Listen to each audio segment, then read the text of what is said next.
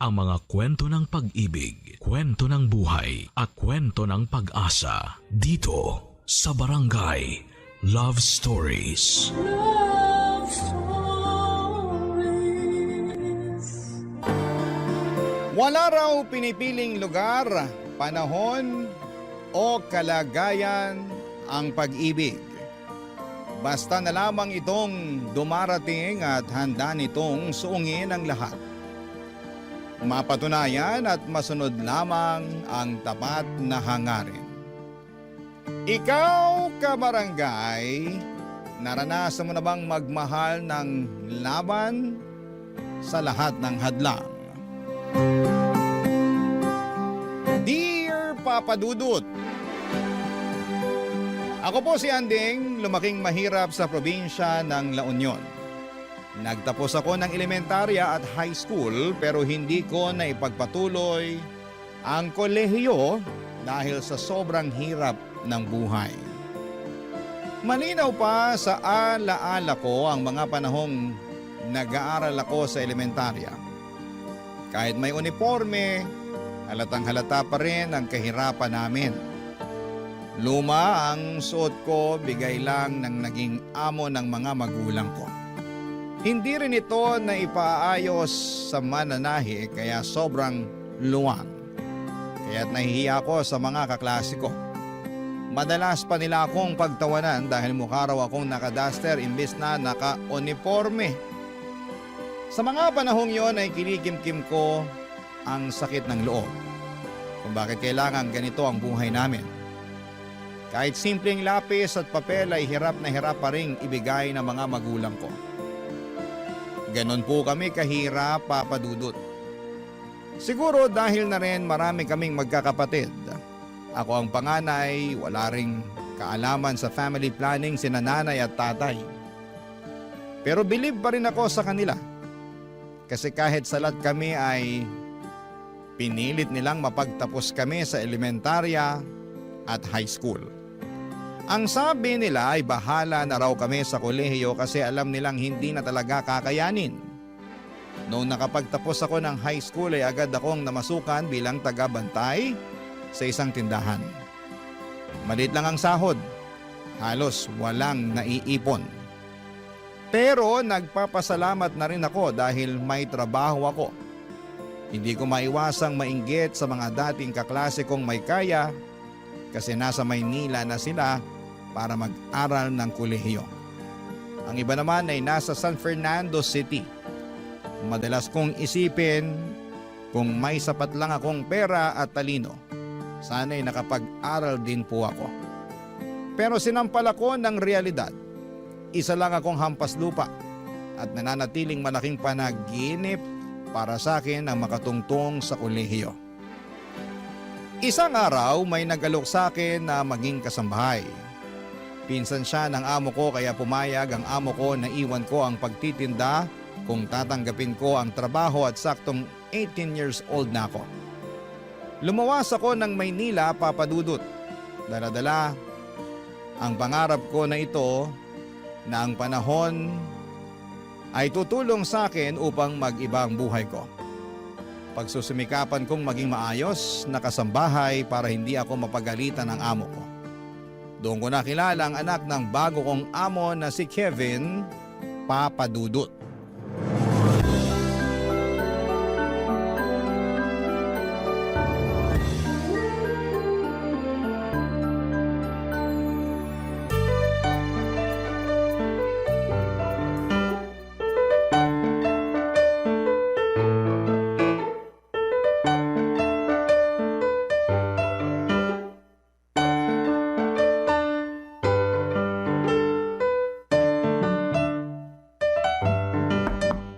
Sir Kevin? Sir Kevin, kumain na po kayo.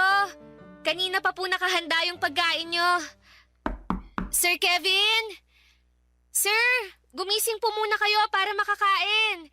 Bilin po ng mami nyo na on time daw po kayo pakainin kahit walang pasok. Sir! Sir! Sorry. Medyo masama ang pakiramdam ko eh. Pwede bang dito na lang ako kakain sa room ko? Sige po sir. Dadalhin ko na lang po.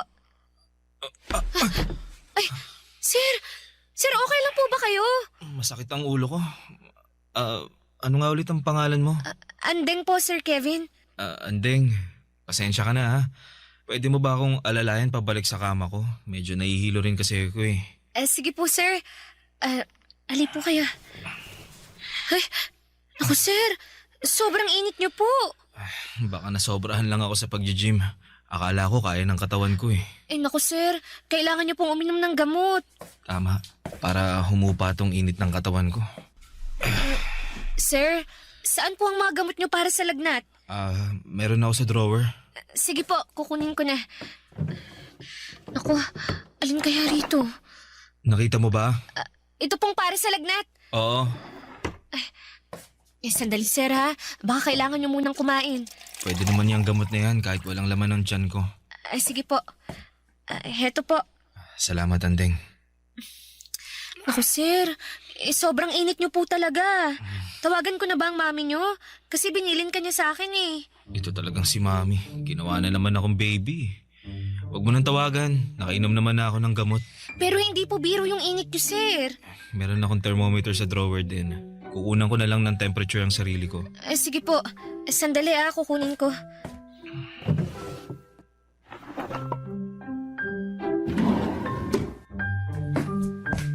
Ito po, nahanap ko na, sir. Ito po. Salamat, Andeng. Welcome po. Trabaho ko po na alagaan ko kayo. Inaalagaan mo ang 20 years old na lalaking gustong maging baby forever ni Mami. Ikaw lang din kasi ang anak niya, sir. Kaya ganun siguro. Kami, sir. Ang dami namin eh. 7 kami. Talaga? Ang sipag naman. Sinabihan ko na naman sila na awat na eh. Pang-ilan ka? At ilang taon ka na nga? Panganay po ako, sir. Bale, 18 na po ako. Dapat nasa school ka. Tapos na naman po ako ng high school pero walang pera pang college eh. Sir, baka naman... Mataas nga ang temperature ko. Ilan po ba, sir? 38.5 eh. Kaya pala ang init ng katawan ko. Nako, baka kailangan ko kayong punasan ng maligamgam na tubig para mas guminhawa ang pakiramdam nyo. Naku, nakakaya naman. Naku, wag na po kayong mahiya. Tsaka, kasambahay nyo naman ako eh. Bukas sa loob ko na alagaan ko kayo. Ang bait mo naman. Kukuha lang ako ng dimpo tsaka mag-iinit ng tubig. Meron ako sa mga gamit ko. Saka, huwag ka na mag-init. Doon ka na lang sa shower kumuha ng tubig. May heater naman yun. Sige po. Pagkatapos po, kumain na po kayo. Sige. Andeng, salamat talaga. Salamat sa pag-aalaga. Pagaling po kayo, sir Para po pagdating ni Ma'am Connie, magaling na kayo. Tsaka para po makapasok kayo sa Lunes. Oo nga. Buti Sabado ngayon. Sana gumaling agad ako. Di ba naman ako gagaling sa lagay na to eh. May mabait akong kaibigan.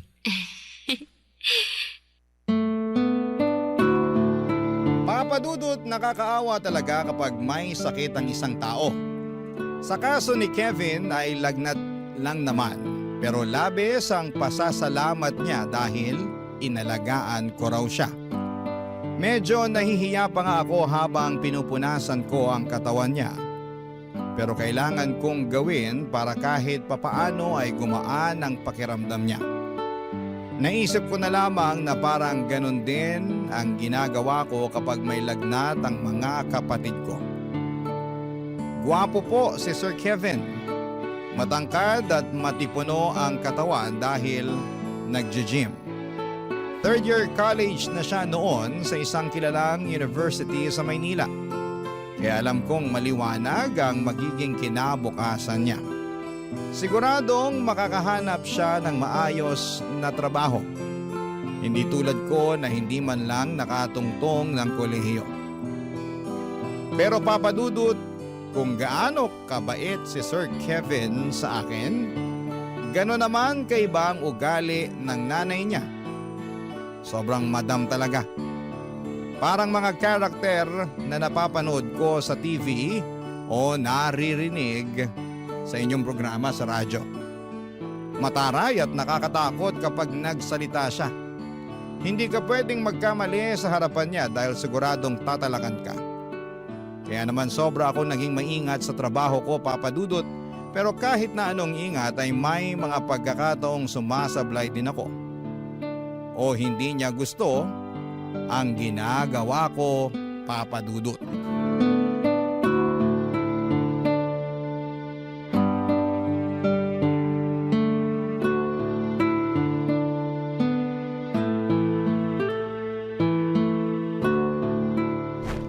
Ano tong nangyari sa kortina? Hindi ganito yon. Ma'am, sinunod ko lang po ang sabi niyo. Mali ang paglagay mo ng drapes. Hindi maayos. Tatanga-tanga. Nasaan na ba si Christina? Nasa palengke po, ma'am. Kapag hindi mo alam kung paano gawin, magtanong ka kay Christina. Opo, ma'am. Sorry po talaga. Aayusin ko na lang po. Hindi ka kasi nakikinig. Tapos sasabihin mong sinunod mo lang ang sinabi ko. Ako pa ngayon ang may kasalanan? Hindi po, ma'am. Wala po kayong kasalanan. Bakit ba kasi isang katulad mong pinadala sa akin?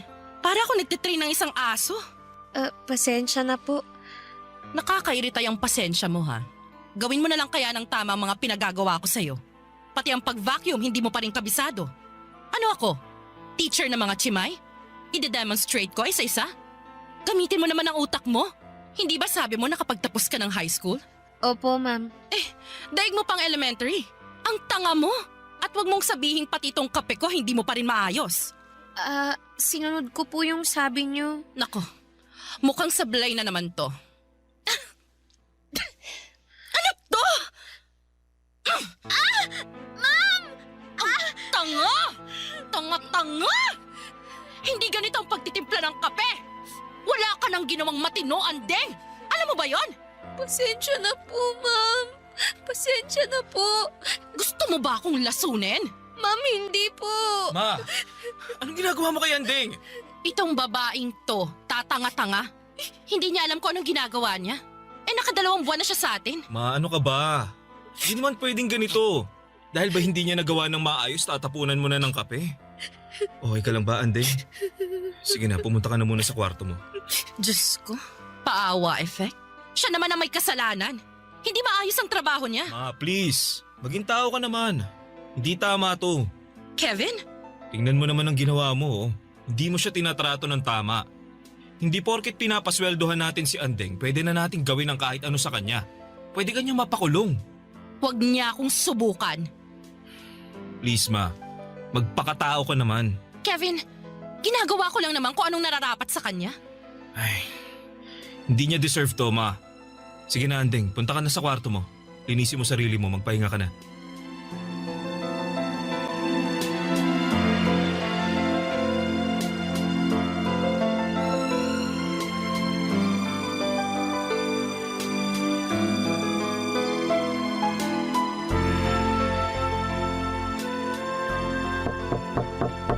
Andeng, okay ka lang ba? Sir, opo. Okay lang po ako. Mukhang hindi.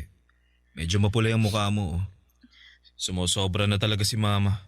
Paano kung nalapnos yung mukha mo? Hindi na po ganun kainit nang tinapo niya sa mukha ko. Kahit na, pinagmalupitan ka pa rin niya. Kakausapin ko siya mamaya. Baka mas lalo lang siyang magalit sa akin kasi kinakampihan mo ko. Naku, mali naman talaga ang ginawa niya eh. Kahit may hindi ka nagawang tama sa trabaho mo, hindi pa rin makatarungan ang ginawa niya sa'yo. Kailangan niya humingi ng dispensa sa'yo. Sobra na yung ginawa niya. Salamat po, sir. Sana naging mas maaga ako kanina para hindi na nangyari yung pagbuhos niya ng kape sa'yo. Tana, nandito lang ako para sa'yo, Andeng. Sobrang bait ni Sir Kevin sa akin, Papa Dudut. Sabi nila ay nagmana raw siya sa ama niya na nasa ibang bansa. Kaya siguro ay hindi ko maiwasang hangaan siya. Si Ma'am Connie naman ay parang tigre kung makapagsalita. Lagi niya akong tinatalakan at mabuti na lamang at may kasama akong kasambahay din, si Christina. Siyang karamay ko sa bawat sermon ng amo naming mukhang mangkukulam. Si Christina ang nakapansin na may nararamdaman daw ako kay Sir Kevin. Pinagbintangan pa nga niya ako na si Sir Kevin daw ang dahilan kaya nagagawa kong pagtiisan si Ma'am Connie. Pero syempre, tumanggi talaga ako sa una. Pero sa totoo lang ay tama si Christine. Crush ko po si Sir Kevin. Ang gwapo niya kasi at mabait pa. Parang lahat ng hinahanap mo sa isang lalaki ay nasa kanya na. Pero hanggang pangarap lamang po ako kasi naman lupa lamang ako at siya naman ay langit. Hindi kami bagay, Papa Dudut. Ang kaya ko lang gawin ay mangarap at mag-imagine na baka sa ibang mundo ay pwede kaming dalawa. Pero sa realidad, hanggang tanaw lamang ako. Kasi alam kong hindi kailanman magiging kami ni Sir Kevin. Barangay Love Stories. Barangay Love Stories. Papadudot, naging simple lang naman ang pangarap ko noong magtrabaho ako bilang kasambahay. Ang makapagsilbi ng maayos kina Sir Kevin at Ma'am Connie. Mabait talaga si Sir Kevin. Gumagaan ang pakiramdam ko kapag nandyan siya. Ang hindi ko alam, Papadudot, ay may nararamdaman na rin pala siya para sa akin na mga panahon na yon. Madalas niya akong kausapin at para bang gusto niya akong mas makilala pa. Kapag naririnig niyang pinapagalitan ako ni Ma'am Connie ay lagi siyang nandyan para ipagtanggol ako at siya mismo ang sumasalo ng galit ng mami niya. Basta lang wag maulit yung pagtapo ng kape ni Ma'am Connie sa mukha ko. Bukod pa roon ay tinuturuan niya rin po ako para akong nagkaroon ng libreng tutor. Pinapaliwanag niya sa akin ang mga mahihirap na lesson sa math at English. Hindi lang basta turuan, Papadudot ha, kundi parang gusto niya talagang matuto ako para raw hindi ako habang buhay nakatali sa pagiging kasambahay. Sabi niya may mas malawak pang mundo para sa akin kung pagbubutihin ko ang aking pag-aaral. Ang mga pagre-review namin ay parang paghahanda na rin kung kukuha ako ng entrance exam sa kolehiyo. At habang tinuturuan niya ako, hindi ko maiwasang kiligin. Nakatingin siya diretsyo sa akin. Nakangiti at pakiramdam ko ay importante ako. Kahit alam kong hindi kami bagay, ngunit sa mga pagkakataong yon, parang wala kaming iniisip na agwat. Ako si Andeng na natututo at siya naman si Kevin na buong tiyagang nagtuturo.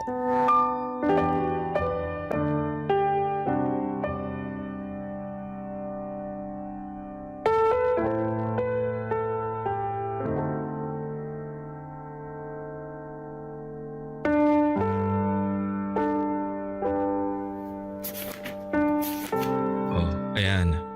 Tingnan mong mabuti ang spelling ha. Alam mo, tinuro to sa amin nung high school sa 3rd year.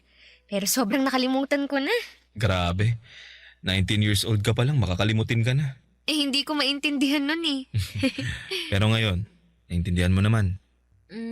Medyo. Anong medyo? Pag-aralan mong mabuti, lalabas to sa exam. Mag-e-exam ba ako? Kapag kaya mo nang pumasok ng college, di ba? Nag-iipon ka naman. Saka kapag kulang talaga, lapitan mo lang ako. Tutulong ako, promise. Naku, ayokong mangutang. Wala akong pambayad. Yung kabaitan mo at kagandahan mo ang pambayad. Sir, maya na lang po ulit tayo Baka pauwi na rin yung mami mo sa trabaho. Baka pagalitan pa ako kasi ginawa kitang tutor. Ano ka ba? Nagtuturo lang naman ako kapag wala ka ng trabaho at free naman ako. Naku, baka mas lalong magalit yun kasi parati nyo na lang akong pinagtatanggol. Kasi gusto kita. Ano po? Gusto kita, Andeng. Sir naman, nagbibiro kayo Alam mo namang hindi ako nagbibiro. At alam kong nararamdaman mo na may gusto ako sa'yo. Naalala mo nung unang araw mo pa lang? Yung nilagnat ako? Nakita ko ang kabaitan mo. Sir, hindi po pwede. Hindi po tayo bagay. Dahil ba anak ako ng amo mo?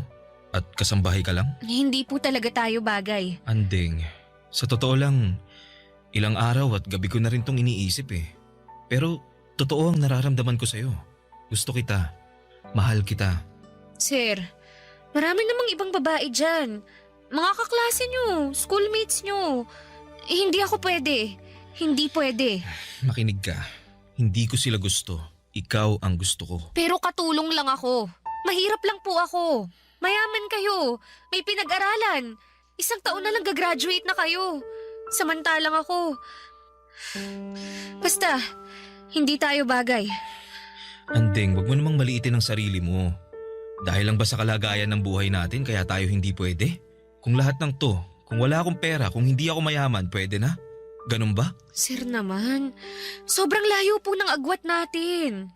Tsaka ano na lang sasabihin ng mga magulang mo? Baka mas lalo akong hamakin ni Ma'am Connie. Poprotektahan kita. Naririnig niyo ba yung sarili niyo? Kaisa-isa kayong anak ni na Ma'am Connie. Tapos, sa isang chimay, sa isang maid, muchacha lang kayo mauuwi. Hindi kita nakikita bilang isang chimay, maid o muchacha. Ang nakikita ko isang totoong tao. Isang dalagang may magandang puso na alam kong mamahalin din ako. Gusto kong mahalin ka. Sir, hindi. Huwag na nating ipilit. Huwag na po.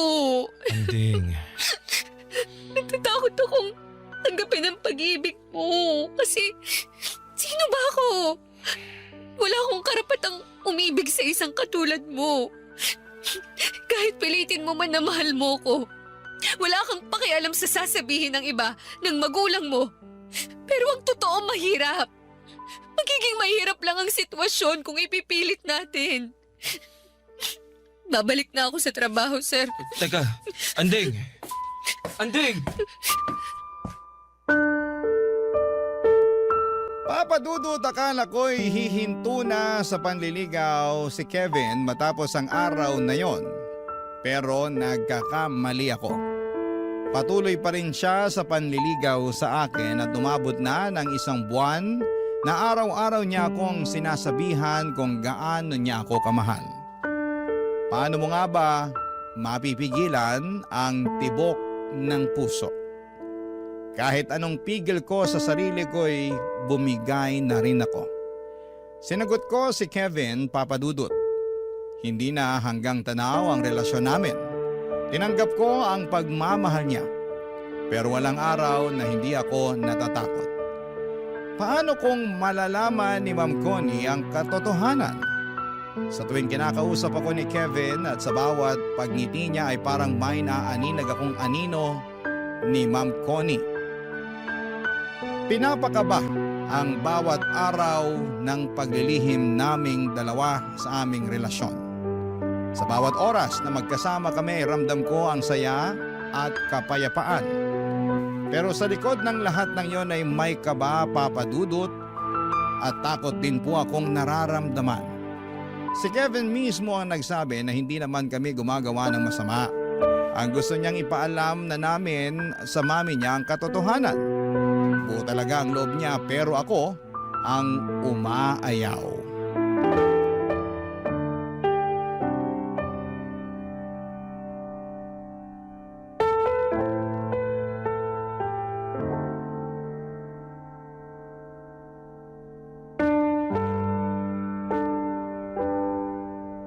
Dalawang buwan na nating nililihim sa kanila. Baka kailangan na talaga nating sabihin. Da naman akong ipaglaban ka, Anding. Kevin naman, baka ganito na muna tayo. Magtatago? Hindi naman tayo gumagawa ng masama ah. Nagmamahalan tayo. Sige na, lumabas ka na ng kwarto ko. Baka hinahanap ka na ng mama mo. Anding, gusto kong hindi na tayo maglihim sa kanila. Kevin, ang hirap nun. Kasi naman, kung ipagtatapat natin sa kanila, sa mama mo, ano na lang ang sasabihin niya sa akin? Malanding chimay na inaakit ang anak niya? Alam kong mahirap to. Pero nandito ako para ipagtanggol ka. Hindi mo ako inakit, kusa kitang minahal. Mahal kita. Mahal din kita, pero... Anong naririnig kong mahal-mahal? Bakit magkahawak ang kamay ninyong dalawa? Malandi kang babae ka? Anong ginawa mo sa anak ko? Teka, ma! Huwag niyong saktan si Andeng. Mahal ko siya, ma. Ano? Girlfriend ko siya. Nahihibang ka na ba, Kevin? Itong hampas lupang to? Hoy, babae. Anong ginawa mo sa anak ko? Siguro binigay mo ng sarili mo para maakit mo ang anak ko, no? Ma, hindi siya ganon. No. Ang mga tulad niya, isang ambisyosa. Umalis ka na rito. Lumayas ka rito, babae ka! Ma, pwede ba? Ang taas ng pangarap mo? Pumili ka naman ng lugar ng pangarap mo. Hindi ganito! Umalis ka! Umalis ka! Lumayas ka! Ma! Maawa po kayo, ma'am. Huwag niyo po akong palayasin. Hindi ko na po uulitin. Hindi ko po mahal si Sir Kevin. Wala po to. Ano pinagsasasabi mo? Hindi kita mahal. Anding. Ma'am Connie, huwag niyo po akong palayasin. Wala po akong malilipatan. Kailangan ko po ng pera. Promise po, hindi ko na po papapasukin si Sir Kevin sa kwarto ko. Anding. Mahal kita. Hindi mo mahal ang babaeng yan, Kevin. Naaawa ka lang o alam mo na, lalaki ka, babae siya. Ganun lang. Tama ang mama mo, Kevin. Hindi mo ako mahal. Hindi totoo ang nararamdaman mo. Hindi. Makinig ka, Kevin. Hindi siyang para sa'yo. At ikaw, babae, kung gusto mong manatili dito, anong makukuha ko, ha? Gusto kong lumayas ka para mapigilan ang balak mo sa anak ko. Mas mababantayan niyo po ang kilos ng anak niyo kung nandito ako. Kasi kung wala ako rito, at dahil sa ambisyon ko na yumaman, pwede pong makipagkita ako sa anak niyo nang hindi niyo alam. Kaya dito lang po ako. Magtatrabaho po ako. Tama bang sinasabi mo? Opo.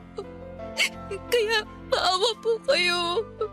Huwag niyo akong palayasin. Anding, bakit mo ba ginagawa to? Hindi kita mahal. Okay, nakapagdesisyon na ako. Mananatili ka rito.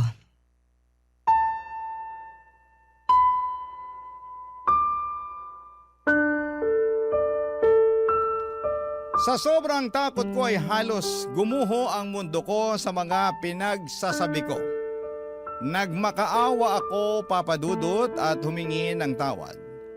Lumuhod ako sa harapan ni Ma'am Connie dahil ang totoo ay ayaw kong malayo kay Kevin at ayaw ko ring masira ang buhay niya.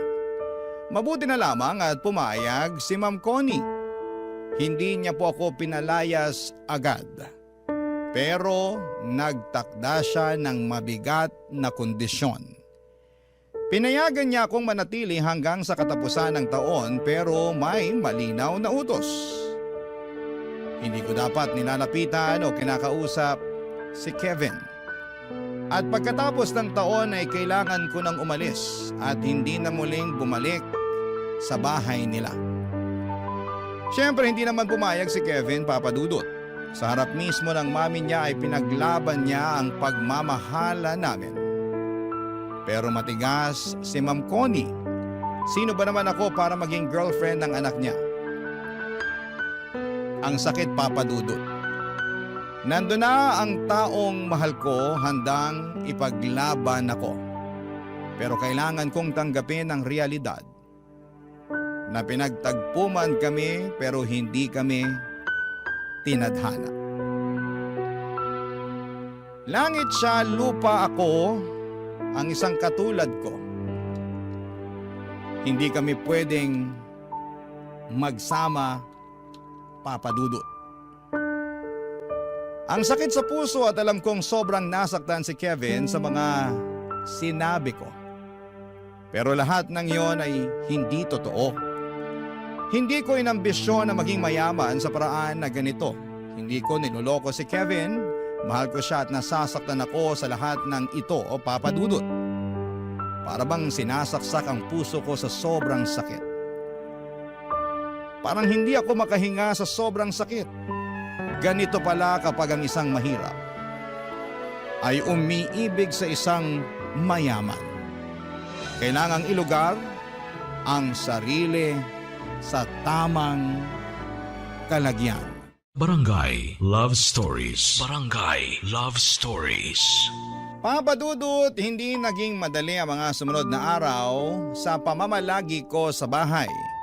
Halos wala pong lumilipas na araw na hindi ako pinapagalitan ni Ma'am Connie. Maliit na pagkakamali ay pinapalaki. Kahit simpleng bagay ay nagiging dahilan para pagalitan niya ako. Tinitiis ko na lamang habang ramdam kong gusto akong kausapin ni Kevin. Lagi siyang naghahanap ng pagkakataon pero iniiwasan ko siya. Hindi dahil sa ayaw ko, kundi dahil natatakot akong lalong magalit ang mami niya. Ang sakit sa pakiramdam na naroon lamang siya, pero kailangan kong umiwas.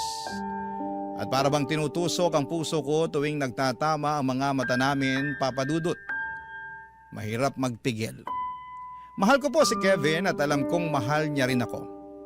Pero araw-araw ay pinapaalala ng sitwasyon na hindi sapat ang pagmamahal kapag hadlang ang pagkakaiba ng estado sa buhay. Para po sa akin, ito lang ang paraan ko para kahit papaano nakikita ko si Kevin kasi mahal ko siya. Kaya kong tiisin ang pangahamak ni Ma'am Connie sa akin.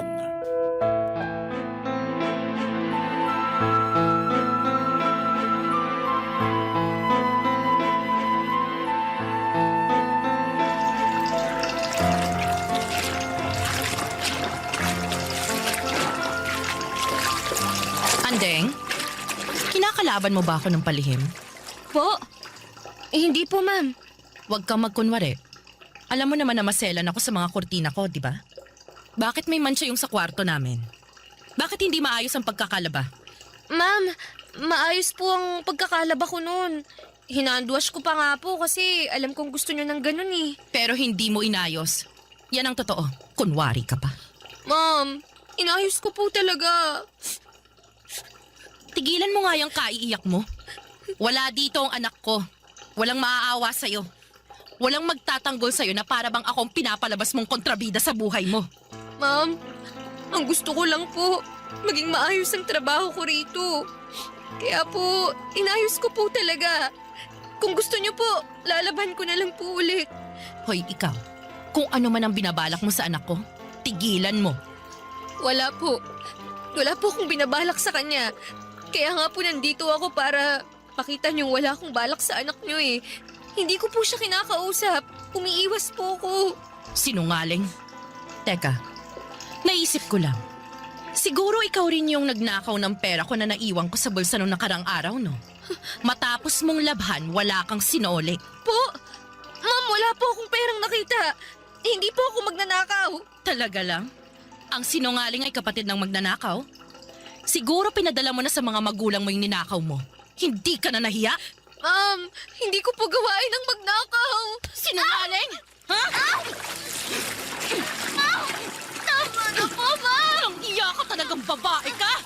Masama kang tao! Wala po akong ninakaw. Wala po. Ikaw, huwag na huwag mong sasabihin sa anak ko na sinaktan kita ha. Kung hindi malilintikan ka sa akin. Tigilan mo yung paawa effect mo na yan. Kung hindi ako makakatiis, papaalisin na kita. Opo, hindi po ako magsusumbong. Kasi kung magsusumbong ka, isusuplong din kita sa pulis dahil ninakawan mo kami. Naiintindihan mo ba? Opo. Paano mo kaya inakit ang anak ko? Ibang klase ka talaga, no? Akala mo dahil ang sipag-sipag mo kunwari ay matutuwa kung ikaw ang mapapangasawa ng anak ko. Nagpapatawa ka ba? O iniinis mo ko? Sinabi ko naman po sa inyo na wala na po akong balak sa anak niyo. Ah, so may balak ka dati. Tapos noong nalaman kong totoo at muntik kitang kalad ka rin sa labas, ay nag-ibang ihip ng hangin. Wala ka ng balak. Ganon ba? Magsalita ka! Umayos ka. Dumating ng anak ko. Umayos ka! Pahiran mo yung mga luha mo. Hindi niya pwedeng mahalatang umiyak ka. Opo. Huwag mo akong subukan, Andeng. Masisira ang buhay mo. Opo, Ma'am Connie. Umayos ka.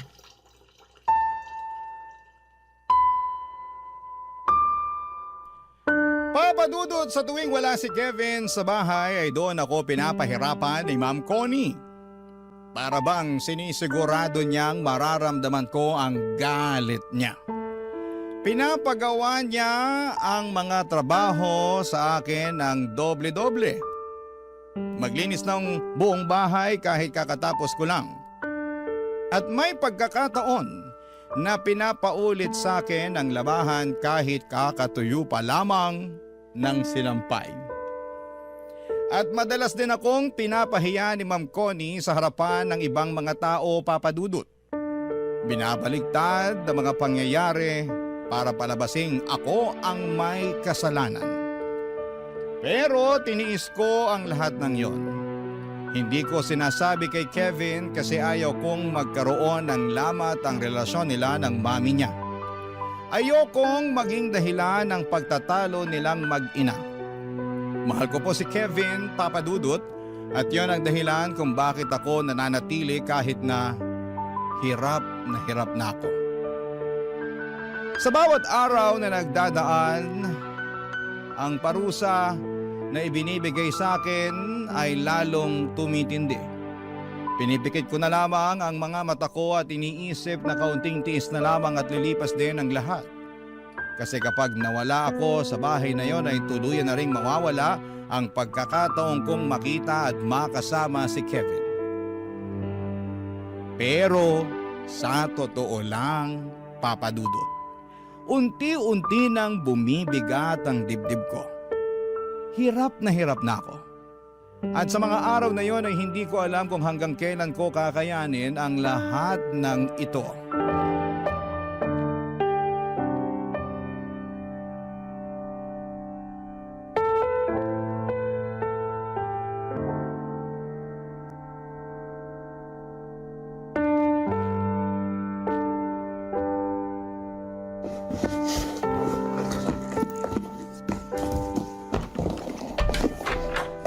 Anding, anong ginagawa mo? Naalis na ako. Ibig sabihin, iiwan mo na ako? Sana noon ko pa ginawa to eh. Anding, alam kong nagsinungaling ka lang kay mama na hindi mo ako mahal. Dahil ramdam kong gusto mong manatili sa bahay kasi ayaw mong malayo ako sa'yo. Ayaw mong masira din ang buhay ko. Gusto mong makatapos ako ng college. Alam ko yun. Hindi kita mahal. Kaya aalis na ako para matahimik ang lahat. Ang gusto ko lang, magkaroon ng trabaho. May maipadala akong pera sa pamilya ko. Mahal kita, Anding. Huwag mo naman ako saktan ng ganito. Kevin, kailangan ko nang umalis. May nahanap na akong ibang trabaho. Sasama ako sa'yo. Ano? Nahihibang ka ba? Hindi kita mahal. At wala kang mapapala sa akin. Kasi mahirap ka lang. Hindi ka nakapag-aral, ganun ba? Buo na ang loob ko. Buo na ang loob kong umalis na akong mag-isa. Dito ka lang. Ayokong sirain ang buhay mo. Mag-aaral ka. Tapusin mo ang pag-aaral mo. Kaya ba ayaw mong aminin na mahal mo ako dahil natatakot kang masira ang buhay ko? Andeng, kaya ko ang sarili ko. At wag mong iisipin na masisira ang buhay ko dahil sa'yo. Kasi ikaw nga ang inspirasyon ko sa lahat ng ginagawa ko. Huwag mo na akong pahirapan pa. Wag mo rin akong pahirapan. Wag mong pahirapan ang puso ko. Hindi ko kayang iwan mo ko. Hindi ko kayang mawala ka. Mahal kita. Hindi ko ikakahiya na ikaw ang minahal ko, na ikaw ang makakasama ko habang buhay. Kevin naman. Sasama ako sa'yo. Sasama ako, Andeng. Dahil mahal kita. Mahal na mahal kita. Buo na ang loob ni Kevin na iniwan niya ang lahat para samahan ako. Umalis kami ng magkasama, dala ang takot at kaba. Pero higit sa lahat, Papa Dudut, dala ang pag-ibig na matagal na naming pinaglalaban. Hinahanap kami ng mga magulang niya pero nanindigan si Kevin at pinili niya ako sa hirap man o sa ginhawa. Pinili niyang magsimula ng mahirap kasama ako, kesa ang mabuhay ng marangya pero wala sa tabi niya. Doon ko lalong napatunayan, Papa Dudut, na totoo ang pagmamahal niya. Nagsimula kami sa wala except doon sa naitabi niyang pera. Pareho kaming nagbanat ng buto, si Kevin nagtatrabaho habang pinagpapatuloy ang pag-aaral niya. Kahit na anong hirap ay hindi siya sumuko hanggang sa makapagtapos siya sa isang state university. At nang siya naman ang nagsimula ng magtagumpay, ako naman ang kanyang pinagtapos. Papa Dudut, hindi madali, maraming luha, maraming gabi ng gutom at pagod. Pero lahat ng yon ay nalampasan namin dahil sabay naming hinarap. Unti-unti ay gumanda ang buhay namin. Hindi man marangya pero puno ng kasiyahan at pagmamahalan. Ngayon, Papa Dudut, ay masasabi kong tama ang naging desisyon ko. Ang lumaban para sa puso ko. Kasi lahat ng sakit, lahat ng parusa at hirap na tiniis ko noon ay napalitan ng magandang bagay. At higit sa lahat ay natupad ang pangarap kong dati hanggang panaginip lamang. Na makasama at mahalin si Kevin hanggang sa dulo ng lahat. Parang Cinderella story pero pareho kaming nagsumika para umangat. Ang prinsipe ay buwaba sa kanyang palasyo para sa akin at mamuhay na normal para lamang ipaglaban ang puso niya. Sobrang mahal ko po si Kevin, Papa Dudut. Hindi man ako tanggap ni Ma'am Connie ay wala na siyang magawa kasi ako na ang pinakasalan ni Kevin. Ang mahalaga, I am made to be with my Prince Charming. Ang mahal ko, si Kevin. Kasama ang aming 3 anak. Maraming salamat po sa inyo, Papa Dudut, at sana'y forever po itong programa ninyo. Ang inyong forever kapuso at kabarangay, Andeng. Nakakaantig naman talaga ang ating kwento. Ikaw ba, kabarangay? Nakarelate ka ba sa story natin ngayon? Kwentuhan naman tayo dito sa comment section. Ang mga kwento ng pag-ibig, kwento ng buhay at kwento ng pag-asa dito sa Barangay Love Stories. Love Stories.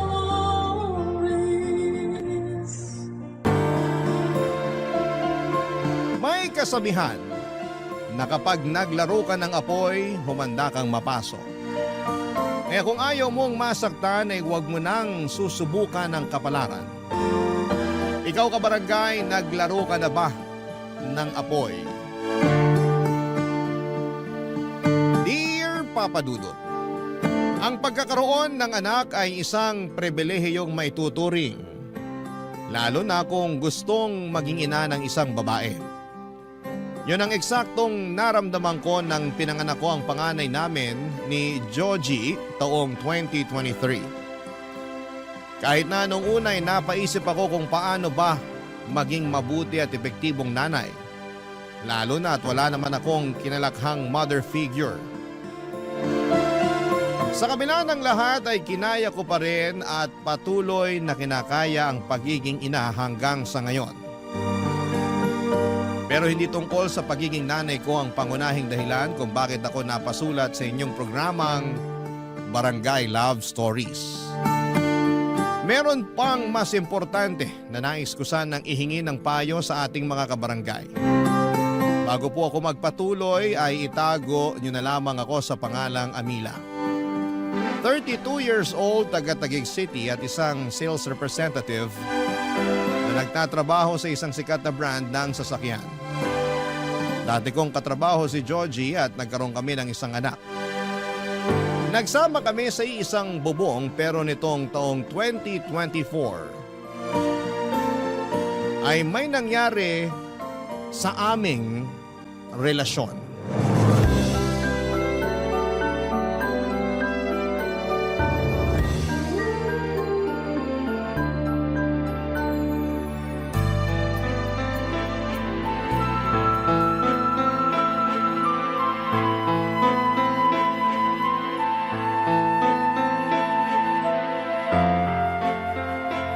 Sigurado na ako sa desisyon ko.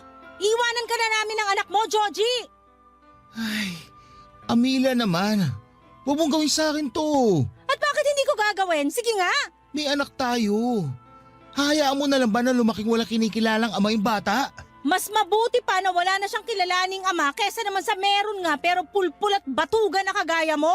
Sobra ka naman makapagsalita. Totoo naman sinabi ko, di ba? Napulpul ka at batugan kasi kung hindi, sige sabihin mo, bakit nalugi yung negosyo niyo nung kaibigan mo? Di ba kasalanan mo? Di ka marunong mag-costing at mag-handle. Puro ka lang gastos. Hindi na bumabalik kapital nyo tapos ang lakas pa ng lomo magmalaki sa akin na marami kang nalalaman sa pagpapatakbo ng negosyo? Hanggang ngayon ba naman issue pa rin sa iyo yan? Aba oo. At bakit Bakit hindi? Sige nga. Kainis naman eh. Ikaw pa talaga may ganang mainis? Dapat nga ako yung mainis dito. Imbes kasi na maghanap ka ng mapagkakakitaan mo, pagkatapos malugi ng negosyo nyo, naging batugan ka na. Palibasa may trabaho ako kaya sa akin mo na inaasa lahat-lahat. Maghanap naman ako pero nagpapalipas lang ako ng sama ng loob dun sa nangyari sa negosyo namin. Ilang buwan ka na nagpapalipas ng sama ng loob? Hindi pa rin ba tapos yan? Kasi Alam mo, para sa akin, nagdadahilan ka na lang. hindi ako nagdadahilan ha. Hindi raw. Pero bakit hanggang ngayon wala ka pa rin matinong trabaho? Naghahanap pa nga lang. Naghahanap daw kahit puro mobile games lang yung inaatupag mo? Akala mo siguro di ko nakikita, no? Ano ba kasi nirereklamo mo dyan? Inaalagaan ko naman yung anak natin pag nasa trabaho ka. Saka, wala naman tayo binabayarang upa. Kung sa pagkain naman, nakikihati tayo kina mama at papa. At proud ka pa talaga na hanggang ngayon nakikipisan pa rin tayo rito sa mga magulang mo? Hindi naman sa ganun. Pagiging practical yung tawag doon. Ibang klase. Pagiging practical daw. Sabihin mo, masyado ka nalang naging kampante na umasa sa kanila kahit na matanda ka na. Matanong nga kita, di ka man lang ba nakakaramdam ng kahihiyan dyan sa katawan mo dahil hanggang ngayon umaasa ka pa rin sa mga magulang mo? Bakit naman ako mahihiya? Sabi mo nga, mga magulang ko naman sila. So ibig sabihin wala nga? Meron pala. Nahihiya rin ako sa kanila. Kung nahihiya ka, sana nagsisikap ka. Kaya lang sa nakikita ko walang hiya ka talaga, Joji. Grabe naman. Totoo naman eh. Oo, grabe ako. Wala ka bang pangarap sa amin ng anak mo? Ni minsan ba di pumasok dyan sa utak mo na ibukod kami para makapagsimula tayo ng buhay natin bilang pamilya? Nangarap naman ako pero... Puro ka pero. Wala ka talagang pangarap hanggang salita ka lang. Kaya diyan ka na. Bahala ka na sa buhay mo. Please, Amila. Huwag mo kong iwanan. Parang awa mo na. Wala na akong awa. Ubos na. Mahal na mahal ko kayo ng anak natin. Kayo ang buhay ko. Wow ha? Ngayon may pasabi-sabi ka pa ng ganyan? Akala mo ba mauto mo pa ako? Kung noon, oo. Kasi naniwala at nagtiwala ako na magbabago ka. Na marirealize mo mga pagkukulang mo sa amin ng anak mo bilang padre de pamilya. Pero ngayon, nek-nek mo. Hindi mo na mabibilog-ulo ko, Joji. Ano gusto mong gawin ko? Sabihin mo, gagawin ko. Wala. Di ba gusto mo ako maghanap ng trabaho? Sige, maghanap ako ngayon din. Wag na. Baka manghingi ka pa sa akin ng pamasahe at pangkain mo pag nagutom ka sa labas. Mapagastos pa ako sa'yo. Oy, Amila, sumusobra ka na talaga ha? Ikaw nga sobra-sobra na yung katamaran at kapulpulan mo. Nagreklamo ba ako? Ngayon lang, dahil punong-puno na ako. Isipin mo na lang kung anong magiging future namin ng anak mo sa'yo. Wala. Kaya mabuti pa ako na lang mag-isa magpalaki sa kanya. Magkanya-kanya na tayo. Bahala ka na sa buhay mo. Papadudot naging magkatrabaho kami ni Joji at doon kami nagkakilala taong 2021. Naging magkaibigan kami lalo at iisa lang ang grupo namin. Kami lang yung single ng mga panahong yon kaya sinimulan kaming tuksuhin ng mga kasamahan namin sa isa't isa. Noong una ay sinakyan ko lamang ang pang-aasar nila dahil baka tumigil din sila kinatagalan. Lalo na at nagpahayag na rin ako na wala pa akong interes na pumasok sa relasyon matapos ang breakup namin ng ex-boyfriend ko noong pandemic.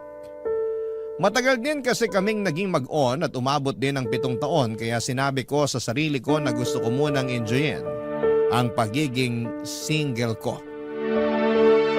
Kaya lang ay hindi pa rin tumigil ang mga kasamahan namin sa trabaho sa panunukso sa amin ni Joji. Hanggang sa napansin ko na lamang na kinagiliwan na niya yon. At kapag naiinis ako sa mga pang-aasar nila, papadudot ay sinasabihan nila akong KJ o Killjoy. Sa huli inamin sa akin ni Joji na nahulog na siya sa akin. Sa totoo lang ay hindi ko naman naramdaman na masamang tao siya. Mabait siya at may itsura naman. At kahit na noong sinabi kong hindi pa ako ready makipagrelasyon, ay nirespeto niya yon. Kinatagalan, tinanong niya kung pwede akong ligawan. Sa isip ko ay ligaw pa lang naman. Hindi pa sigurado kung sasagutin ko na siya. In short ay pumayag ako Kaya lang dala ng kalasingan at bugso ng damdamin noong isang beses na nagkayaan kaming uminom ng mga katrabaho namin ay doon na may nangyari sa amin ni Georgie. Bali nag-check-in kami noon sa isang motel sa Pasig para magpalipas ng gabi. Alam ko naman na kasalanan ko rin dahil naging mapusok ako ng gabing yon. At laking takot at pagsisisi ko nang mabuntis ako ni Georgie. Pinanagutan naman niya ako at binahay. Tumira kami sa kanila kasama ang parents niya at 2 nakatatandang kapatid na lalaki. Pero sa loob lang ng ilang buwan hanggang sa makapanganak ako ay hindi na talaga kami naging okay ng dati kong kinakasama. Lalo na at 2 buwan bago ako manganak ay nag-resign siya sa trabaho namin para makipag-business partner sa kaibigan niya. Pero makalipas lamang ng 2 buwan ay nalugi ang negosyo nila. Hindi na bumalik ang drive ni Georgie sa pagtatrabaho hanggang sa makapanganak ako. At nung matapos ang maternity leave ko ay ako na ang naghanap buhay sa amin.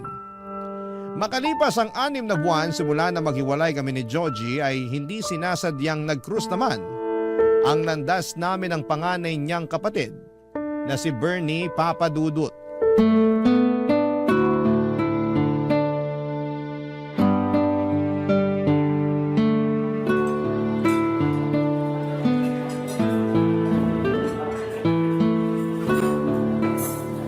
Uy, ang mahal dito sa kinainan natin. Huwag kang mag-alala. Treat ko naman since ako yung nagyaya sa'yong kumain dito. Alam ko, pero nakakahiya pa rin. May trabaho naman ako, pero nagtitipid kasi ako ngayon lalo na nagagatas at diaper pa yung anak ko. Oo, ayan oh. Kakabili ko pa nga lang. Galing ako sa grocery bago mo ako nakita dun sa sakayan ng mga UV. Oo nga eh. Sakto. Kaka-out ko pa lang sa shift ko. Sipag mo talaga. Kahit linggo nagtatrabaho. Wala ba kayong off? Meron naman pero depende kung kailanganin sa ospital. Magjo-duty talaga kahit nakasarapan pa ng tulog mo. Ganon talaga. Ito yung pinili kong propesyon. Hindi ba mahirap maging nurse dito sa Pinas? Mahirap. Parang lahat naman ng trabaho mahirap. Pero masaya ako na pinaglilingkuran ng bansa natin. Sa bagay. Pero di ba uso na yung ibang kababayan natin na nurse nag-a-abroad? Oo, matagal na namang ganun ang sistema. Ikaw ba, hindi mo ba naisip na mag-abroad? Curious lang kasi di hamak na mas malaki kikitain mo doon kaysa dito. Oo nga. Kaya lang, kailangan ako ng mga kababayan natin. Siguro sa iba, di nila maiintindihan tong prinsipyo ko. Pero masaya naman ako sa ginagawa ko. At hindi ko naiisip na mag-abroad para lang kumita ng malaki. Tama ka naman, pero sigurado akong maiisip mo rin yun pag nagkaanak ka na. Iba rin talaga pag may anak na. Uunahin mo talaga ang kapakanan niya. Oo naman, anak muna bago ang sariling prinsipyo. Pero don't get me wrong ha, bilib ako sa'yo at sa lahat ng mga nurse na piniling magtrabaho rito sa Pilipinas. Kayo kaya at iba pang nasa medical field ang modern hero dito, lalo na nung nag-pandemic. Thank you. Huwag ka mag-thank you, totoo lang sinasabi ko. Kumusta na pala kayo ng pamangkin ko? Okay naman kami. Bibong bata yung pamangkin mo, magana rin kumain. Natutuwa nga ako dun kasi di mahirap alagaan eh. Speaking of, sino pala nagbabantay sa kanya pag nasa trabaho ka? Yung mama ko, pero tsahin ko talaga yun ah. Ah, ibig sabihin, doon kayo nakikituloy ngayon? Oo, malayo ko siyang kamag-anak sa mother side. Third cousin ng nanay ko. Mag-isa lang siya sa bahay nila ngayon matapos mamatay sa stroke ng asawa niya last year. May mga anak naman, 2 babae. Pero nasa ibang bansa na pareho. Okay naman kayo doon? Oo, mabait yung tsahin ko, para ko na siyang nanay. Ako lang talaga yung medyo pasaway nung kabataan ko kasi di ako nakinig sa kanya. Talaga? Ibig sabihin, tumira ka na rin sa kanila noon? Oo, inampun niya ako at pinag-aral nila ng asawa niya sa kolehiyo. Kaya lang pasaway talaga ako. Di ko tinapos hanggang 2nd year lang tapos nagtrabaho na ako. Umalis na rin ako sa kanila noon gawa ng hiya. Pero di naman talaga ako lumaki sa kanila ha. 18 anyos na ako nung napadpad ako sa poder nila. Galing ako nun sa Aklan, lumuwas lang dito nung namatay tatay ko. Wala rin naman akong nanay, sumakabilang bahay na raw sabi ng kamag-anak namin. Grabe, ang dami mo palang pinagdaanan, bata ka pa lang. Medyo. Marami rin akong mga maling desisyon sa buhay na hanggang ngayon ay pinagsisisihan ko. Katulad na lang nung sana nagtapos ako ng pag-aaral para kahit paano maganda naman yung trabaho ko. Sapat lang kasi para sa amin ng anak ko yung sinusweldo ko. Minsan kulang pa. Bakit?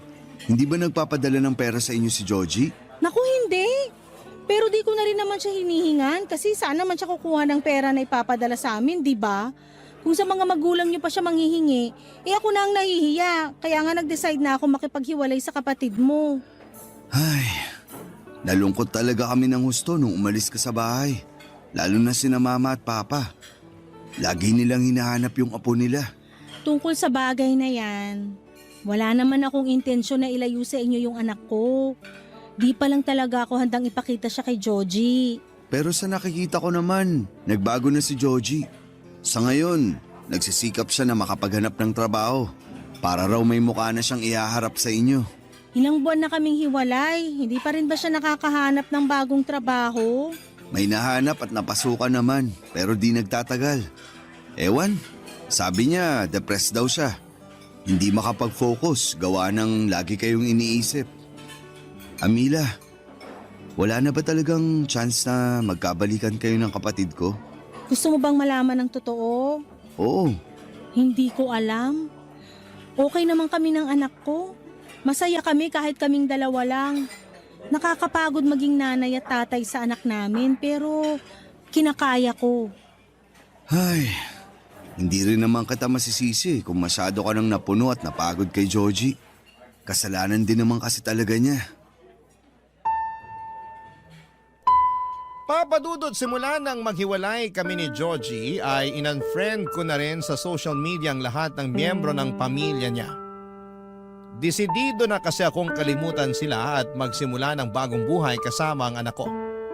Kaya nga hindi ko napigilang makonsensya nang banggitin ni Bernie ang pang-unfriend ko sa kanya sa kwentuhan namin ng araw na yon. Lalo't wala naman siyang ginagawang mali sa akin noon. Sa dalawang kuya ni Georgie, si Bernie ang pinakamabait, maginoo, gentleman at guwapo. Nung unang beses na dinala ko ng dati kong kinakasama sa bahay nila para makilala ang pamilya niya, ay napansin ko na talaga si Bernie. Nagtatrabaho siya bilang isang nurse, maasikaso siya sa akin ng mga panahong yon. Palibhasa ay masaya raw siya dahil magkakapamangkin na raw sila. Sa buong panahon ng pamamalagi ko kina Georgie ay nakuha ni Bernie ang buong atensyon ko. At kahit hanggang sa pag-uwi ay si Bernie ang tumatakbo sa aking isipan imbis na ang dati kong kinakasama at tatay ng magiging anak ko, Papa Dudut. Barangay Love Stories. Barangay Love Stories. Papadudot, bago kami naghiwalay ng landas ni Bernie, noong nagkita kami ay nagkapalitan kami ng social media. Gusto niya raw kasing makumusta ang pamangkin niya kaya hindi na ako tumutol pa. Hindi ko naman sila tinanggalan ng karapatan sa ano ko pero ayoko na talagang makisama kay Georgie. Para sa akin ay masyadong pabuhat ang taong yon. At nakampante na lamang sa buhay na sinusuportahan ng mga magulang nila. Batugan pa at kung kailan ako nag-decide na tapusin na ang lahat sa amin saka pa lamang sa saniba ng kusa na maghanap ng trabaho. Kaya nga wala talaga akong ka-interes kay Georgie noong nagkikwento tungkol sa kanya ang Kuya Bernie niya. Kunwari ay may pakialam ako pero wala na talaga. Ganon pala kapag napagod ka na at naging manhid. Sa pagpapatuloy ng kwento ko ay nagkaroon kami ng constant communication ni Bernie sa Messenger. Pero tungkol lang naman sa anak ko na pamangkin niya ang aming pinag-uusapan. Isang araw, in-invite niya ako na pumunta sa kanila dahil birthday ng papa nila. Ayoko sanang umaten pero noong parang naglambing na siya sa akin na gusto raw makita ng parents nila ang anak ko, ay hindi ko na siya natiis pa. Ayos lang naman talaga sa akin na pumunta sa kanila. May isang tao lang na ayokong makita ang pagmumukha, Papa Dudut.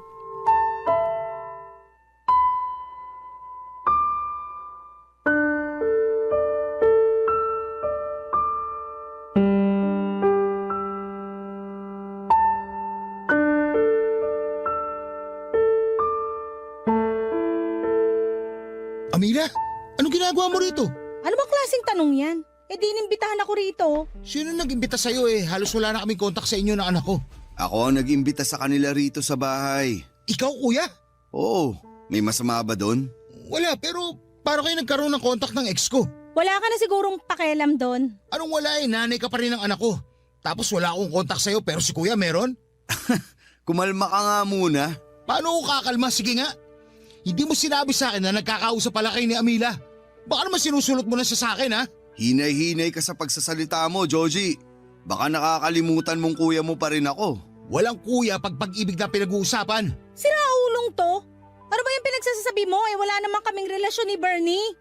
Saka nung nakaraang araw lang naman kami nagkaroon ng contact dahil aksidente kaming nagkita matapos kong mamili sa grocery.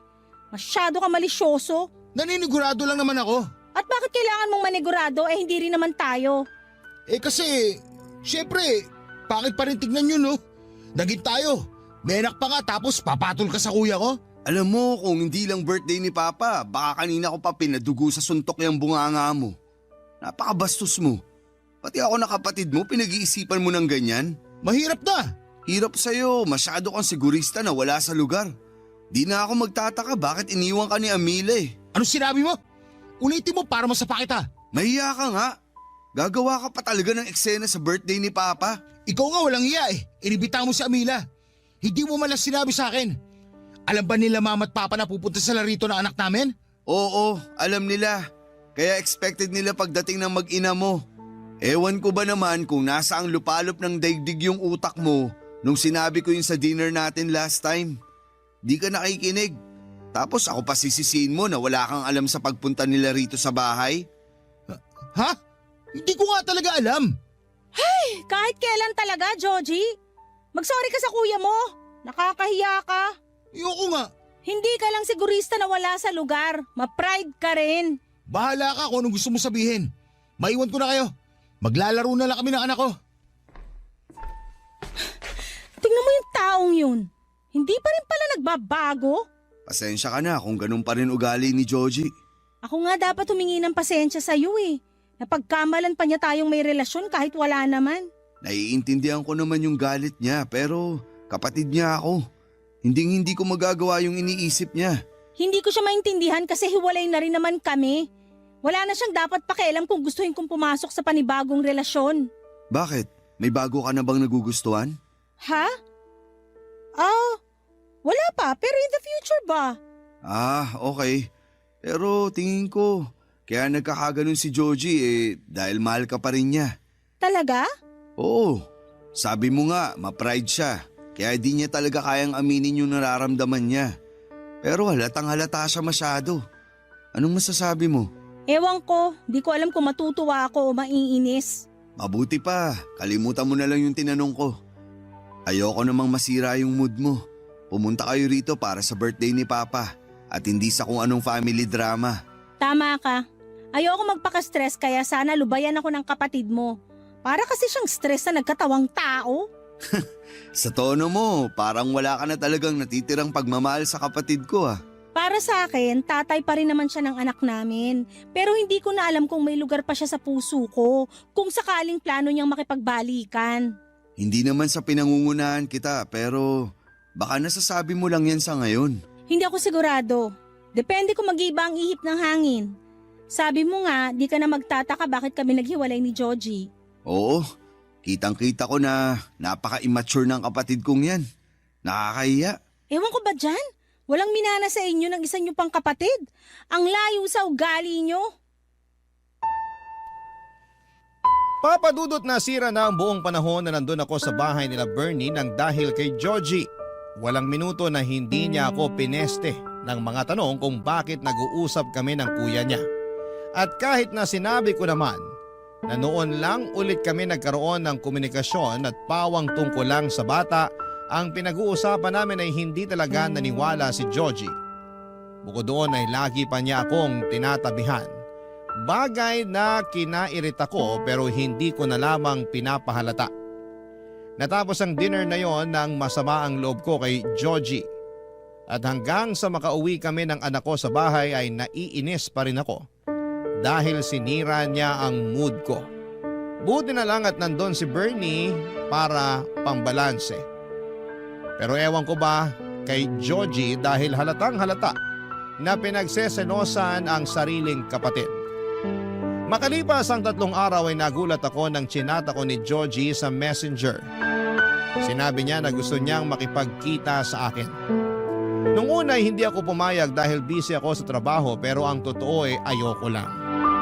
Kaso'y makulit siya at nagmamakaawa na huwag ko siyang i-block. Sakto't gagawin ko sana yon, yung pambablock sa kanya sa messenger. Sa huli ay pumayag din ako makipagkita sa dati kong kinakasama, Papa Dudut.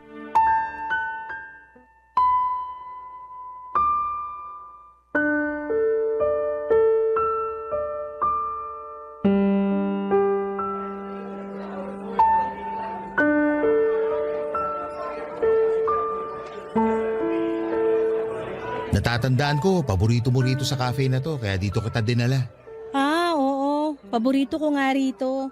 Natatandaan ko pa rin yung kape na gustong-gusto mong in-order dito. Pati yung cake na kaparis nun. Ano ba kasing kailangan mo? Ha? Sabi ko, ano bang kailangan mo? Bakit mo ako kinukulit na makipagkita sa'yo? Pwede bang mamaya ko na sabihin? Umorder muna tayo para makakain tayo. Hindi ako pumayag makipagkita sa'yo para kumain kasama ka. Kaya sabihin mo na kung anong kailangan mo sa akin. Kamila naman. Bakit? Ano bang ginawa ko? Medyo tumataas yung boses mo. Nakakahiya pinagtitinginan na tayo ng tao. Ay, nakakainis ka kasi. Ayaw mo pa akong diretsuhin, dami mo pang cheche-bureche. Ay, sige, para lang malaman mo. Nakipagkita ako sa'yo para makausap ka. Tungkol saan ba? Tungkol sa atin. Anong tungkol sa atin pinagsasasabi mo? Sa pamilya natin. Napag-isip-isip ko kasi na gusto ko nang ayusin ang pamilya natin. Hindi ako naniniwala na bigla mo lang yan naisip. Kilala kita, Joji. Wag ako. Napag-isip-isip ko nga. Pero mas lalo ko lang na-realize nung kinausap ako ni Kuya Bernie. Ha? Anong pinag-usapan niyo ni Bernie? Marami pero nagsimula yun nung tanongin niya ako kung mahal pa ba kita. Sabi ko, oo, mahal pa kita. Ang totoo, hindi naman nawala yung feelings ko sa'yo kahit na naghiwalay na tayo. Tapos sinundan niya ako ng tanong na kung bibigyan ako ng isa pang pagkakataon para ayusin ang pamilya natin, susunggaban ko raw ba? Sabi ko, oo naman. Kaya hiningi ko sa kanya yung pangalan mo sa messenger at naglakas loob akong i-chat ka. Ah, o tapos? Anong gusto mong gawin ko ngayon? Ayaw mo ba na maayos pa ang pamilya natin? Ayaw mo bang lumaki na may kinikilalang tatay yung anak natin? Sino ba namang ayaw nun? Siyempre gusto ko pero... Pero ano? Nag-aalangan ako. Alam mo naman kung bakit, di ba? Nakakatakot sumugal sa'yo tapos sa dulo matatalo lang uli ako. Pangako, hindi ka na matatalo dahil gagawin ko ang lahat para may panalo tong pamilya natin. Magiging matino akong padre de pamilya, tatay sa anak natin at kinakasama sa'yo. Bigyan mo lang ulit ako ng isa pang pagkakataon para mapatunayan kong sarili ko sa inyo ng anak natin. Hindi ko alam, Joji. Hindi naman din kasi biro yung mga pinagdaanan ko noon kasama ka. Ngayon na nakaalis na ako sa sitwasyon na yon, gugustuhin ko pa bang bumalik?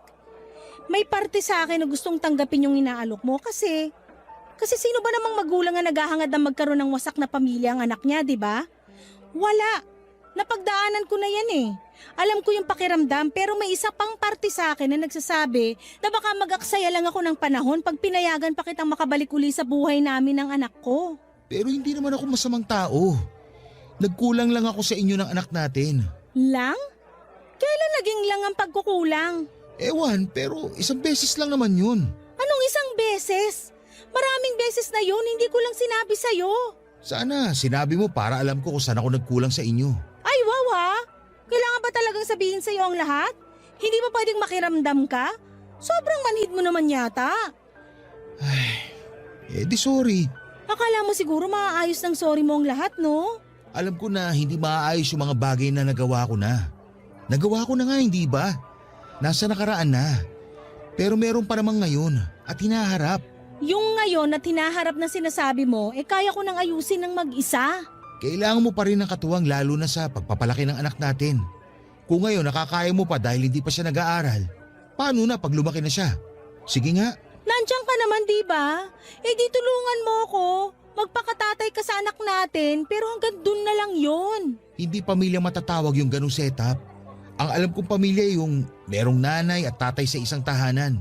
Hindi nanay lang, hindi rin tatay lang. Ha? Saan mo naman napulot yan 2024 na? Yung nalalaman mo, panahon pa yata ng mga Hapon. Please, Amila. Bigyan mo pa ako ng isa pang pagkakataon.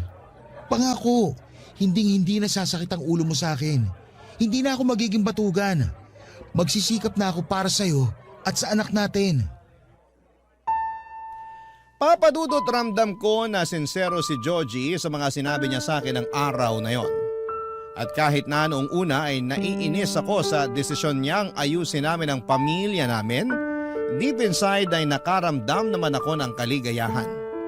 Dahil alam kong posibleng maayos pa ang pamilya namin at hindi lalaking walang kinikilalang ama ang aming anak. Pero pag uwi ko sa bahay namin ay narealize kong hindi ko pala talaga gustong makasama si Joji. Ni ayokong maayos ang pamilya namin. Masyado lang akong nadala sa paiyak-iyak at paawa effect niya noong magkausap kami. Hindi pa naman ako pumapayag na ayusin namin ang aming relasyon dahil wala na talaga akong nararamdaman sa kanya. Kung bakit kasi hindi ko pa siya nagawang diretsuhin. Noong panahong yon, edi sana'y wala na akong problema, papadudot. Ayokong lumabas na pinapaasa ko siya. Gayong alam ko sa sarili ko na hindi ko na siya gusto. Dahil ang totoo ay meron na akong ibang gusto. At yun ay walang iba, kundi ang Kuya Bernie niya, papadudot. Barangay Love Stories. Barangay Love Stories. Papadudot, napansin ko noong simulang ayusin ni Georgie ang relasyon namin ay dumalang naman ang pangungumusta sa amin ni Bernie. Aaminin kong nakaramdam ako ng tampo sa kanya kahit na hindi naman niya kami responsibilidad ng anak ko. Masyado lang siguro akong nasanay na mabilis siya na mag-reply kapag nagchat-chat ako. Pero kahit marami na akong sinend na picture at video ng anak ko, ay hindi man lang niya magawang isin. Doon ako tuluyang nainis kay Bernie pero alam ko naman sa sarili ko na wala siyang ginawang mali sa akin. Meanwhile, kapag si Georgie naman ang nagchat-chat sa akin ay hindi ko naman siya kaagad nire-replyan. Nagdadahilan na lamang ako pero minsan ay nagtatampo siya. Kaya nga kahit napipilitan ay chinachat ko na lamang siya pero puro anak lang namin ang pinag-uusapan namin. One time, in-invite ako ni Georgie na pumunta sa kanila dahil wedding anniversary ng parents nila at may pa-dinner sa bahay. Walang pag-atubili akong umuo dahil naisip ko ay makikita ko doon si Bernie. Excited akong maghanap ng sexy na maisusuot at agad akong nagpaganda, papadudot.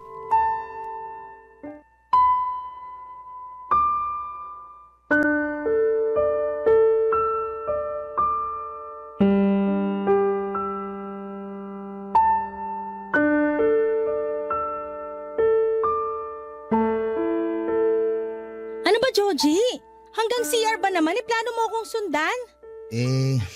Naisip ko lang naman na baka gusto mo. Gusto kong gumamit ng CR. Ano bang kababuyan yung nasa isip mo?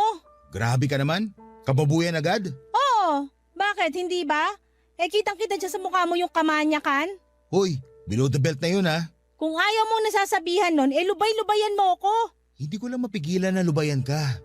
Kasi ang sexy mo dyan sa suot mo. Tapos, ang ganda-ganda mo pa ngayon.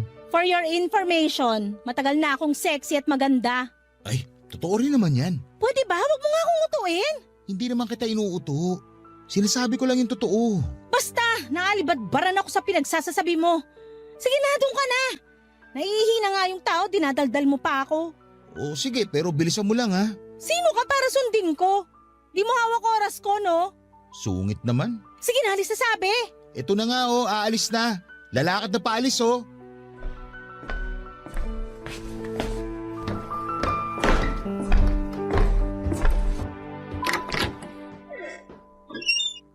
Tagal namang umalis ang kapatid kong yun.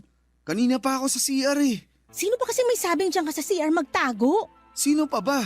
E di ikaw. Sorry na, pero ewan ko ba dyan kay Joji masyadong tagal umalis. Ano ba kasing pag-uusapan natin?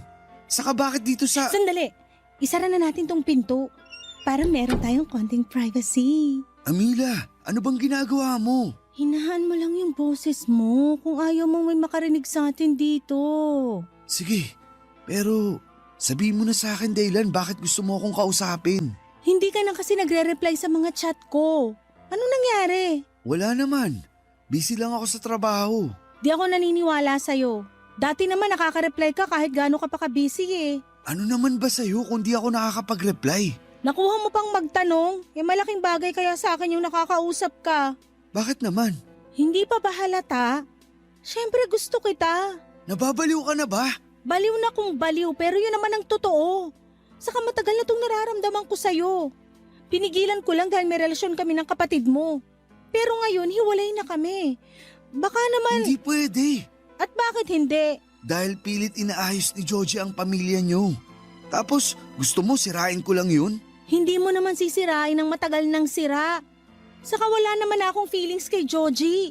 Hindi ko na siya mahal. Ewan, di ko naman yata talaga siya minahal. Napakasama mo, Amila. Masama na kung masama pero ikaw ba? Wala ka bang nararamdaman sa akin? Wala. Hindi ako naniniwala sa'yo. Problema mo na yun. Akin na kamay mo. Anong gagawin mo? Akin na. Hawakan mo ako, Bernie. Please, hawakan mo ako. Amila, ano ba? Ngayon, sabihin mo na wala kang nararamdaman sa akin. Kung alam mo lang na sinuot ko tong sexy na damit na to para sa'yo. Nag-ayos ako, nagpaganda para lang sa'yo. Hahayaan mo na lang ba na masolo ako ng kapatid mo? Hindi na kita maintindihan. Eh di wag mo akong intindihin. Pero ikaw, naiintindihan ko ang nararamdaman mo. Nag-aalinlangan ka. Kitang-kita naman sa mga mata mo na gusto mo ko kaya wag ka nang mahiya. Iyong-iyo ako, Bernie. Hawakan mo pa ako. Akin na yung kamay mo. Ay, nasisiraan ka na. Sirang-sira na ako sa'yo. Sige pa. Hawakan mo ako. Ganyan nga. Sayong-sayo ang katawan ko, Bernie. Napaka-sexy mo nga. Halika mo naman ako. Ha? Sabi ko, halikan mo ko. Lubos-lubusin na natin, paligayahin mo ko. Papadudot ambot langit ang kaba namin ni Bernie nang magmilagro kami sa loob ng CR ng gabing yon. Saglit lamang yon pero merong nangyari sa amin. Bago kami lumabas ay sinigurado muna niyang walang makakakita sa amin. Tapos ay nagkasundo kami. Nakalimutan ang nangyari dahil mali yun. Dapat kami raw ni Georgie ang magkasama at magkatuluyan. Sa isip ko ay tutol ako pero ano na lamang ang sasabihin sa akin ng mga magulang nila sakaling malaman nila ang katotohanan. Natapos ang dinner na yon na punong-puno kami ng pagkailang ni Bernie sa isa't isa. Nalungkot ako ng husto dahil hindi man lang niya ako magawang tignan ng diretsyo at kausapin. Maaga rin siyang nagkulong sa kwarto niya after dinner pero feeling ko ay iniiwasan niya lamang ako. Nasasaktan ang puso ko dahil pakiramdam ko ay para bang kung anong nakakadiring bagay o may malubhang sakit ang turing niya sa akin. Hindi ako sanay dahil ang kilala kong Bernie ay mabait at maalaga sa amin ang anak ko. Lumipas ang 3 araw, wala pa ring reply si Bernie sa mga messages ko. Halatang iniiwasan niya ako kaya labis akong nasasaktan, papadudot.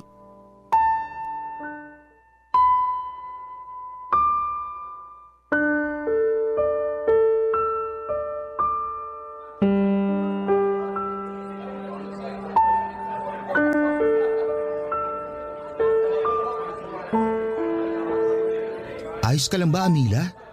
Ha? Oh, oo. Bakit mo naman natanong? Napansin ko lang na kanina ka pa nakatulala dyan. Actually, may kinukwento ko pero tinigil ko na. Kasi mukhang hindi ka naman nakikinig.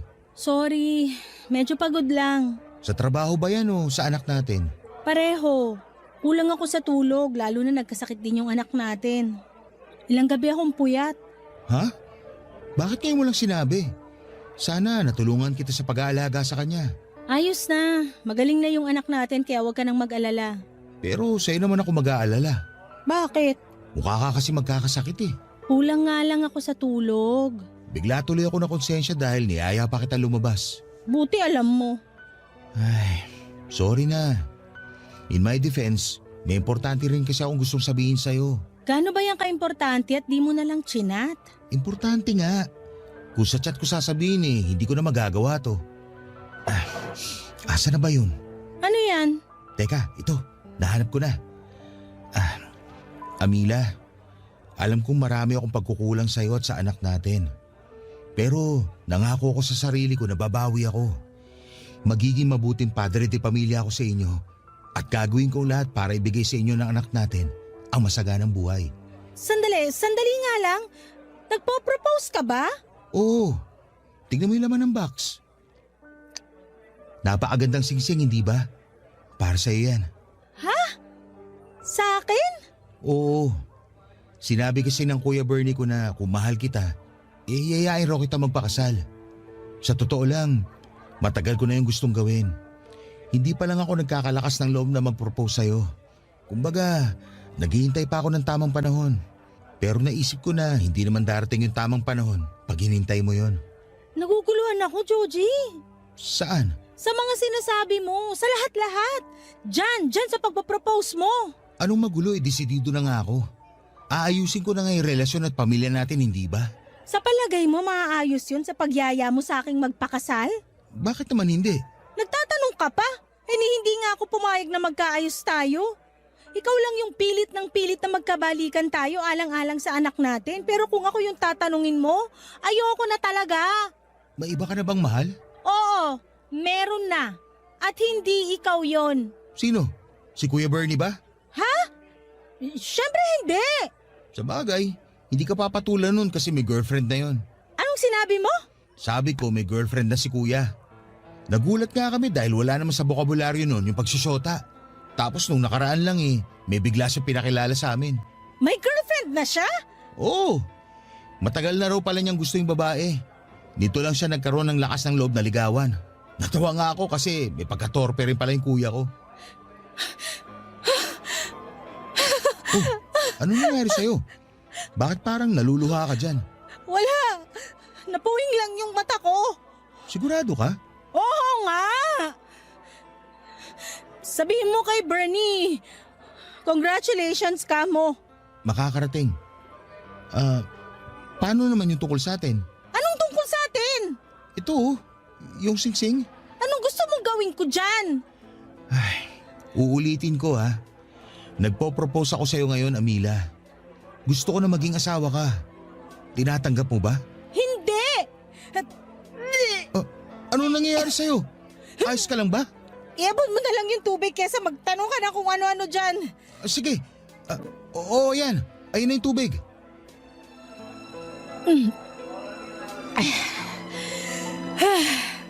Kamusta na pakiramdam mo? Medyo nahihilo lang. Saka nasusuka. Baka may nakain kang panis o ano? Bakit naman ako kakain ng panis? Sige nga. Naisip ko lang naman dahil nasusuka ka. Ganun ako pag nakakakain ng panis eh. Ewan ko sa'yo. Ginaya mo pa ako sa'yo. Hindi ako makain ng panis katulad mo, no? Grabe ka naman. Aksidente lang naman yun. Hindi ko kasi napasingaw yung pinabaon na kanin ni Mama. Mainit pa. Dapat pinalipas ko muna ng ilang minuto bago tinakpan. Ayun, napaalis tuloy.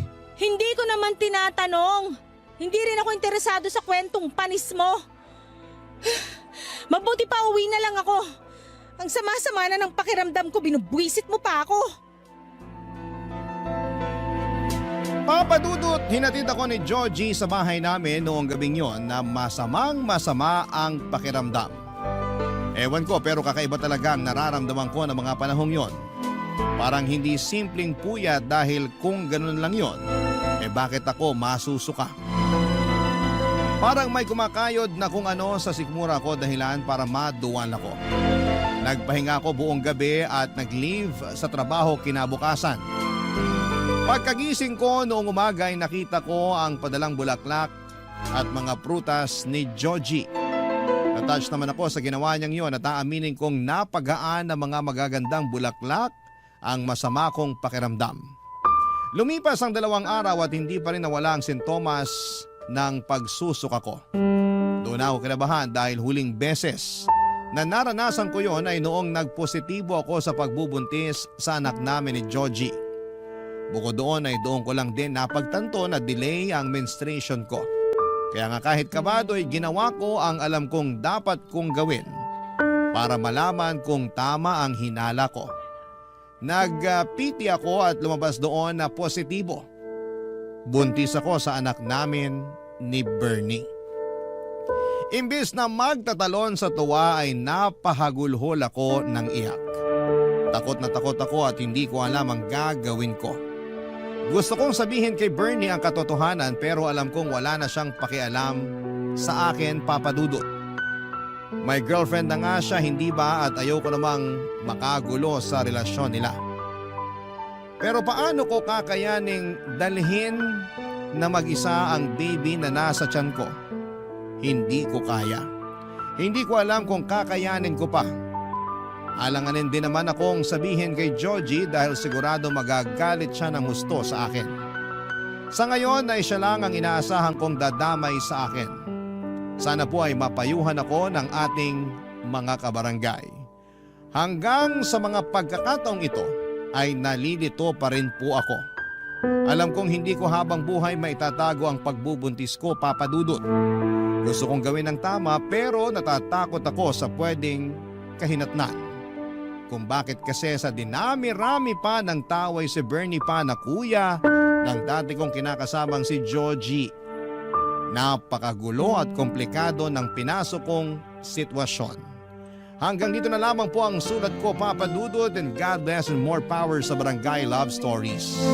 Maraming salamat na rin po sakaling mapili po ninyong itampok ang kwento ng buhay ko.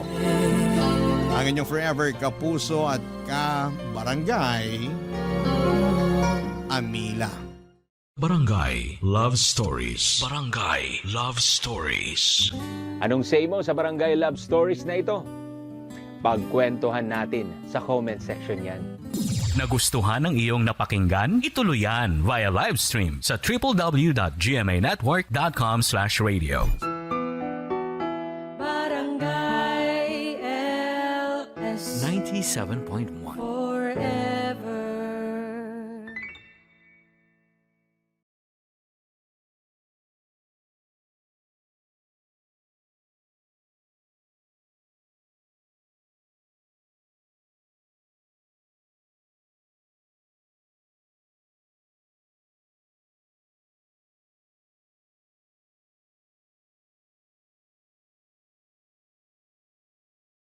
Ang mga kwento ng pag-ibig, kwento ng buhay, at kwento ng pag-asa dito sa Barangay Love Stories. Love Stories.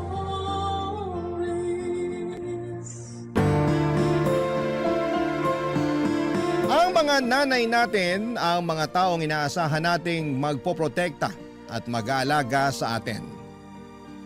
Sila ang unang tinatakbuhan natin sa oras ng pangangailangan. Pero may mga pagkakataon na sila din ang magdudulot ng pinakamatinding sugat sa ating puso dahil sa mga pinili nila sa buhay. Ikaw, kabarangay, may lakas ka bang patawarin at yakapin ang sakit na kanilang iniwan? Dear Papa Dudut, magandang araw po sa inyong lahat at sa mga kapwa ko kabarangay. Matagal na po akong taga-suporta ng Barangay Love Stories. Dahil may katrabaho po ako dati na palaging nakikinig sa inyong mga kwento sa YouTube. Dahil sa kanya, nagsimula na rin po akong makinig sa Barangay Love Stories. Ang kwentong ito ay isang bahagi ng aking buhay na tanging ang aking mommy at kapatid lamang ang nakakaalam. Nakasulat po ito sa aking journal at sa pagkakataong ito, napagdesisyonan ko pong ibahagi sa inyo ang ilan sa mga karanasan at aral na natutunan ko sa buhay. Alam niyo po yung feeling na mas lalong gumagaan ang lahat tuwing may nakakausap ka tungkol sa problema mo. Kaya po ako sumulat sa inyo kasi gusto ko pong maramdaman ulit yung feeling na yon. Ako po si Jasper. Lumaki po ako sa isang pamilya na malayo sa karaniwang buhay ng marami. Noong pinanganak po ako ay tila hindi paganap na handa ang mami ko na maging isang magulang. Maaga po naghiwalay ang aking mga magulang at hindi ko na po nakilala ang aking tunay na ama. Kaya po habang ako'y lumalaki, ang yaya ko po ang madalas kong kasama at kausap sa bahay. Nagbago po ang aming sitwasyon noong pinanganak ang kapatid ko. Si Dylan na ang tatay ay isang Amerikano. Ngunit hindi rin po nagtagal at naghiwalay din si mami at ang tatay ni Dylan. Habang lumalaki po ako ay unti-unti kong napapansin na parang mas paborito ni mami si Dylan. Aaminin ko po na sobrang nasasaktan ako tuwing napapansin ko po ito. Pero ni minsan, hindi ko po pinagbuhatan ng sama ng loob ang aking half-brother. Sa katunayan po ay hindi ko na rin po naramdaman na magkaiba pala kami ng ama. Para sa akin ay si Dylan ang kapatid ko at wala po akong ibang nararamdaman kundi ang pagmamahal at pagkalinga sa kanya, Papa Dudut.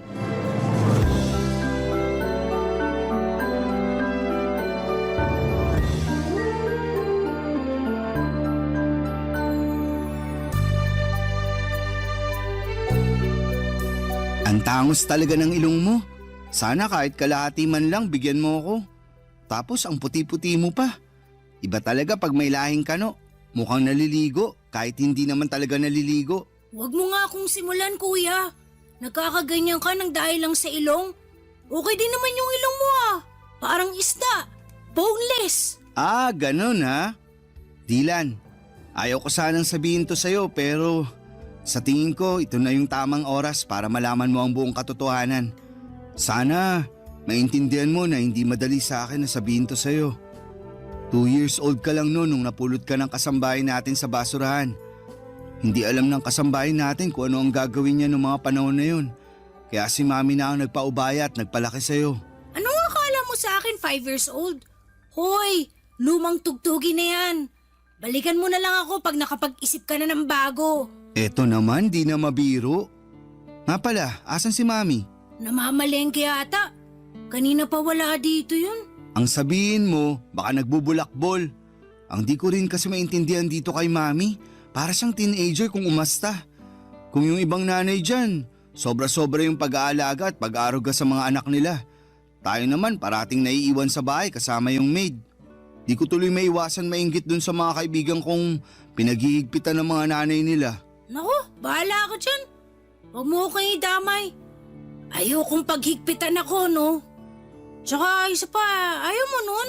Pwede tayong kumain at maglaro ng video games buong maghapon. Kung sa bagay, pero mas maganda sana kung may tatay tayong kasama dito, no? Ay, yang si mami talaga. Sana naman makahanap na siya ng matinong lalaki. Oo nga, di ko pa talaga nararanasan yung pakiramdam na magkaroon ng isang ama. Pareho lang naman tayo. Yung tatay ko di ko na rin naabutan. Tapos yung tatay mo naman, sobrang bata mo pa nun. Di nga nagtagal ng 1 month yun dito sa bahay. Mabait pa yung tatay ko, kuya. Ewan, di ko rin masabi. Pero ang natatandaan ko, parati silang nag-aaway ni mami. Tas kadalasan, nasa terrace yung tatay mo umiinom at nagyoyosi. Ah! Ikaw Pilipino, ako naman Amerikano. Ano kaya magiging lahi ng susunod nating kapatid, kuya? German? Japanese? O Canadian? Ano sa tingin mo? Huy, sana naman di na magkaanak yan si mami. Hirap na nga siya sa ating dalawa eh. Sa akin nga lang pala siya nahihirapan. Ikaw ang paborito eh. Kumbaga sa internet, ikaw yung nakabookmark na website. Tas ako yung parang advertisement sa video na pilit sinasara. Grabe ka naman, kuya. Hindi naman siguro. Di mo ba talaga napapansin? O sige ha, nung isang araw, anong kinain mo for breakfast? Ha? Bacon. Teka lang, bakit mo naman naitanong yan? Mismo. Nung isang araw, pinagalitan at pinigilan niya ako nung kinuha ko yung bacon sa ref. Sabi niya pa nga sa akin, nagtitipid daw tayo. Pero mukhang ako lang naman tong tinitipid niya. Ikaw naman, kuya. Nagkakaganyan ka ng dahil lang sa bacon. May longganisa naman sa ref eh.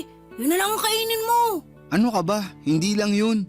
Napapansin ko rin na siya yung palaging kumukuha ng report card mo. Pero yung report card ko, sa maid niya parati pinapaubaya. Hala, baka ampun ka nga. Joke lang. Pero seryoso na to. Pakiramdam ko din na favorite ka ni Mami kasi ikaw tong mukhang foreigner sa ating dalawa. Uy, paano mo naman nasabi yan? Napapansin ko lang kasi na ikaw tong laging binibida niya tuwing kausap niya yung mga kaibigan niya. Tapos, kapag pumupunta yung mga kaibigan niya dito sa bahay, ikaw lang yung pinapakilala niya sa kanila. Pakiramdam ko tuloy kung hindi ako ampon. Siguro nakababatang kapatid niya ako. Sa totoo lang, sobrang bigat sa pakiramdam. Kuya talaga? Ba't kung makapagsalita ka parang kasalanan kong lahat? Uy, sorry na. Di ganun ang ibig kong sabihin ha. Pasensya ka na.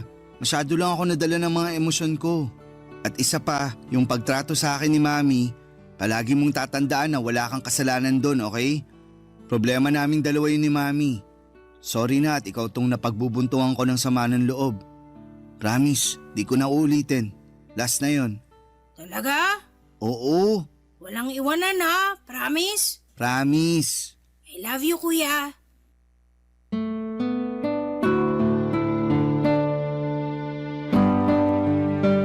Ganyan kami ng kapatid ko, Papa Dudut.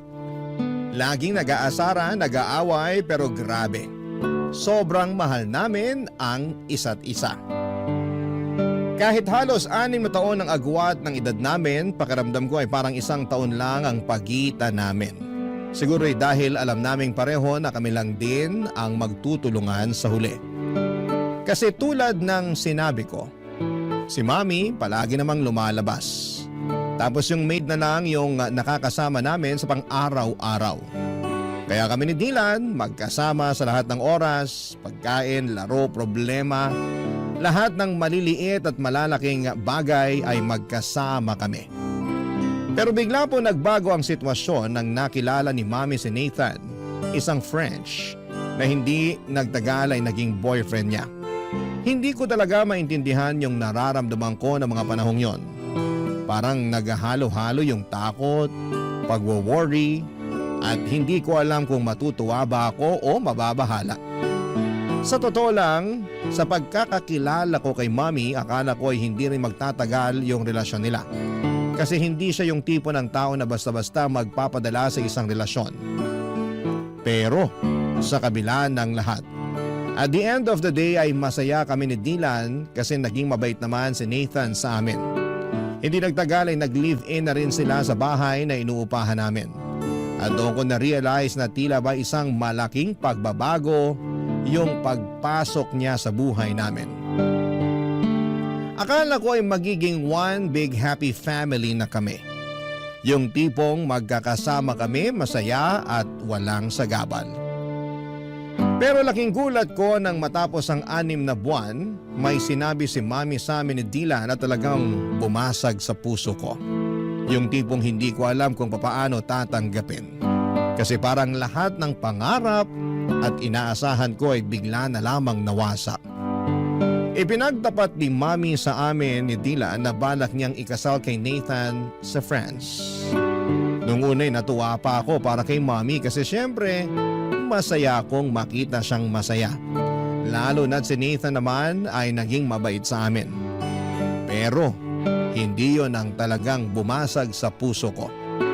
Yung sumunod na sinabi ni Mami ang nagdulot ng pasakit na hindi ko alam kung papaano ko haharapin, Papa Dudut.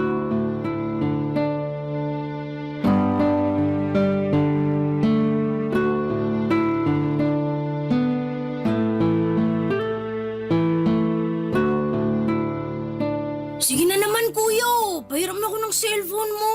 Sandali lang. Hindi mo ba nakikita na naglalaro pa ako? Manood ka na muna ng TV dun sa sala. Kanina ka pa naglalaro eh. Okay na yan. May kailangan Mami! tayong pag-usapan. Bakit? Ano po yun? Mukhang seryoso to ha. Patay. Kung may nabasag dito sa bahay, malamang kasalanan ni kuya yan. Basagin ko kaya mukha mo, gusto mo? Tumigil na nga kayong dalawa. Tungkol to sa napag-usapan namin ng Tito Nathan nyo. Bakit po? Magpapakasal na kami. At napagdesisyonan namin na doon na kami sa France magpapakasal. Ibig niyo po ba ang sabihin, Sa ibang bansa na tayo titira? Astig! Sa wakas, makakakita na ako ng snow. At napagkasunduan rin namin ng Tito Nathan nyo na si Dylan na muna ang dadalhin namin. Ano? Dylan, lumabas ka na muna. Pero kuya... Sige na, please. Sige na anak, iwan mo na muna kami ng kuya mo. Okay po.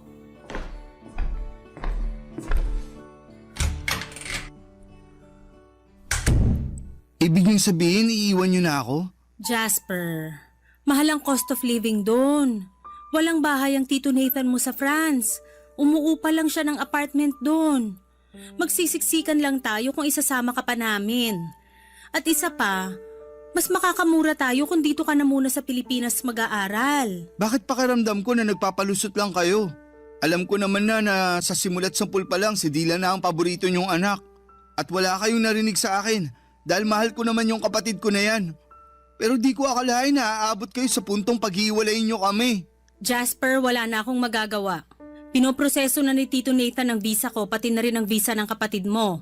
At huwag ka mag-alala kasi pumayag na ang lola mo na dun ka muna mag-aaral at titira sa kanya sa probinsya. Sobrang unfair niyo naman po. Alam ko na matagal niyo ng pangarap na maging residente sa ibang bansa. At nabigo kayo nung naghiwalay kayo ng tatay ni Dylan, hindi po ba? Hindi ko rin akalain na ipagpapalit niyo ako para lang sa pangarap mong yan. Ang kapal ng mukha mo? Buwas-bawasan mo yung tabas ng dila mo dahil kung hindi mas malalapad siya na aabutin mo sa akin. Nakapagdesisyon na kami ng Tito Nathan mo, Jasper. At wala ka nang magagawa doon. Huwag kang mag-alala. Dadalaw kami dito pag naging residente na kami doon. Hindi ka naman pababayaan ng lola mo dito sa Pilipinas. Pero kayo po ni Dylan ang kailangan ko. Hindi niyo ba naiintindihan yun? Ang tigas naman ng puso niyo sa akin. Para niyo na rin pinamukha sa akin na parang kasalanan ko pa na nabuhay ako sa mundong to. Kung ganito lang din naman ang kahinat na ng lahat ng to, sana pala iniwan niyo na lang ako kay Lola nung ipinanganak niyo ako. Bakit niyo ba ako kinupkup kung hindi niyo rin naman pala kayang panindigan? Anong klase kayong ina? Isa pa, Jasper, at tatamaan ka na talaga sa akin. Umayos ka, hindi kita pinalaking bastos. Kung tutusin, hindi niyo naman ako pinalaki, di ba? Buong buhay ko, lagi kayong wala. Ano po ba ang naging kasalanan ko sa inyo para tratuhin niyo ako ng ganito?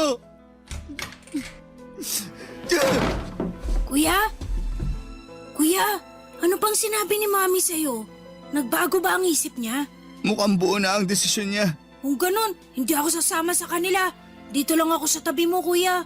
Dylan, wag. Ha? Anong ibig mong sabihin? Mas magiging maganda ang buhay at kinabukasan mo pag sumama ka papuntang France. At dun, mararanasan mo na rin ang pakiramdam ng magkaroon ng isang buong pamilya. Kaya ipangako mo sa akin na magpapakabait ka dun, ha? Buong pamilya? Anong buong pamilyang pinagsasasabi mo dyan? Hindi ka nga kasama, di ba? Dylan, pinapangako ko sa'yo na magkikita pa tayo. Isipin mo na lang na pareho tayo nagbabakasyon sa ngayon. Susunod ako sa France at magsasama ulit tayo sa isang bubong, promise. Kuya, mamimiss kita.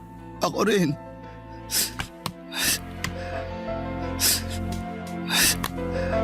Oh, eto. Kunin mo. Ano to, Kuya? Sa'yo na yung cellphone ko. Para naman may remembrance ka sa akin. Ingatan mo yan, ha? Oo, iingatan ko to. Thank you, Kuya. Pero paano ka? Doon na daw ako kay Lola titira eh. Sigurado naman ako na may cellphone yun. O siguro magpapabili ako sa kanya. Ewan ko.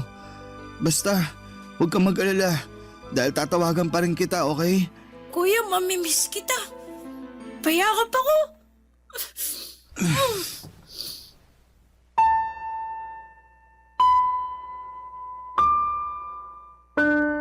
Papadudod, sobrang nasaktan ako sa naging desisyon ng nanay ko. Hinding-hindi ko malilimutan yung araw na umalis sila, Mami at yung partner niyang si Nathan at ang kapatid ko papunta sa France. Hindi ko makakalimutan na hindi na ako sumama sa kanila sa airport. At pinili ko na lamang na magtago at hindi na magpakita para kahit papaano'y maibsan yung sakit na nararamdaman ko sa pag-alis nila. Pero kahit na anong gawin ko ay hindi pa rin natanggal yung bigat sa dibdib ko. Noong sumunod na araw, pumunta na ako sa probinsya doon sa lola ko.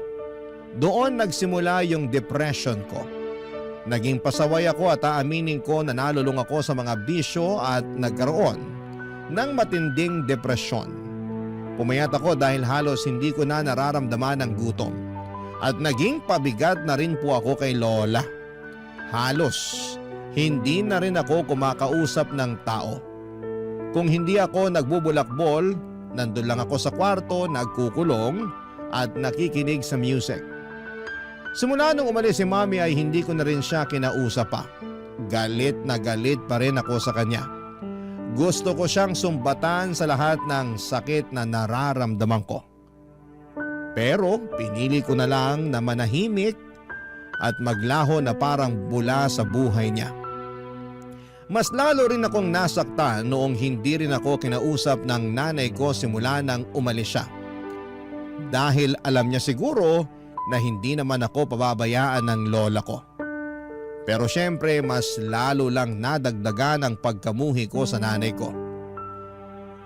Si Dylan naman, Papa Dudut, ay palagi ko siyang sinusubukang i-contact. Noong unang araw niya sa France ay punong-puno ng messages yung phone ko mula sa kanya. Mga pictures, mga videos na nag-i-enjoy sa bagong buhay niya doon. At parang bahagi ako ng mundo niya. Kahit malayo siya. Pero habang tumatagal ay mas kumonte yung mga mensahe niya. Kung minsan, ilang araw na akong hindi makakatanggap kahit isang text mula sa kanya. At yon, hindi ko maiwasang mag-isip na baka nakalimutan na niya ako. Nasaktan ako noon syempre at mahirap tanggapin, pero iniisip ko na lamang na baka abala ako sa bago niyang buhay kasama sina Mami at si Nathan, Papa Dudut. Barangay Love Stories. Barangay Love Stories. Yung empathy ng lola ko ang naging gabay ko, Papa Dudut. Kahit na siguro naging pasakit ako sa kanya, ni minsan ay hindi ko naramdaman at tinataboy ako ni lola. Laging pinaparamdam ni lola na naiintindihan niya ako. Ikinuwento sa akin ni lola na gusto raw akong ipalaglag ni Mami noong ipinagbubuntis pa ako nito, pero siya ang tumutol at ipinaglaban akong ipanganak. Nalaman ko rin na siya ang may gustong lumayo kami ni Mami para lumaki ako sa piling ng tunay kong ina. Pero hindi alam ni lola na sobrang iba pala ang trato sa akin ni Mami habang lumalaki ako. Masakit mang marinig ang mga revelasyon ni lola ay hindi ako nawala ng pag-asa. Dahil sa pagmamahal ni lola ay nagpatuloy ako sa pag-aaral at nakapagtapos ng Bachelor of Science in Software Engineering. Niyaya ko pa siya na tumira sa syudad, pero mas gusto niyang manatili sa probinsya. Tinanggap ko na lamang ang desisyon niya, pero araw-araw pa rin siyang kinukumusta sa pamamagitan ng cellphone. Bumalik ako ng syudad at pinalad na makapasok sa isang kilalang kumpanya at nag-ipon. Isa sa mga layunin ko noon ay makita si Mami at si Dylan. Aaminin ko na may mga hinanakit pa ako kay Mami, pero handa na akong lunukin ng pride ko, Papa Dudut. Matagal na kasi ang mga nangyari. At ang tanging hangad ko na lamang ay magkaayos kami at makasama sila, lalong-lalo na po si Dylan, Papa Dudut. Sinubukan kong mag-message kay Dylan, pero madalang na lamang talaga siyang mag-reply. Kaya naman nag-decide akong kontakin si Mami sa social media tungkol sa bala kong kumuha ng tourist visa papunta sa France. Nagulat ako sa mainit na pagtanggap niya. Ang sabi niya ay miss na raw niya ako at humingi pa siya ng sorry sa mga pagkukulang niya. Pinatawad ko siya at naramdaman ko na parang naghilom na ang mga sugat ko. Nag-file ako ng 3-week leave na approve at natuwa pa ako nang ma-approve ang visa ko. Kaya makakapunta na ako sa bansang bahagi ng Europa kasama na ang France. Agad ko itong binalita kay Mami at sobrang saya niya para sa akin, Papa Dudut. Si Dylan ay hindi pa rin ako nireplyan. Pero sinabi ko na lamang sa sarili ko na mas okay siguro kung magkita na lamang kami ng personal. At dumating na nga ang matagal ko nang hinihintay, Papa Dudut. ang makatungtong sa airport ng France.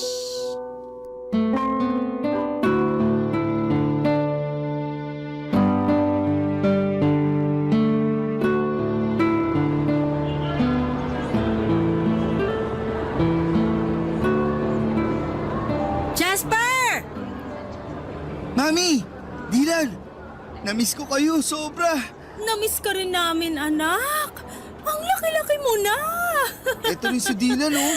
Halos hindi ko na nga makilala. Mas matangkad pa siya sa akin. Huy, kumusta ka na? Namiss kita sobra. Ano ba? Nasasakal ako! Ay, sorry, pasensya ka na. Masaya lang talaga ako at nagkita na rin tayo. Uy, ikaw ba't bihira ka na lang mag-text sa akin?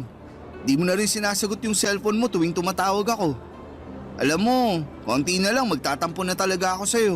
Jasper, pwede ba? Pagod ako. Mami, mauna na ako sa kotse. Sige anak, hintayin mo na lang kami ng kuya mo. Mami, may problema ba si Dylan? Bakit nanlalamig siya sa akin? Tapos Jasper pa talaga yung tawag niya sa akin, ha? Naku na, hayaan mo na muna yung kapatid mo na yon. Pagod lang yun kasi late na natulog. Pero syempre, ginising ko siya ng maaga at pinilit ko siyang samahan ako dito sa airport. Ah, kaya pala. Pero bakit Jasper lang yung tawag niya sa akin kanina? Aaminin ko, medyo nasaktan ako dun. Nak, sobrang magkaiba kasi ang kultura dito sa France at doon sa atin sa Pilipinas. Dito kasi sa France, walang kuya-kuya at ate-ate. First name lang ang tawagan ng mga magkakapatid dito. Ano ba yan? Sobrang nakakapanibago naman. Mabuti na lang talaga at marunong pa siya magtagalog. Aba, syempre naman. Hindi ako nagpe-French kapag kausap ko yung kapatid mo na yan. Kasi ayoko na makalimutan niya yung lengguwahe natin. Mabuti naman po kung ganun. Pero mami, siguro ang galing nyo na ni Dylan mag-French, no? Oo naman. Sa katunayan nga, mas magaling pang mag-French ang kapatid mo kaysa sa akin eh. Napakatalinong bata. Sobra! Kahit nung bata pa yan, sobrang hanga na ako dyan eh. Napo pala, may kailangan akong sabihin sa inyo. Ano yon, Nak? Huwag po kayong mabibigla ha. Naaalala niyo po ba yung hotel na nireserve ko para sana sa 2 linggo na stay ko dito sa France? Oo. Bakit? Ano po kasi, kinancel ko po yung reservation ko sa hotel na yon. Nag-request po ako ng refund. Ha? Bakit mo naman ginawa yun, Nak? Mami, tatapatin na po kita. Gusto ko po sana magstay sa apartment niyo nakasama ka at si Dylan. Ano? Ay, anak naman eh. Hindi kalakihan yung tinitira namin na apartment. Hindi ka magiging komportable doon. Maghanap ka na lang ng ibang hotel, tutulungan kita. Kahit ako na ang magbayad. Mami, ganito kasi yan. Sa 2 linggo ko na stay dito, ayoko naman po magmukmok sa hotel. Gusto ko po kayong makasama ni Dylan sa bawat segundo, minuto at oras. Kaya please na po, Mami. Pumayag na po kayo. Ay, kahit kailan ka talaga, oo. Napaka-independent mo na pero parang bata ka pa rin kung umasta. So, ibig sabihin ba niyan pumapayag na po kayo? May magagawa pa ba ako? Salamat po, Mami. I love you. Pero ipapaalala ko lang sa'yo na wala kaming guest room sa apartment na yon. Doon ka na matutulog sa kwarto ni Dylan pero single bed lang yon. Okay lang sa akin kahit sa saig na po ako matulog. Loko-loko ka talagang bata ka. May extra foam naman dun eh. Yun na muna ang ipapagamit ko sa'yo. Thank you po. Nga pala, Mami, kumusta kayo ni Nathan? Okay naman po ba kayo? Ah, yung Tito Nathan mo? Okay naman kami. Bakit mo naman natanong yan? Wala lang po. Matagal-tagal na rin kasi nung muli ko siyang nakita. Sa tingin niyo po ba, okay lang sa kanya na doon na muna ako tutuloy sa apartment? Ayan tayo eh. O diba sana naisip mo yan bago mo kinansela yung reservation mo dun sa hotel? Ibang klase ka talagang bata ka. Mami talaga. Sigurado akong mabibigla yon. Pero huwag kang mag-alala. Ako na magpapaliwanag sa kanya. Thank you, Mami. Kaya mahal na mahal ko po kayo eh. Naku, nambola pa. Pero Jasper, kung sakaling may marinig ka na ingay galing sa kwarto namin, huwag mo na lang pansinin, okay? Kasi alam mo naman, buhay mag-asawa, paminsan-minsan may mga hindi pinagkakasunduan. Pero wala namang problema na hindi nasosolusyonan, di ba? Bakit po? Madalas po ba kayo mag-away ni Nathan? Alam mo naman mga French, ang tatapang. Tapos kapag may pinaniniwalaan sila, talagang pinaninindigan nila. Kaya ayan, paminsan-minsan nagtatalo kami dahil sa ugali ng Tito Nathan mo na ganyan. Ah, kaya pala. Mukhang maninibago ako dito ah. Halika na nga, sa bahay na tayo magkwentuhan. Papadudot, tumuloy po ako sa apartment ni na Mommy at salamat na lamang at napapayag si Nathan na doon ako tumira ng 2 linggo. Mabuti na rin po at naging okay na kami ni Mommy at sobrang nagpapasalamat po ako sa Panginoon dahil sa maayos ang relasyon namin. Pero si Dylan po ay mukhang siya naman po ngayon ang nanlalamig. Hindi na kami masyadong nagkakausap. Kahit nasa isang kwarto lamang kami natutulog. Kadalasan po ay naka-headset lamang siya at tuwing tinatanong ko siya o nakikipag-small talk, parang hindi siya interesado. Minsan nga po ay hindi na niya ako sinasagot ng maayos.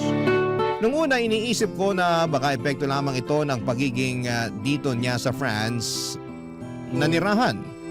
O baka naman dahil sa mga pagtatalo ni Mommy at Nathan sa kabilang kwarto. Alam ko po kasi na kahit na hindi nila sinasadya ay malaki ang epekto ng mga ganong bagay, lalo na kapag naririnig ng bata. May mga pagkakataon din na iniisip ko na baka may pinagdadaanan siya na hindi ko pa rin nauunawaan. Sinubukan ko pong kausapin siya minsan kung bakit siya nanlalamig. Pero iniiwasan lamang po niya ako. Hindi ko na po siya pinipilit, baka lalo lang po siyang magtampo o magalit. Naintindihan ko naman po na may mga bagay na ayaw pa niyang pag-usapan at baka hindi pa siya handa papadudot. Kahit na ganito siya, hindi po nagbago ang pagmamahal ko sa kanya.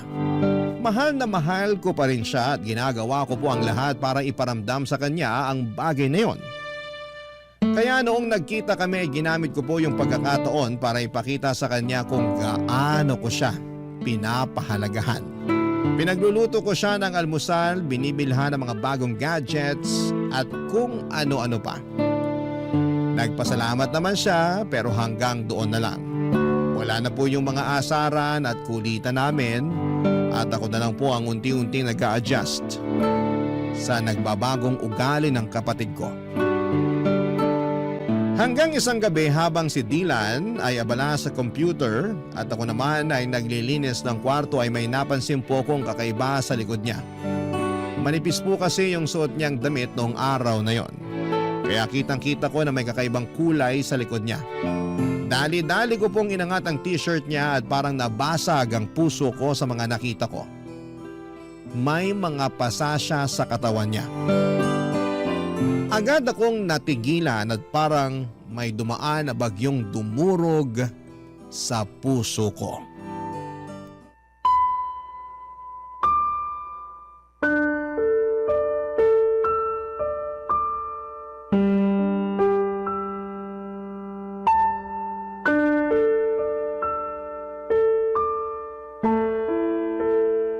Dylan, ano yan ha? Ba't ang dami mong pasa? Ang OA mo naman, pwede ba huminahon ka? Wala to. Nadulas lang ako sa CR nung isang araw. Dylan, wag mo akong gawing tanga. Alam ko yung pinagkaiba ng pasa na galing sa aksidente at pasa na sinadya. Sino may gawa nito sa'yo ha? Magsalita ka. Ano bang pakialam mo, ha? Ipapaalala ko lang sa'yo, Jasper, hindi kita kapatid. Hindi tayo lumaki sa iisang bahay. At higit sa lahat, magkaiba tayo ng tatay. Kaya utang na loob, lubayan mo na ako, tigilan mo na yung pagpapanggap mo na concern ka sa akin. Seryoso ka? Talaga ba, Dylan? Ang sakit mo naman magsalita. Ganyan na ba talaga kasama ang tingin mo sa akin? Ni minsan hindi ko inisip na magkaiba tayo ng tatay. Simulat sa pool, kapatid na buo ang tingin at turing ko sa'yo. Ba't ka ba nagkakaganyan ha? Ano bang nagawa akong kasalanan sa'yo para kamuhian mo ako ng ganito katindi? Nangako ka sa akin dati na susunod ka, di ba? Nangako ka na magkikita tayo ulit pero pinaasa mo lang ako. Ang tagal ko naghintay, nagmukha akong tanga. Hanggang napagod na lang ako. Napagod ako sa walang katapusang paghihintay dun sa pangako mong napako. Pero nandito na ako ngayon, di ba? Dylan naman. Hoy, Huwag ka nga umasta na parang kasalanan ko kung bakit ako nagkakaganito. O nandito ka nga, pero iiwan mo rin naman ako pagkatapos ng 2 linggo eh. Sana hindi ka na lang pumunta dito. Nagsayang ka na ng oras, nagsayang ka pa ng pera. Dylan, makinig ka. Please, wag mo namang isumbat sa akin yung pagkakalayo natin. Wala ni isa sa atin ang ginusto na mangyari yun. Akala mo ba hindi ako nasaktan na pilit akong inilayo sa nag-iisa kong kapatid? Durog na durog ako nung umalis kayo. Hindi ko alam kung paano ko hinarap ang bawat araw na wala ka sa tabi ko. Pero wala na akong magawa nun. Kaya tiniis ko, Dylan. Tiniis ko yung sakit na yun. Kasi alam ko na mas magiging maganda ang buhay mo dito. At alam ko na mas makakamit mo yung mga pangarap mo dito. Kahit kailan, hindi ko pinangarap na mabugbog ng asawa ng nanay ko. Teka lang, si Nathan? Siya ang may gawa nito sa'yo? Magbabayad siya sa ginawa niya sa'yo. Hayop siya? Hayop! Teka lang, kumalma ka nga. Masyado kang mainit eh. Makinig ka sa akin. Kung ano man yung ginagawa niya, hayaan mo na. Huwag ka na makialam. Mamaya madamay ka pa eh. Dylan, magpaliwanag ka. Bakit niya nagawa sa'yo ito? Kailan nagsimula to? Paano? Sabihin mo na sa akin, parang awa mo na. Ay, sa akin niya binubunton yung galit niya kasi hindi siya mabigyan ni Mami ng anak. Wala naman kaming magawa ni Mami. Kailangan namin ng tulong niya eh. Kasi gusto namin maging legal na residente dito. Matagal ng pangarap ni Mami yun. Wisit na pangarap yan. Wala man lang bang ginawa si Mami para ipagtanggol ka? Alam ni Mami lahat ng ginagawa sa akin ni Nathan. Pero wala nang pag-asa si Mami. Palagi na lang niyang pinagtatanggol yung asawa niya. Kesyo unawain ko na lang daw kasi nga may pinagdadaanan. Bakit di mo agad sinabi sa akin to? Bakit? May magagawa ka ba? Kung sinabi ko sa ito noon pa? Kung makaasta ka para kang hero ah. Wala ka rin naman magagawa eh. Di ba? Eto ba ang dahilan kung bakit di mo sinasagot mga messages at tawag ko sa'yo? Dahil mas pinili mong sarilinin ang lahat ng problema mo? Oo. Napakatanga ko. Napakabobo ko. Napakalaki kong gago. Dapat andito ako noong mga panahong kinailangan mo ko. Dapat nandito ako noong mga panahong kinailangan mo ng taong magpoprotekta sa'yo. Dapat nandito ako noong mga panahong wala kang karamay at kinailangan mong ilabas lahat ng sakit ng dahil sa lahat ng pinagdadaanan mo. I'm sorry, Dylan. Patawarin mo ako. Hindi mo kailangan humingi ng tawad. Pasensya ka na kung pinamukha ko sa'yo na kasalanan mo lahat kung bakit nangyayari to. Ang importante, hindi ka na ulit masasaktan ng animal na yon, naiintindihan mo? Alam mo kung ano yung pinakamasakit para sa akin? Yung simula pagkabata natin, ikaw yung paboritong anak ni Mami pero hindi ka man lang niya nagawang ipagtanggol sa hayop na Nathan na yon. Hindi ko alam kung paano natiis ni Mami yung ganitong klaseng sitwasyon, Dylan. Hindi ko na talaga kaya dito. Sasama na ako sa'yo. Parang awa mo na isama mo ko. Sorry kung hindi kita pinakitunguhan agad ng maayos. Ang totoo niyan, gustong gusto na kitang yakapin nung unang araw pa lang na nagkita tayo dun sa airport. Pero nilamon kasi ako ng inggit eh. Nilamon ako ng lungkot. Naiinggit ako kasi malaya mo nagagawa lahat ng mga bagay na gusto mo. Habang ako, mala-impyerno yung buhay ko dito. Kung akong papipiliin, mas gugustuhin ko na ako na lang sana'y naiwan sa Pilipinas eh. Dylan, alam kong alam mo na kung may paraan lang para pagbaligtarin ko ang sitwasyon nating dalawa. Matagal ko na yung ginawa. Mahal na mahal kita, kuya. Mahal na mahal kita, Dylan. Sobra. Huwag kang mag-alala. Iuwi na kita sa Pinas. Kayo ni Mami. Wala nang dahilan para manatili pa kayo dito. Hindi na ako makakapayag na saktan ka pa ng hayop na yon. Salamat, kuya.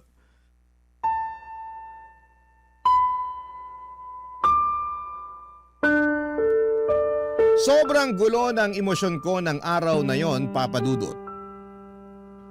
Hindi ko alam kung paano ko haharapin ang sinabi ni Dylan sa akin. Kung nung una ay pinapangarap ko pang magtagal sa bakasyon ko sa France, ngayon ay parang ang tanging hangad ko na lamang ay makaalis pabalik ng Pilipinas kasama ang nanay at kapatid ko. Kinausap ko si Mami noon at pinilit kong kumbinsihin siyang bumalik na sa Pilipinas kasama ko, pero tila baga nakatanim na sa isipan niya ang pangarap niyang maging residente ng ibang bansa. Pinagbantan niya rin ako na hindi ko raw pwedeng i-report sa authority ang kalaguyo niya dahil masisira daw lahat ng plano niya. Tinutulan niya ang tulong ko at sa mga mata niya ay parang isang malaking pagkatalo na lamang ang bumalik sa Pilipinas. Sobrang sakit ng pakiramdam ko. Kahit na anong pilit ko ay nagmatigas siya, Papa Dudut. Kitang-kita ko na ang toxic na ang relasyon nila ng asawa niyang Frances. Pero hindi pa rin siya tumitigil sa pangarap na makapagtuloy sa ibang bansa. Ang hirap, Papa Dudut. Ipinaglaban ko si Mami sa paulit-ulit na paraan, subalit sa kanya ay tila wala ng saysayang lahat. Kaya't gumawa ako ng paraan at sa huli ang tanging magagawa ko na lamang ay iligtas at dalhin si Dylan pabalik ng Pilipinas. Pagdating namin sa Pilipinas ay parang isang milagro. Ang dating pagkatao ni Dylan, pati na rin ang relasyon namin ay muling nabuhay. Parang ang mga piraso ng aming koneksyon na matagal nang nawalay ay unti-unting nagsimulang magdikit muli. Naramdaman ko ang pagbabalik ng tiwala, bukas siya sa akin at sa bawat araw ay tila mas nagiging malapit kami sa isa't isa, Papa Dudut. At ngayon, dito na rin siya tumitira kasama ko sa kondo na inuupahan ko. Lahat ng mga pangangailangan niya ako na ang nag-aalaga at nag-aasikaso. At si Mami naman kahit nalabag sa puso ko na iwanan siya sa France, ay wala po akong magagawa. Pakiramdam ko noon kung patuloy ako magmamatigas at ipagpipilitan ang gusto ko ay baka si Mami na mismo ang magtulak sa akin papalayo at ayoko mawala pa siyang muli.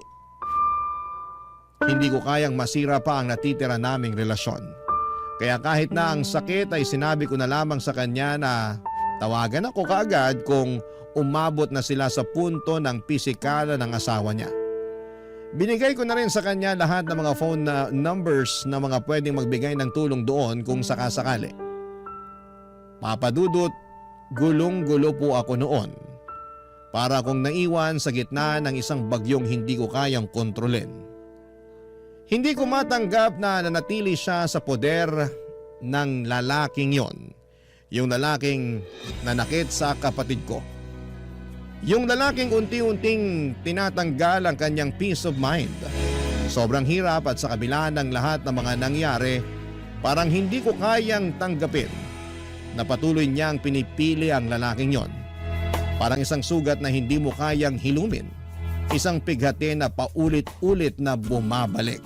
Barangay Love Stories. Barangay Love Stories.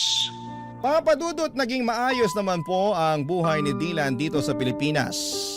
Lalo na at magkasama kami. Maliit lang ang inuupahan kong kondo pero komportable at magaan sa pakiramdam. Natustusan ko naman ang mga pangangailangan namin at sa bawat araw ay natututo rin si Dylan sa pag-a-adjust sa simpleng buhay dito sa Pilipinas. Ako na rin ang nag-aasikaso sa lahat ng papeles ni Dylan para makapag-stay siya ng maayos dito at higit sa lahat ay pinili kong ipagpatuloy ang kanyang edukasyon dito sa Pilipinas. Papa Dudut, masaya ako na naging mapayapa ang buhay namin kahit sa simpleng paraan. Ang mga maliliit na bagay na dating hindi namin binibigyang halaga, mga magaan na araw, tahimik na gabi ay ngayon ay nagiging malalaking bagay para sa amin. Ngunit sa kabila ng lahat ng ito, hindi pa rin nawawala ang matinding pagwo-worry namin kay Mami, lalo na si Dylan. Paminsan-minsan ay binabangungot pa siya parang ang mga masasakit na alaala mula sa France ay patuloy na bumabalik, Papa Dudut. Parang hindi siya makaalis sa mga trauma na iniwan sa kanya ng mga nangyari doon.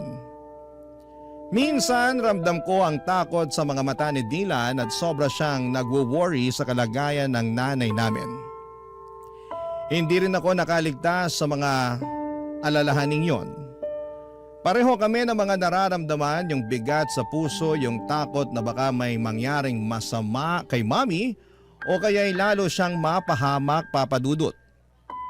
Ilang gabi rin ang lumipas na hindi ko maiwasang sisihin ang sarili ko. Sana'y mas pinilit ko si Mami na bumalik sa Pilipinas kasama namin. Hanggang ngayon ay hindi ko pa rin mapatawad ang sarili ko sa desisyon kong iwanan siya doon. Marami akong tanong sa isipan ko kung sana'y mas pinilit ko pa siya, kung sana ay hindi ko siya iniwan baka hindi na siya lumubog pa sa ganitong sitwasyon. Pero sa kabila ng lahat papadudot ng pag-aalala at pagdududa, may mga bagay na kailangan ko ring tanggapin. Minsan, hindi mo kayang baguhin ang mga desisyon ng ibang tao. Lalo na kung ang pinipili nilang landas ay iba sa'yo. Ngunit kung may isang bagay man na hindi ko pagsisisihan, yon ay ang desisyon na dalhin si Dylan pabalik ng Pilipinas. Siyang naging dahilan kung bakit mas nagkaroon ng pag-asa akong maramdaman na natutulungan ko siya at magbagong buhay. Sa kanya ko nahanap ang lakas na magpatuloy at hindi ko kayang isiping wala siya sa tabi ko. Lalo na sa mga panahong kailangan ko ng gabay at suporta. Mas ligtas siya sa akin dito at mas magaan ang pakiramdam ko na magkasama kami. Ang mga gabi namin ngayon ay tahimik, puno ng simpleng kaligayahan. At mas kontento kami sa buhay, Papa Dudut.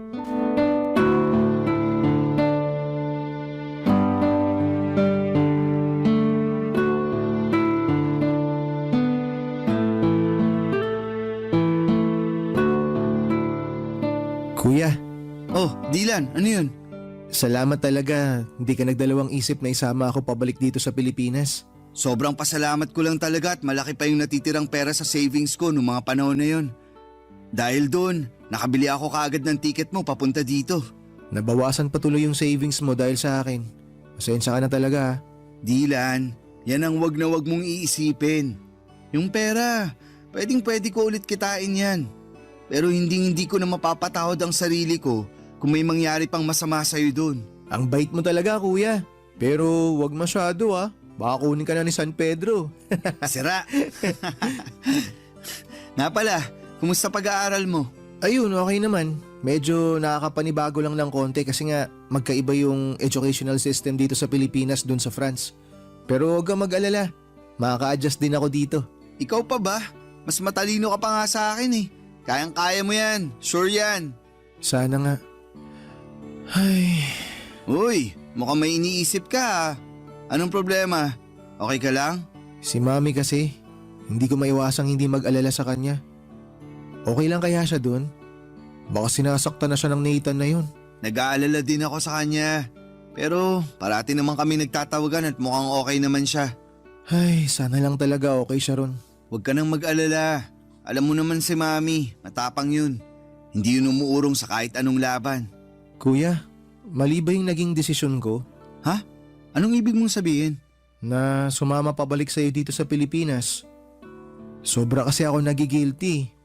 Naiisip ko kasi mas maganda ata kung nagpaiwan na lang ako dun kay Mami. Sana kasama niya pa rin ako hanggang ngayon. Dylan, makinig ka. Wag na wag mong sisisihin ang sarili mo ha? Dahil wala kang ginawang mali.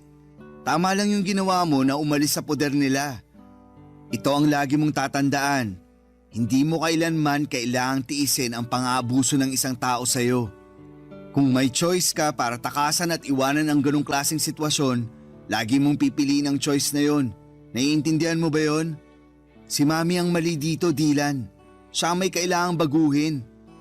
Kailangan niyang matutunang respetuhin ang sarili niya. At kailanman, hindi ko maiintindihan kung bakit tinitiis siya ang lahat ng yun. Lahat ng sakit at lahat ng pang-aabuso.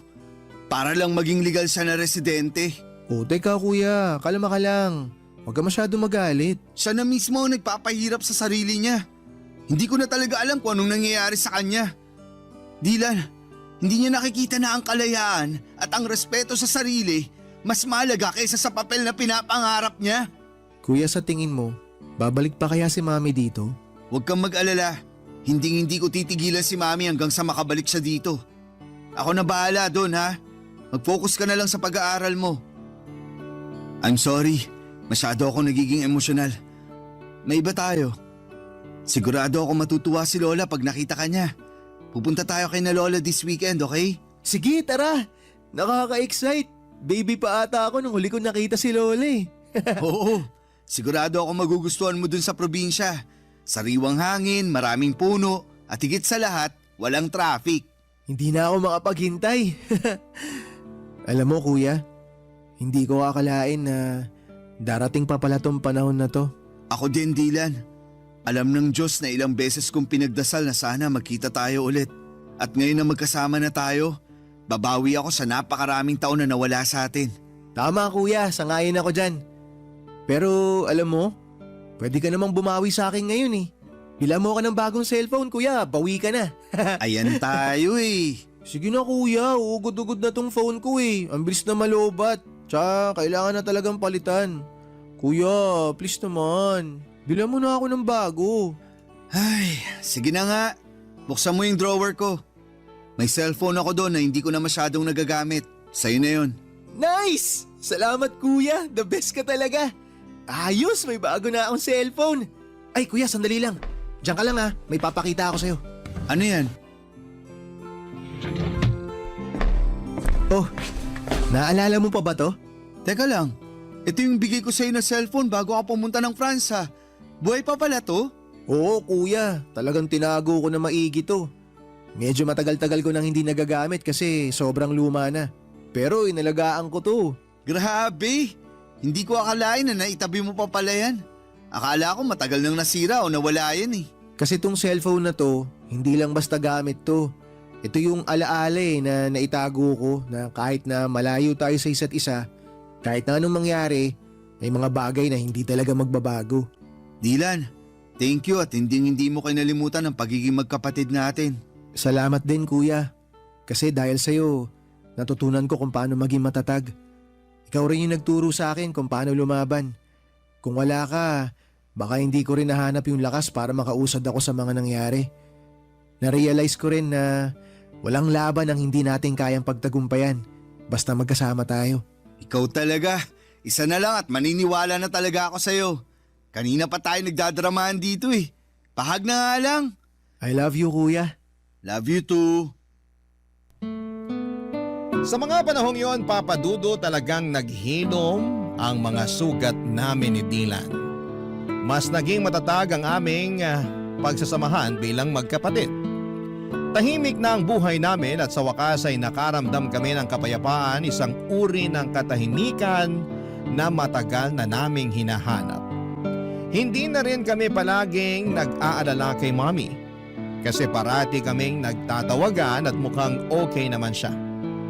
Kahit nasa malayo siya, pero kahit na medyo mas tahimik na ang lahat, hindi ko pa rin kayang alisin sa puso ko ang pag-asa na balang araw ay ilalayo ko si Mommy sa kinakasama niyang French.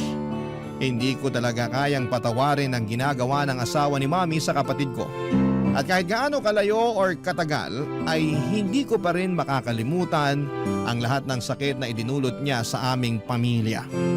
Masaya na rin ako na parang hindi ko na masyadong napapansin na may trauma pa si Dylan.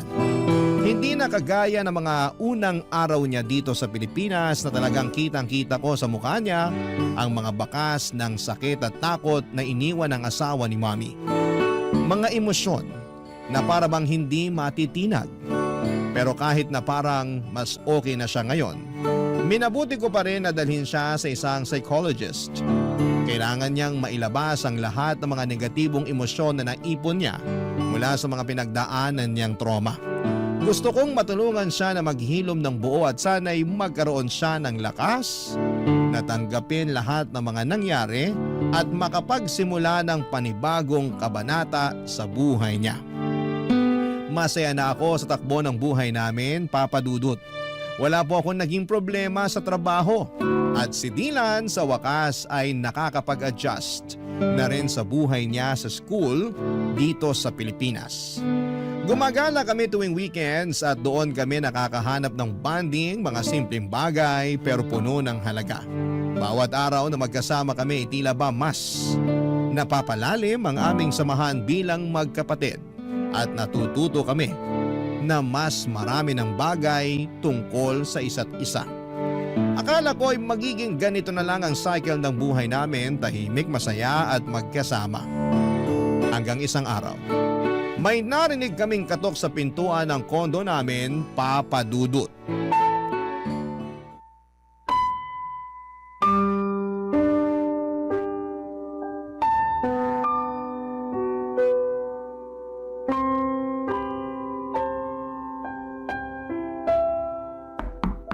Sandali lang! Mami? Mga anak! I'm so sorry! I'm so sorry! Ang tagal kong hinintay ang araw na to. Teka, Mami, paano nyo nalaman yung address dito? Binigay sa akin ng lola niyo ang address niyo. Pasensya na kayo kung hindi ko sinabi na dadating ako kasi sa totoo lang, hindi ko alam kung may mukha pa akong ihaharap sa inyo.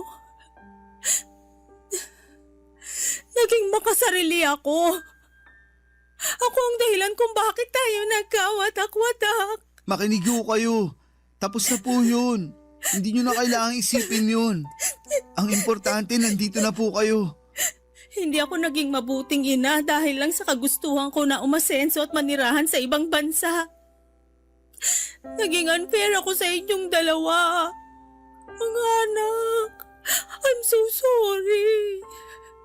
Sising-sisi na ako sa mga naging desisyon ko sa buhay. Mami, wag nyo nang isipin yun. Okay na po tayo. Hindi nyo po alam kung gaano kami kasaya ni Kuya ngayon na nandito na kayo. Tsaka ang mas mahalaga ngayon, Mami, kumpleto tayong 3 at mas matatag na tayo ngayon. Tama po si Dylan. Hindi na po tayo magkakaiwalay ulit. Lahat ng pagkakamali ko, lahat ng sakit na naidulot ko sa inyo, parang isang malaking kasalanan na hindi ko na kayang itama. Walang kapatawaran yung ginawa ko sa inyo, mga anak. Mami, napatawad ka na namin ni Kuya. Matagal na. Hindi ko alam kung paano ko mapapalitan yung panahon na nawala sa atin. Pero kung may pagkakataon pa, babawi ako sa inyong dalawa. Ang importante po, narito tayo ngayon. At nandiyan kayo sa tabi namin. Hindi na natin may babalik ang nakaraan pero sigurado ako na mas marami pang magagandang bagay na mangyayari. Lalo na ngayon na magkakasama na tayo. Salamat mga anak. Hindi ko alam kung anong ginawa ko para maging deserving pa ako ng pagmamahal nyo. Pero sobrang nagpapasalamat ako na may pagkakataon pa akong magbago at maayos ang lahat. Sobrang bigat ng kasalanan ko sa inyong dalawa. Mami, mahal na mahal ka po namin. Dylan, nagbulag-bulagan ako sa mga ginawang kahayupan sa iyo ni Nathan dahil lang sa pagmamahal ko sa kanya at sa kagustuhan ko na maging legal na residente. Naging impyerno ang buhay mo dahil hinayaan ko siya sa mga ginawa niyang kawalanghiyaan sa iyo, anak. Hindi mo deserve lahat ng nangyari sa iyo. I'm so sorry. Mami, aaminin ko po. Sobra ako nasaktan nang malaman ko na sinasaktan ni Nathan si Dylan. Akala ko po kasi noon, mas magiging ligtas si Dylan sa inyo. Lalo na't siya yung paborito niyong anak kahit noon pa man. Huwag niyo po sanang mamasamain pero wala naman pong problema sa akin kung siya ang paborito niyo. Ang sa akin lang po, sana pinrotektahan niyo siya laban sa hayop na yun. Pero sa sobrang dami na nang nangyari, hindi ko na po kayang magtanim ng sama ng loob laban sa inyo. Masaya lang po ako ngayon at ligtas kayo. Jasper, sobrang laki ng kasalanan ko sa iyo, anak. Nagkulang ako bilang nanay mo at hindi ko naparamdam sa iyo yung pagmamahal na karapat-dapat mong matanggap mula sa isang ina. Anak, maraming salamat dahil sa kabila ng lahat hindi ka nagdalawang isip na tulungan ang kapatid mo. Sobrang nagpapasalamat ako at nilayo mo siya kaagad sa malaimpyernong lugar na yon. Bakit, Mami? Ano nangyari? Nahuli ko si Nathan na ng bababae. Tapos nung kinumpronta ko siya tungkol dito, nagwala siya at muntik na niya akong mapatay. Sinira at binasag niya rin lahat ng mga natitirang gamit sa kwarto ni Dylan.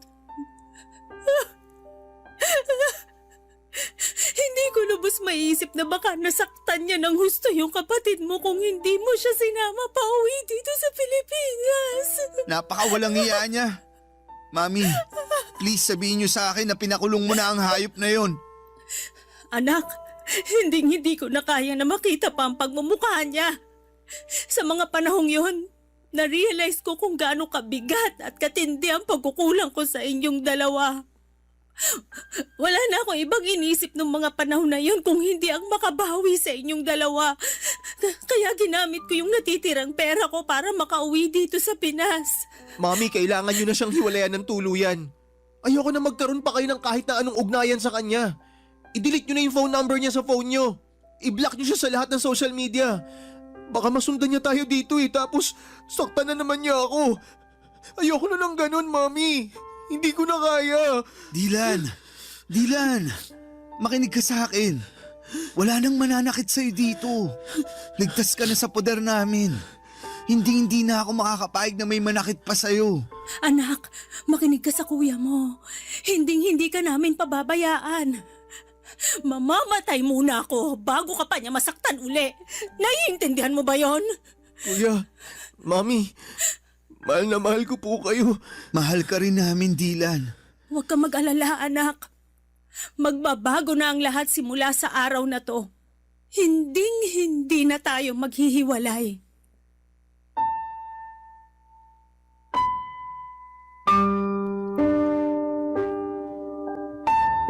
Papadudot muli ko na silaya ng mga bakas ng trauma sa mga mata ni Dylan ng araw na yon. Sobrang aking pag-aalala para sa kanya. Ngunit sa tulong namin ni Mami ay unti-unti at tuluyan din niyang nalaman na hindi siya dapat matakot pa. Si Mami po ay nanirahan kasama namin ni Dylan sa kondo na inuupahan namin. Habang ako ay patuloy sa aking trabaho bilang isang software engineer, si Dylan ay nagsusumika pa rin sa kanyang pag-aaral. At si Mami naman ay nagsimula ng magtrabaho bilang hotel receptionist. Nagtutulungan kami ngayon ni Mami sa mga gastusin at bills at sobrang saya ko po na kahit na hindi na ako bata ay nakakapiling ko pa rin siya sa araw-araw. Naging maayos naman ang takbo ng buhay namin hanggang sa isang araw. Isang kaibigan ni Mami mula sa France ang nagbalita na pumanaw na si Nathan dahil sa isang insidente sa bar. Tinulungan ko si Mami na mag-hire ng French lawyer online upang mag-file ng divorce nang hindi na niya kailangan bumalik pa sa France. Sa kabila ng mahaba at magastos na proseso ay naayos din namin ito at sa wakas ay na-finalize ang divorce. Hindi ko po kayang ilarawan ang gaan ng aming nararamdaman nang matanggap namin ang balita na opisyal nang wala ng bisa ang kasal nila ni Nathan. Sa wakas ay makakapagsimula na kami ng bagong buhay. Sa ngayon ay nagsusumikap kami ni Mami na mag-ipon upang makapagpatayo ng bahay na magiging saksi sa mas marami pang magagandang alaala na bubuuin namin bilang isang pamilya. Sa lahat ng mga naranasan ko ay natutunan ko na ang pagpapatawad ay isang paraan para bigyan ang sarili mo ng pagkakataong magpatuloy at maghilom. At syempre, maging maligaya. Lubos po ako nagpapasalamat sa Diyos dahil hindi niya ipinagkait sa akin ang pagkakataong muli kong makasama ang pamilya ko. At sa wakas ay masasabi ko na rin na ang mga sugat ng nakaraan ay tuluyan ng nagsara at naghilom. Kung sakali man po na matanggap ninyo ang aking liham ay nais ko po sanang magpasalamat sa inyong oras at atensyon sa aking kwento. From the bottom of my heart, gusto ko rin pong magpasalamat sa tuwa at inspirasyon na ibibigay mo sa programa mo. Ang inyong forever kapuso at kabarangay, Jasper. Barangay Love Stories. Barangay Love Stories. Kwentuhan naman tayo dito sa comment section. Nagustuhan ng iyong napakinggan? Ituloy yan via live stream sa www.gmanetwork.com/radio.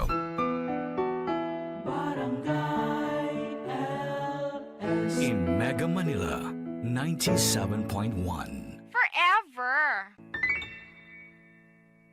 Ang mga kwento ng pag-ibig, kwento ng buhay, at kwento ng pag-asa dito sa Barangay Love Stories. Love Stories.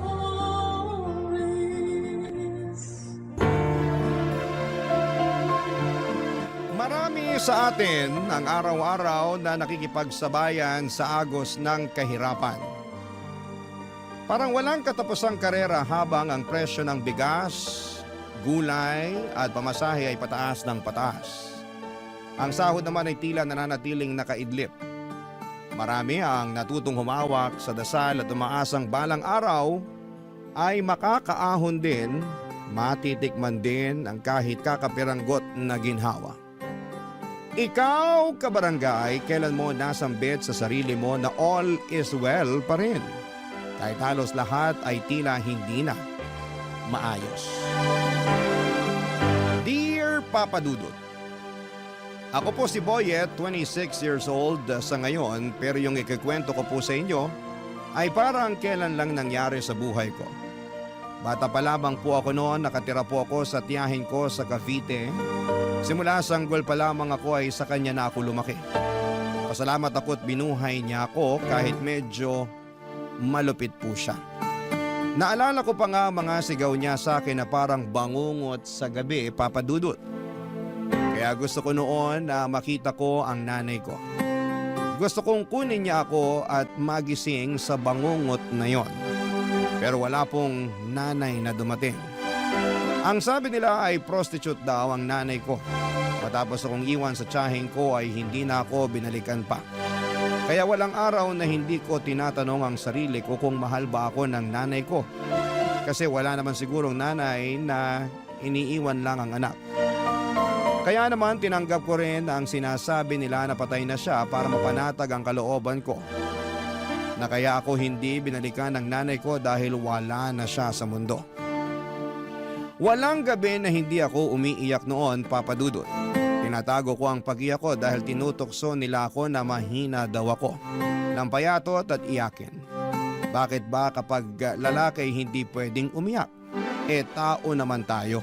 Marunong tayong umiyak kung nasasaktan. Dahil sa mga dinanas ko sa tiyahin ko ay nag-ipon ako ng pera galing sa pangangalakal ko. Gusto kong makaipon ng pamasahe. Gusto kong pumunta ng Maynila, oo nga't gusto kong paniwalaan na patay na ang nanay ko para mapanatag ang loob ko na mahal niya ako at hindi iniwan. Pero may parte pa rin sa puso ko na nagsasabing buhay siya at gusto ko siyang hanapin sa syudad. Lumuwas ako ng Maynila kahit na 10 years old pa lamang ako. Daladala ko ang mga pag-asa na sana'y makita ko ang nanay ko. Nang makarating ako sa Maynila ay sobrang takot ang naramdaman ko. Ang laki-laki, ang lawak at ang lahat ng tao ay parang hindi ko mapagkakatiwalaan. Unang gabi ko ay tumambay lamang ako sa labas ng simbahan. Hindi ko na matandaan kung anong simbahan yon. Pero nagdasal ako na sana'y gabayan niya ako at sana'y walang mangyaring masama sa akin at makita ko ang nanay ko. Nagdaan ang maraming araw, linggo at buwan hanggang sa nakilala ko si Manong sa isang squatter sa Makati, Papa Dudut.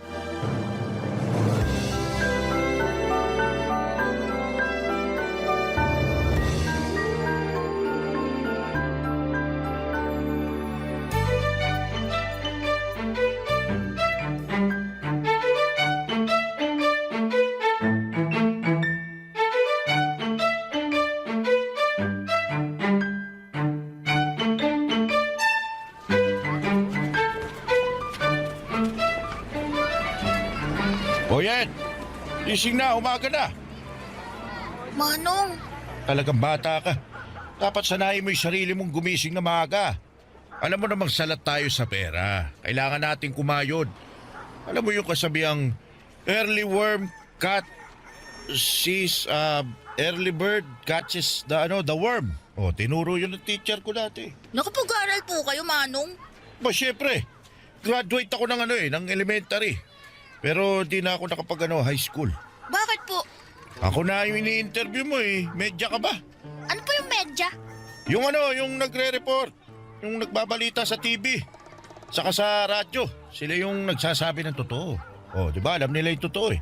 Oh, kapag sa kanila po ako magtatanong kung kilala nila nanay ko, sasabihin nila sa akin. Nako, Boyet. Yan ang hindi ko alam. Malamang hindi rin nila alam. Ang hirap naman kasi nung tanong mo eh. Siguro wala na talaga nanay ko. Manalig ka. Huwag mawala ng pag-asa. Opo. Asya, inumin mo na tong tinimpla kong gatas habang mainit pa. Salamat po, Manong ah. Parang kayo na nga po tatay ko eh. Talaga ba? Tatay yung tingin mo sa akin? Opo! Di ba yung mga tatay nag-aalaga sa mga anak nila? Pinagtitimplan niyo ako ng gatas eh. Ginising niyo ako para lang ipainom sa akin to. Ay nako, sige na. Ako na tatay mo. Pero Manong pa rin yung itawag mo sa akin ha. Baka pagkamalan talaga akong anak kita.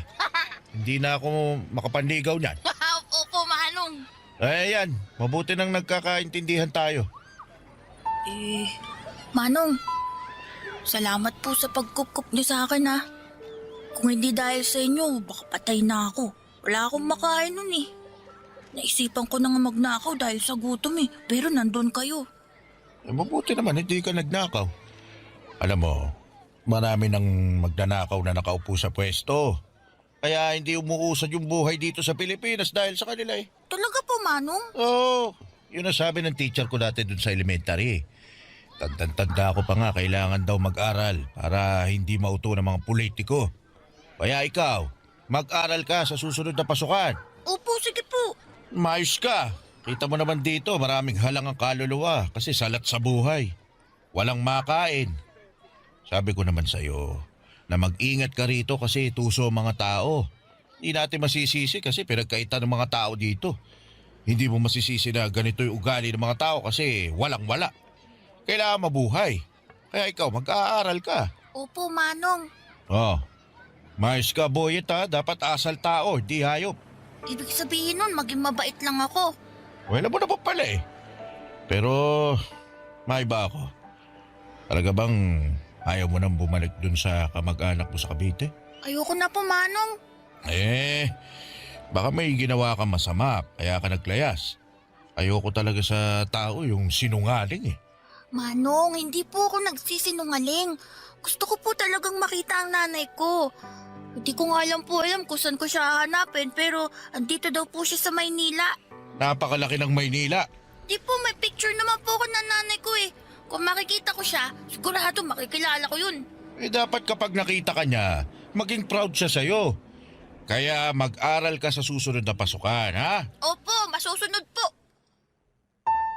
Papadudot nakatira kami sa pinagtagpi-tagping yero pero ramdam kong nakahanap ako ng tatay sa piling ni Manong. Kahit walang maayos na bahay, mainit, marumi, pero para sa akin ay may pag-asa dahil kay Manong. Matandang binata si Manong, wala siyang asawa at wala ding anak. Dahil wala nga siyang anak kaya ko na ang itinuring niya na parang sarili niyang anak. Ang sabi niya sa lugar na gaya ng squatter ay tuso ang mga tao. Hindi dahil masama sila kundi dahil lahat ng tao sa paligid ay pinagkaitan. Walang araw at gabi na hindi na ako pinapangaralan. Sabi niya kahit mahirap dapat ay matuto pa rin akong maging matinong tao. Pinag-aral niya ako at binilhan ng lapis, papel at gamit sa eskwelahan. Sobrang saya ko talaga, papadudot. Inihatid pa niya ako sa eskwelahan at sinisigurong okay lang ang unang pagpasok ko. Naramdaman ko na kahit na hindi kami magkadugo ay mahal niya ako. Ngunit tulad ng karamihan sa mga bata ay naging pasaway din po ako. Hindi na ako natutuwa sa lapis at papel dahil sa mahirap palang mag-aral. At marami akong nakakaaway na kaklase ko at maging sa ibang section at grade. Hindi naging safe sa akin ang eskwelahan dahil isa pala siyang malaking arena na samot-saring mga bata na iba-iba ang ugali. May matalino, may hindi biniyayaan ng talino, may mabuti at masama na sa tingin ko ay hindi naturuan ng tama ng magulang o sadyang spoiled lamang at gustong manghamak ng ibang bata. Hindi ako naging masaya tuwing pumapasok ako, papadudot. Kaya hindi ko sinabi kay Manong na hindi na ako pumapasok. Mas pinili kong magkalakal muli. Mas pinili kong gumala para maghanap ng pera. Kung magkaroon man ako ng kaaway ay hindi ko na kailangan pang magpaliwanag sa teacher. Ang importante sa akin ay makahanap ako ng pera. Hanggang sa isang araw, hindi na naitago ang ginagawa ko. Pinatawag pala si Manong ng teacher ko na hindi ko alam. At sa gabing pag-uwi niya ay nakita kong galit na galit si Manong sa akin, Papa Dudut.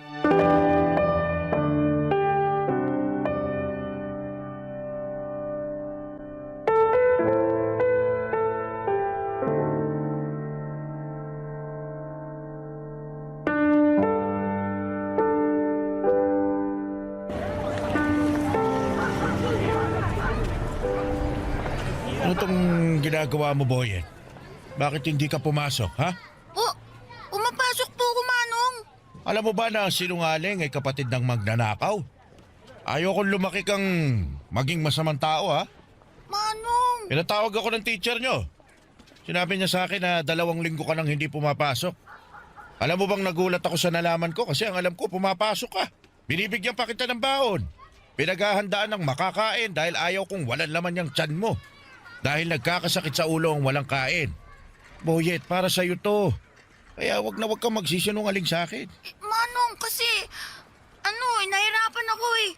Saka kumikita naman ako. Tsaka yung pinabaon yung pera, iniipon ko naman, di ko ginagastos.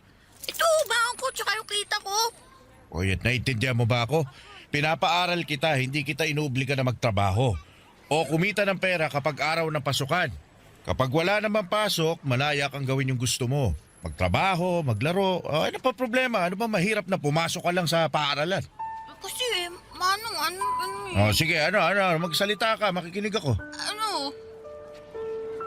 Gusto mo bang habang buhay na nasa magulong lugar na to? Gusto mo bang tumanda na katulad ko, ha? Nilamon na lang ng basura ang buhay na unti-unting nabubulok? Manong, sorry na po. Alam mo, anak na ang turing ko sa'yo. Naging responsibilidad na kita. Hindi na kita pwedeng pabayaan, Boyet. Hindi ako nagkaanak. Ayaw kong magkaanak, kaya hindi ako nag-asawa kasi takot ako eh. Takot ako sa responsibilidad. Kita mo naman, ano may bibigay ko magandang buhay sa pamilya ko? Sa magiging anak ko na mahirap pa ako sa daga. Ayoko maghirap ang magiging pamilya ko, ang magiging anak ko. Pero nung dumating ka, naisip ko, ako na ang pamilya mo. At wala na akong magagawa kundi ang bigyan ka ng magandang buhay sa abot ng makakaya ko. Kaya kita pinapaaral kasi ito ang aahon sa iyo sa kahirapan. Magkaroon ka ng ibang buhay. Huwag kang gumaya sa akin. Kasi ayokong tumanda ka na katulad ko. Manong, pasensya na po talaga. Kasi po, ang hirap-hirap naman po kasi mag-aral eh. Marami po ako nakakaaway na mga bata. Di tapangan mo. Hindi pwedeng basta-basta ka na lang susuko. Ilaban mo yung sarili mo. Hindi ko naman sinasabing makipagsuntukan ka sa kanila. Sinasabi ko, umiwas ka sa gulo. Hindi mo naman ikagagaling kung papatulan mo sila eh. Lagi mong isipin na nasa paaralan ka para mag-aral. Para maging mabuting tao. Para paglaki mo, pwede kang pumili ng kahit na anong gusto mong maging. Pagsusumikapan ko. Pero yung kaya ko lang ha. Pwede kang maging security guard. Pero pulis lang din po yun, pero nakatayo lang. Pero astig pa din. Tama. Basta wag lang maging katulad ko. Pwede ba yun? Opo. Ipangako mo sa akin ha? Opo, pangako po, Manong. Alam mo, may request ako sa'yo. Ano po yun, Manong? Magpapamasahe po ba kayo? Sige po, handa po ako. Ito naman, iba yung request ko. Ano nga po? Pwede bang tawagin mo akong tatay? Po? Ayaw mo ba? Naku, gusto ko po. Gusto ko. Tatay. Simula ngayon, ako na ang tatay mo. Opo, tatay. Gusto ko umakyat sa stage kasama mo kapag graduation mo na, ha? Ano po yung graduation? Kapag tapos ka na ng elementarya. Tapos ka na rin ng high school. Tsaka kapag magka-college ka na. Ang dami po palang graduation, no? Ang dami ko po palang pag-aaralan. Ba't ganyan yung mukha mo? Masasabi mo lang kanina, pinangako mo mag-aaral ka mabuti. Wala na, pasubo lang po ko eh. Basta nandito lang ako. Naalalayan kita. Salamat po. Nang gabing yon ay hindi ako makatulog, Papa Dudut.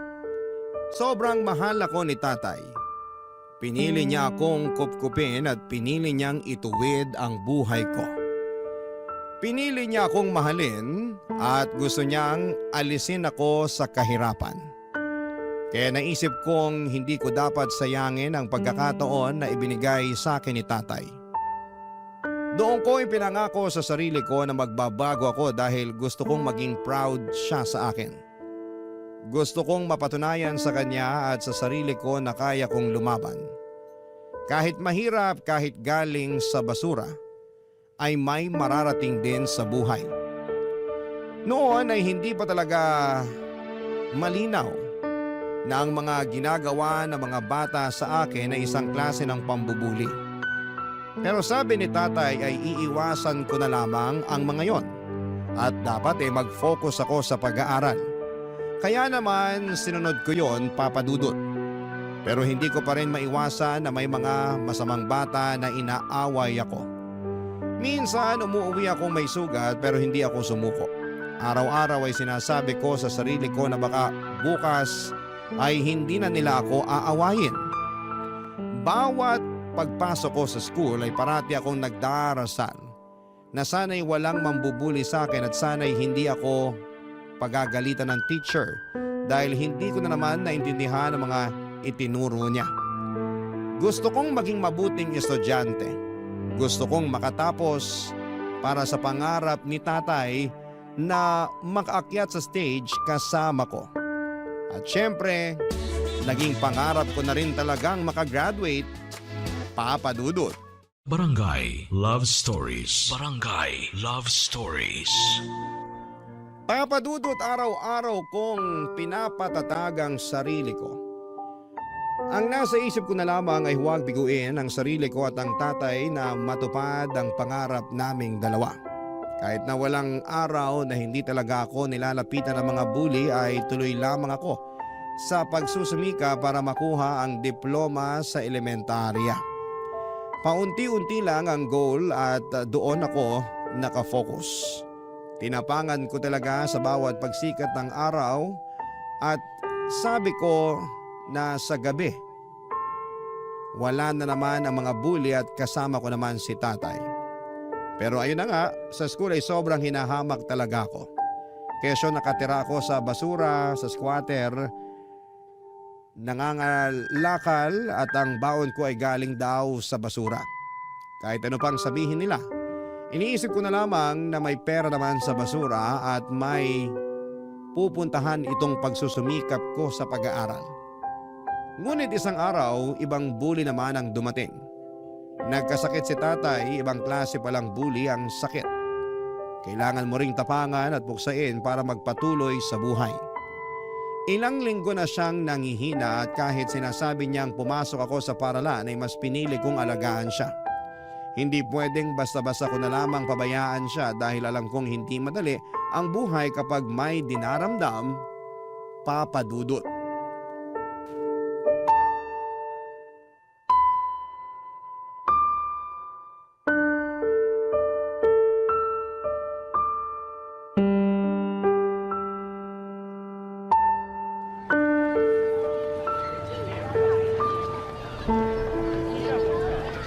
Tay, dahan-dahan lang po.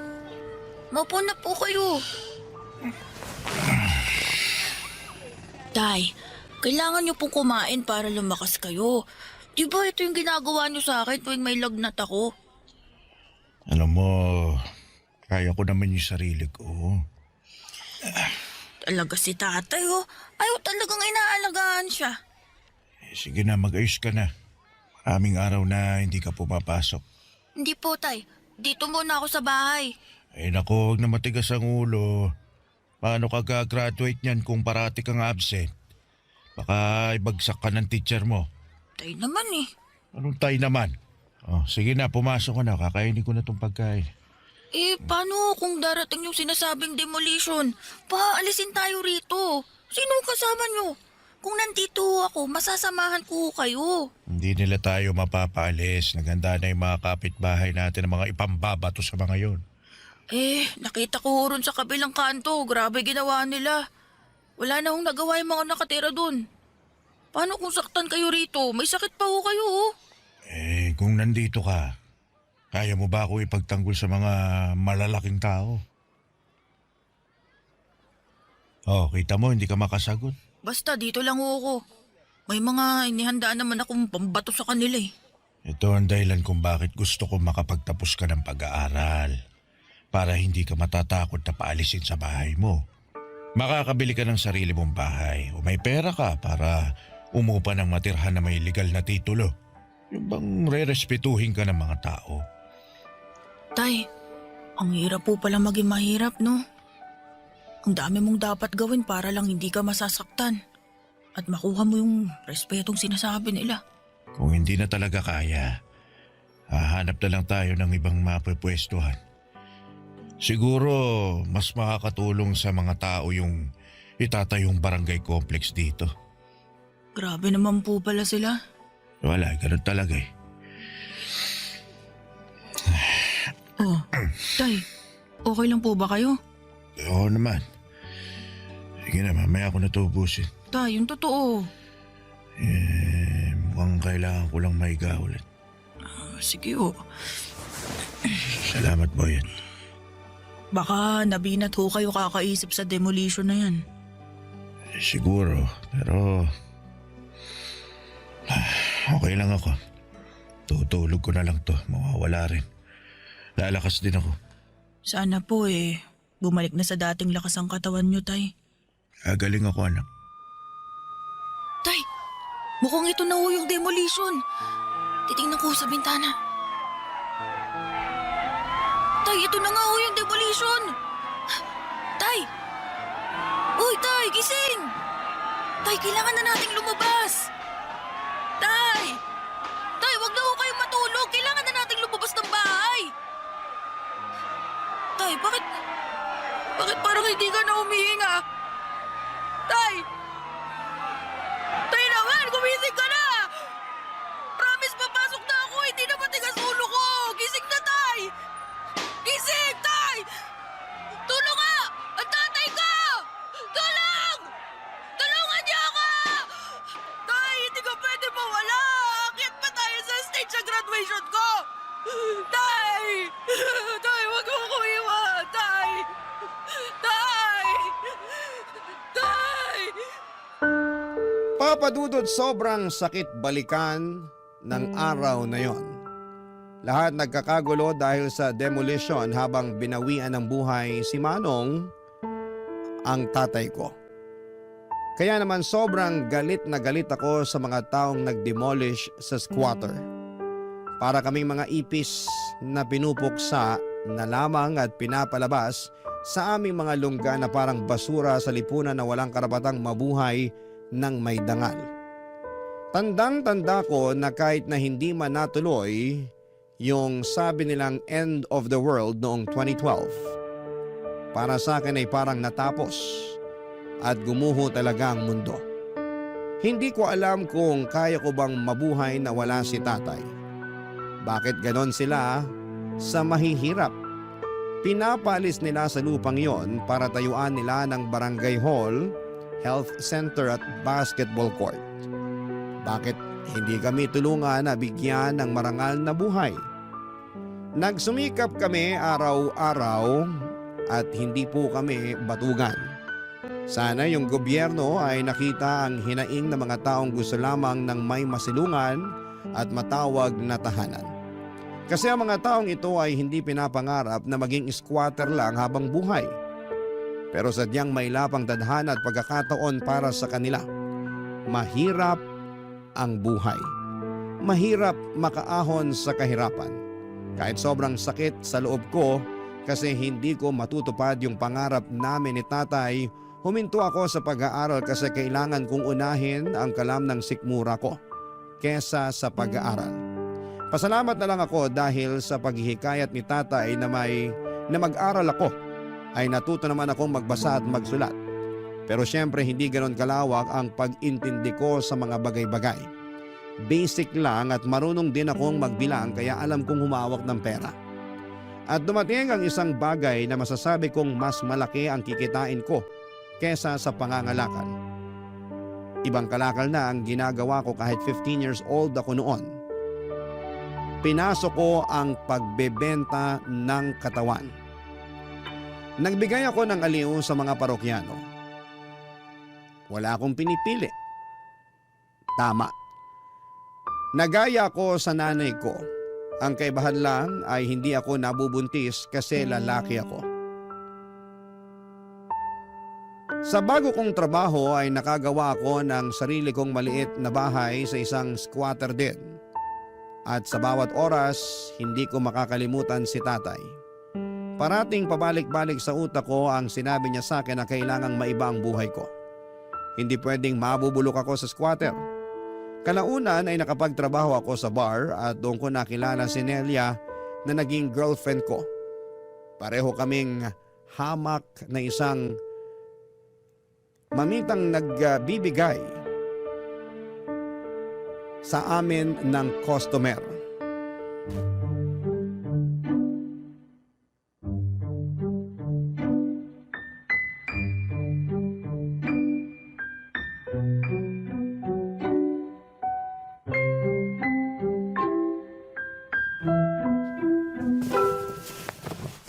Talagang ganyan ang susuotin mo?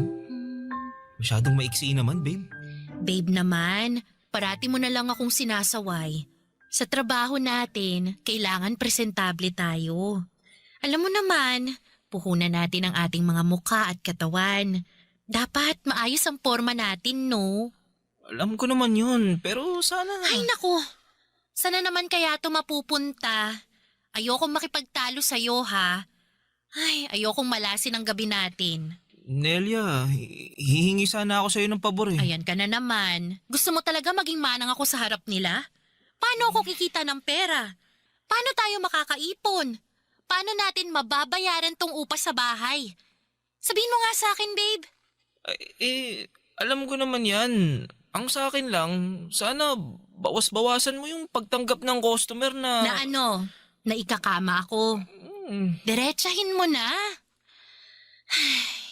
Babe, bago pa lang tayo maging tayo, ganito na trabaho ko. Ganito na si Nelia. Ganito na trabaho ko. Isang babaeng bayaran.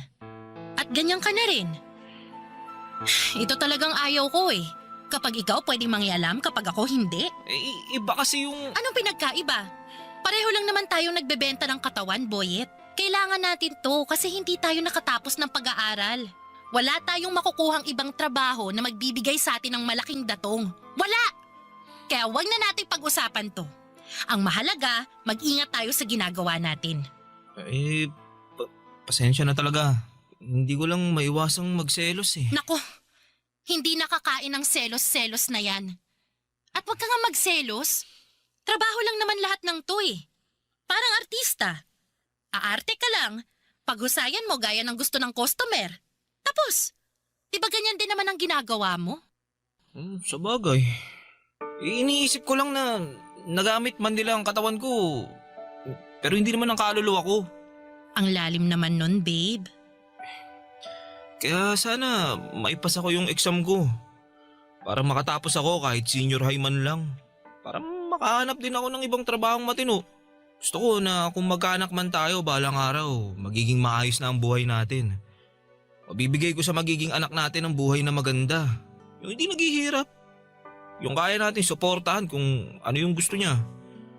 Pag-aaralin natin yun hanggang kolehiyo. Ang taas talaga ng pangarap mo, babe. Pero tama, ayaw ko rin maranasan ng magiging anak natin ang hirap sa buhay.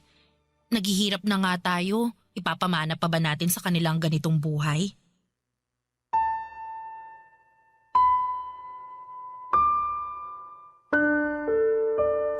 Papadudot na encourage ko si Nelia na mag-ALS.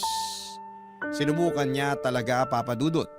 Maraming beses na parang gusto na niyang sumuko pero parati ko pa rin siyang sinasabihan na para ito sa aming dalawa. para pwede naming sabihin na may pinag-aralan kami. Pero dumating ang 2020, nagka-pandemic. Naging isang dagok ito para sa amin at maging sa mga kababayan natin. Naging mahirap ang buhay at nawalan kami ng customer kasi nga ay nasa bahay lahat ng tao. Ang daming restrictions. Pati ang ipon namin ay naubos dahil wala talagang trabaho. Naisipan ko na lamang kung talaga bang may Panginoon kasi puro pahirap na lamang ang naranasan ko. Nagsusumikap naman ako sa buhay pero parang ang hirap pa rin. Paano kaya kami magso-survive? Paano ang isang tulad naming dukha ang kakayaning mabuhay sa gitna ng pandemya na walang trabaho? Ang hirap talaga, Papa Dudut. Nakakadurog ng puso ang sitwasyon, nakakapanghina ng loob na para bang inalisan na naman kami ng pagkakataong mabuhay. Ang hirap pong maging mahirap at ang masakit ay maraming tao ang tingin sa amin ay palamunin. Nakapina lamang para sa ayuda at pasanin ng lipunan. Sa totoo lang po, Papa Dudut, gusto kong hingiin na sana'y magkapalit kami ng buhay para malaman niyang nagtatrabaho kami para mabuhay. Pero sadyang mailapang kapalaran sa kagaya naming salat sa buhay. Barangay Love Stories. Barangay Love Stories. Hindi naging maganda ang pagsasama naming dalawa dahil sa sitwasyon, Papa Dudut. Ang hirap ng walang pera, walang customer, and mahirap ang buhay sa panahon ng pandemic. At dahil nga sa mga restrictions ay nawalan kami ng hanap buhay. Siguro hindi lang kami, marami sa ating kababayan. Sana nga ay yun na ang huling pandemic sa mundo. At dahil nga sa hirap ay parati kaming nag-aaway at mainit ang ulo. Totoong nakaka-high blood ang walang pera. Pero nang malift ang mga restrictions ay unti-unting bumalik ang lahat. Nagkaroon na ulit kami ng trabaho at magkahiwalay kami ng bar. Nagkikita na lamang kami tuwing umuuwi ng bahay at ang importante ay magkasama pa rin kami. At gaya nga ng dati ay balik kami sa dating gawi, ang pagbebenta ng panandaliang aliw. Ang kumita ng pera, ang magtrabaho na kahit para sa iba'y mabaho pa sa basura ang ginagawa namin. Para sa akin ay wala akong pakialam dahil wala naman akong inaapakang tao. Wala akong hinahamak. Gusto ko lang kumita ng pera pero isang umaga'y nagulat ako nang umuwi si Nelia sa bahay, Papa Dudut.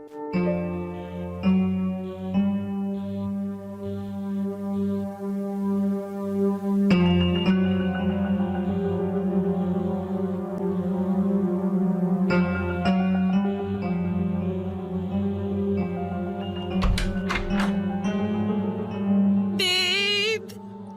Babe! Anong nangyari sa'yo? Teka, may mga pasa ka. Sino may gawa sa'yo nito, ha? Babe, nakakatakot siya. Sinaktan niya ako. Sino? Ba't ganito ginawa niya sa'yo, ha? Yung customer ko. Matapos niya akong pabuyin, balak niyang hindi ako bayaran. Kaya umalma ako, pero sinampal niya ako ng malakas. Tumilapon ako sa kama. Tinadyakan niya ako. Pinagsusuntok. Ang sakit. Ang sakit-sakit, babe. Hayop siya. Kilala mo ba yon? Hindi. Hindi ko kilala. Pero kapag nakita ko siya, mamumukan kong demonyong yon. Bakit nangyari sa ito? Kung alam ko lang na ganun siya, hindi na ako sumama sa kanya. Ayoko na. Ayoko na sa lintik na buhay na to. Nakakapagod. Pasensya ka na, Nelia. Kung nandun lang sana ako eh. Naipagtanggol sana kita eh. Ang dami nitong mga sugat at pasa mo. Mawalang kaya talaga sila. Kahit noon pa man, kung sino pa yung agad sa buhay, Sila pa ang may asal demonyo! Siguro nga, ito na yung panahon na ihinto ko ng ganitong trabaho. Ayoko na. Kaya, magsusumikap ako. Mag-aaral ako. Gusto ko makapagtapos para makakuha ng matinong trabaho na hindi yuyurakan ng pagkatao ko. Tama yan. Papangako ko sa'yo na balang araw. Ire-respeto tayo ng mundo. Hindi na tayo mamalitin. Hindi na tayo bababuyin. Magiging tao na ang tingin sa atin.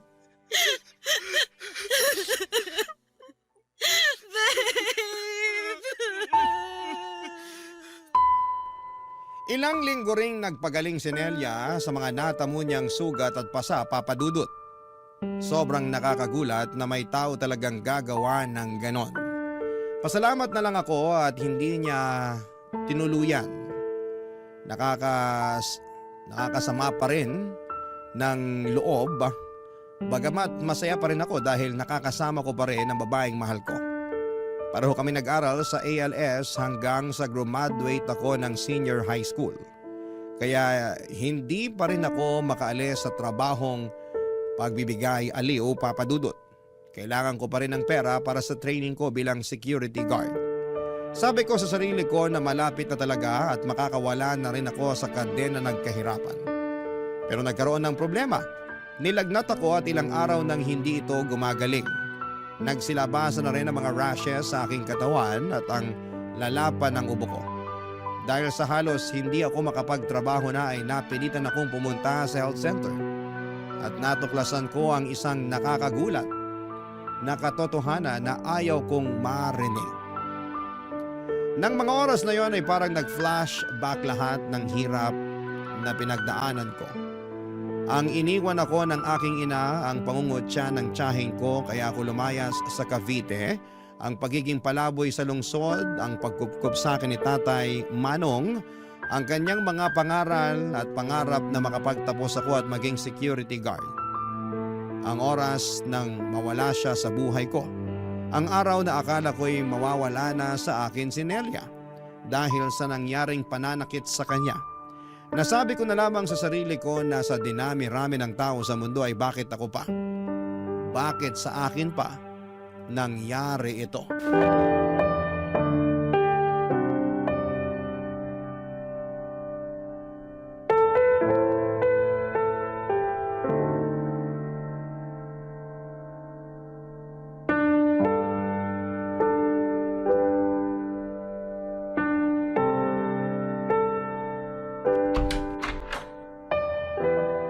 Babe, ang tagal mo namang bumalik.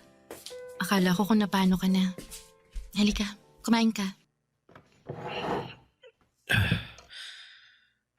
Babe, bakit parang tulala ka? Anong sabi ng doktor? Na-check ka ba? Nakapunta ka ba sa center? Naku, sana pumayag kang samahan kita. Pwede ko namang isarado muna tong tindahan eh. Boyet? Bakit? Akala ko, malapit ko na matupad ang pangarap ko eh. Akala ko magiging security guard na ako. Magiging maayos ang buhay ko. Teka, ano bang nangyari? Doon ako galing sa center. Sumailalim ako sa mga test. Anong resulta? Ano bang test ang ginawa nila sa'yo? Alam mo, gusto ko sanang ilihim pero karapatan mong malaman ng totoo kasi magkarelasyon tayo. At baka... Ano bang nangyayari? Pinapakaba mo naman ako eh. Magsalita ka, Boyet! Iniisip ko kung saan ko kaya nakuha to. Naalala ko, may naging customer ako. Ayaw niya maglagay ng protection. Malaki ang binayad niya sa akin. Pumayag na ako. Kasi isang beses lang naman eh. Teka, huwag mong sabihin nagpositibo ka. Patawarin mo ako, Nelia. Bakit mo ginawa yan? Akala ko kasi ano eh. Ibig sabihin, hindi.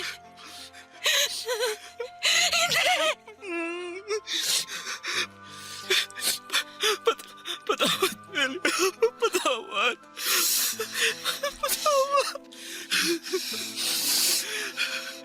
Ibig sabihin, nahawaan mo na ako? Buyat naman! Bakit ka pumayag makipagsiping na walang proteksyon? Ang tagal-tagal na natin sa trabahong to! Nagawa mo pa rin maging bobo! Tukso ako ng pera! Pera! Natukso ka sa pera! Pero ano naging kapalit, ha? Buhay natin!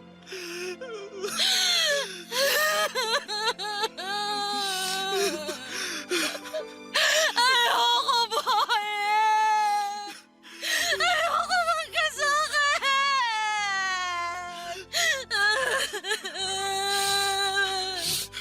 Ayoko magka-AIDS! Ayoko!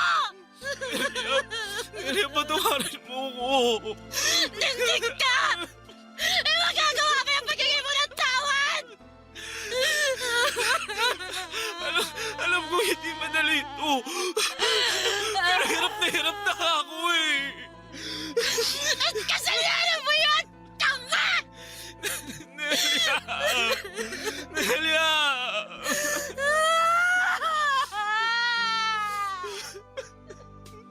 Nindig na buhay ito!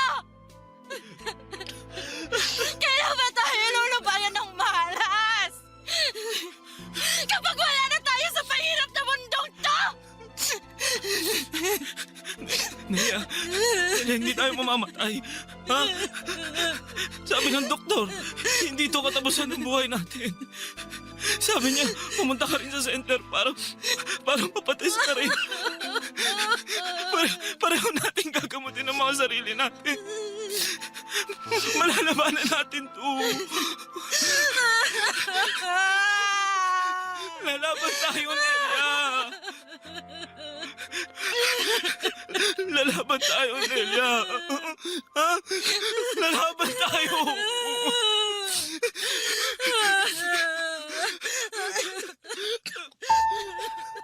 Parang teleserye ang naging buhay ko, Papa Dudut.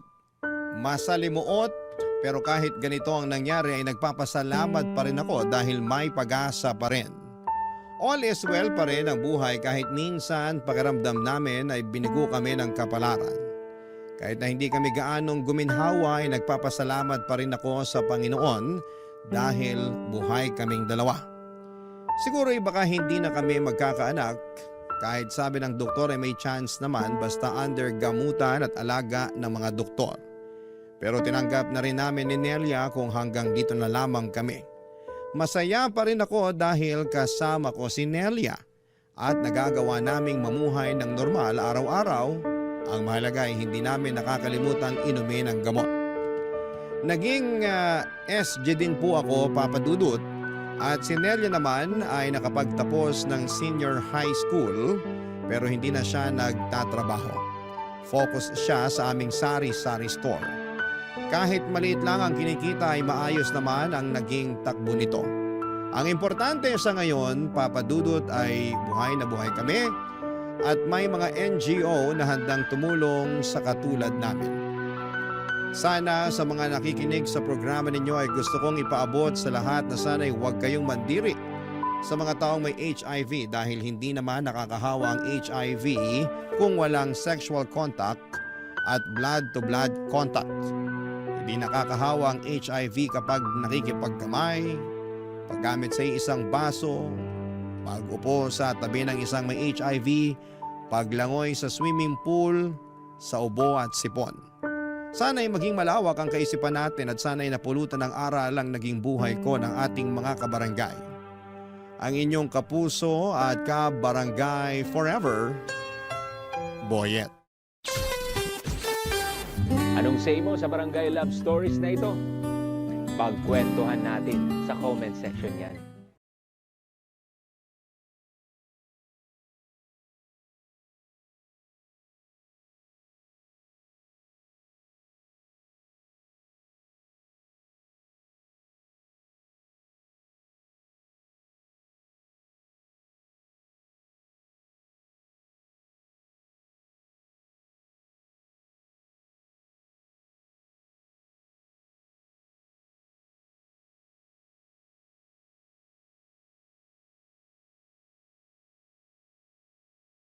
Ang mga kwento ng pag-ibig, kwento ng buhay, at kwento ng pag-asa dito sa Barangay Love Stories. Love Stories.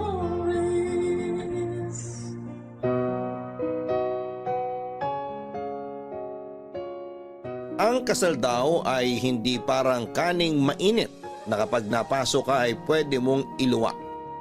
Isang lifetime commitment ang kasal at huwag mong susubukan kung hindi mo kayang mapanindigan.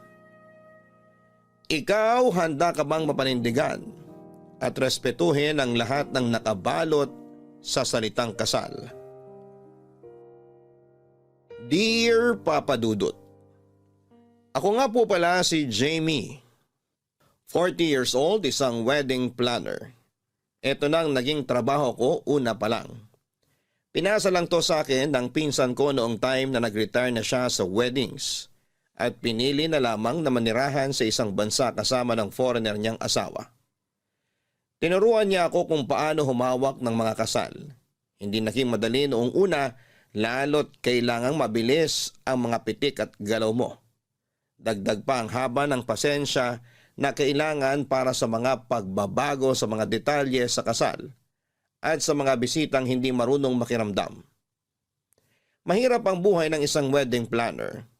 Puro lakaran, puro pakikipag-usap, puro pagpapasensya, at puro pagpapatawad. Hindi madali pero sa tuwing nakikita ko kung gaano kasaya ang mukha ng mga ikakasal ay parang nababawi rin kahit papaano ang hirap. Saka mo biglang susundutan na pwede pa sa susunod na kasal. Hanggang sa nakasanayan ko na ang buhay ng isang wedding planner. Wala na akong ibang nakitang trabaho na mas bagay sa akin kundi ito. Marami akong nalalamang kwento ng pag-ibig at napapaluha na lamang ako. Dahil kahit na hindi ko pa yon naranasan ay masaya na lang din na maging bahagi ng forever nila. Opo, single ako. Always the wedding planner, never the bride ang atake ng drama ko. Nakakatawang isipin na kaya kong planuhin ang kasal ng iba. Pero sarili kong kasal ay wala pa. Pero naisip ko na lamang baka hindi para sa akin ang kasal. Kaya ipinagpatuloy ko na lamang ang pagtatrabaho para sa forever ng iba. At ang isang hindi ko makakalimutan na pares na tinulungan ko ay sina Ron at Laika. Mas bata sa akin si Ron ng 5 taon at si Laika naman ay 10 taon. Nirefer sila sa akin ng dati kong kliyente. At sa kanilang dalawa iikot ang karamihan ng kwento ko sa inyo.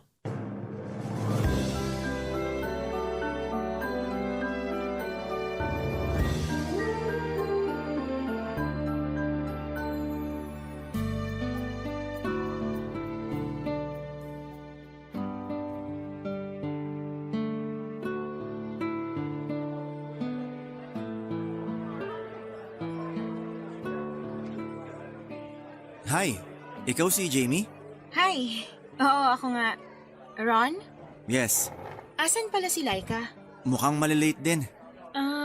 Hindi kayo sabay na pumunta rito? Ewan ko ron. Akala ko late na ako, mas late pa pala siya.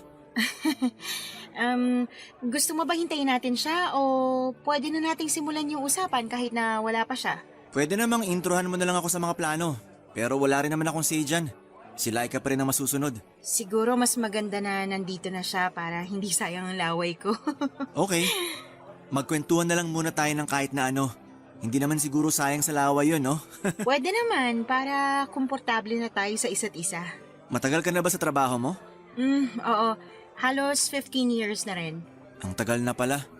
Siguro umay ka na sa mga kasal, no? Sanay lang, pero hindi umay.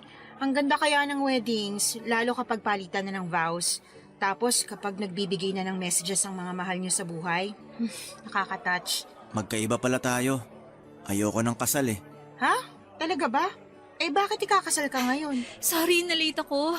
May nakita kasi akong dress sa mall kanina. Natagalan ako mag-decide kung bibilin ko ba o hindi. Ang ending, binili ko pa rin. Pwede mo naman sanang balikan na lang yan damit after nitong meeting natin with Miss Jamie, di ba? Eh paano ko makuha ng iba? Tsaka wag ka nga. Pareho lang naman tayong late, no? Mas maaga ka nga lang ng konti sa akin. Di ba, Miss Jamie? Basta akong pinakamaaga sa inyong dalawa. Pasensya ka na ulit ah. Ayos lang yun. Basta wag lang kayo malilate sa mga susunod. Lalo na sa araw mismo ng kasal nyo kasi hirap na ako magpatawad nun.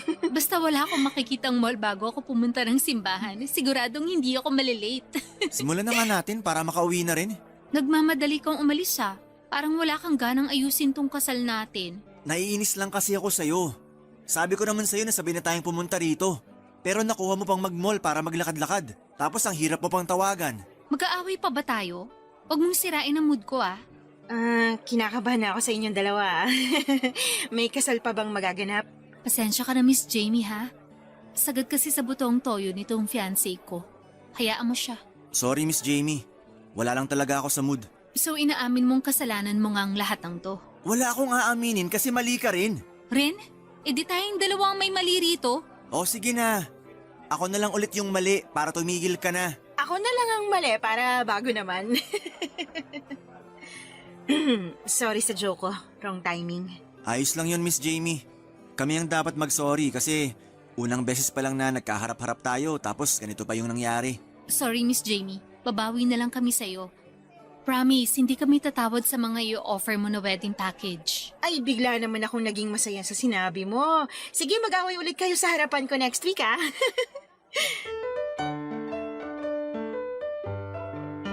Sanay na ako sa eksenang nakita ko kina Ron at Laika, Papa Dudut. Kaya mahaba na rin ang pasensya ko sa mga ganong kaso. Gets ko naman na pressured ang mga ikakasal lalo at kapag malapit na ang wedding day nila. Sa dami ba naman ng nahawakan kong kasal, kina Ron at Laika pa ba ako may stress? Mukha naman silang maayos na dalawa. Siguro ay nataon lang na pareho silang wala sa mood, kaya mas lalong nag-init ang simpleng away lang sana. Bigla ko tuloy naalala yung ex-fiancé ko. Opo, muntik na rin naman akong ikasal noon. Isang gabi bago ang kasal namin, naramdaman ko ang stress sa kanya. Kaya nga ultimo yung medyas niya ay pinanghawakan pa naming dalawa. Bilang ako naman ang mahabang pasensya sa amin, kaya inunawa ko na lamang siya. Pinakalma, umepekto naman at kinabukasan ay excited na akong makaharap siya sa altar. Ang ganda ko noong araw na yon. Bumagay sa akin ang trahe de boda ko at ang hawak kong mapupulang rosas. Nasa bridal car pa ako noon, Papa Dudut. Hindi pa ako pinalalabas ng wedding coordinator para hindi ako makita ng mga bisita. Kaya lang napansin ko na parang nagkakagulo na sila sa labas ng simbahan. Panay din ang tingin nila sa akin. Parang may mali. Sinubukan kong kausapin ang coordinator namin at wala naman daw problema. Medyo malilate lang daw ang kasal dahil wala pa ang groom. Tumango ako pero nang pinagmasdan ko ang itsura ng coordinator namin, kita ko na nagwo-worry na siya. At nang umabot na ng 20 minutes ang paghihintay ko ay nagpa siya na akong lumabas ng sasakyan at pumasok ng simbahan. Doon ko nalaman na tinakasan na ako ng groom ko. Hindi na raw siya makontakt at nag-iwan ng note sa hotel na nagsasabing hindi niya raw ako kayang pakasalan. Hindi ako umiyak pero nawala bigla ang kagustuhan kong maranasan ang happily ever after tulad ng iba.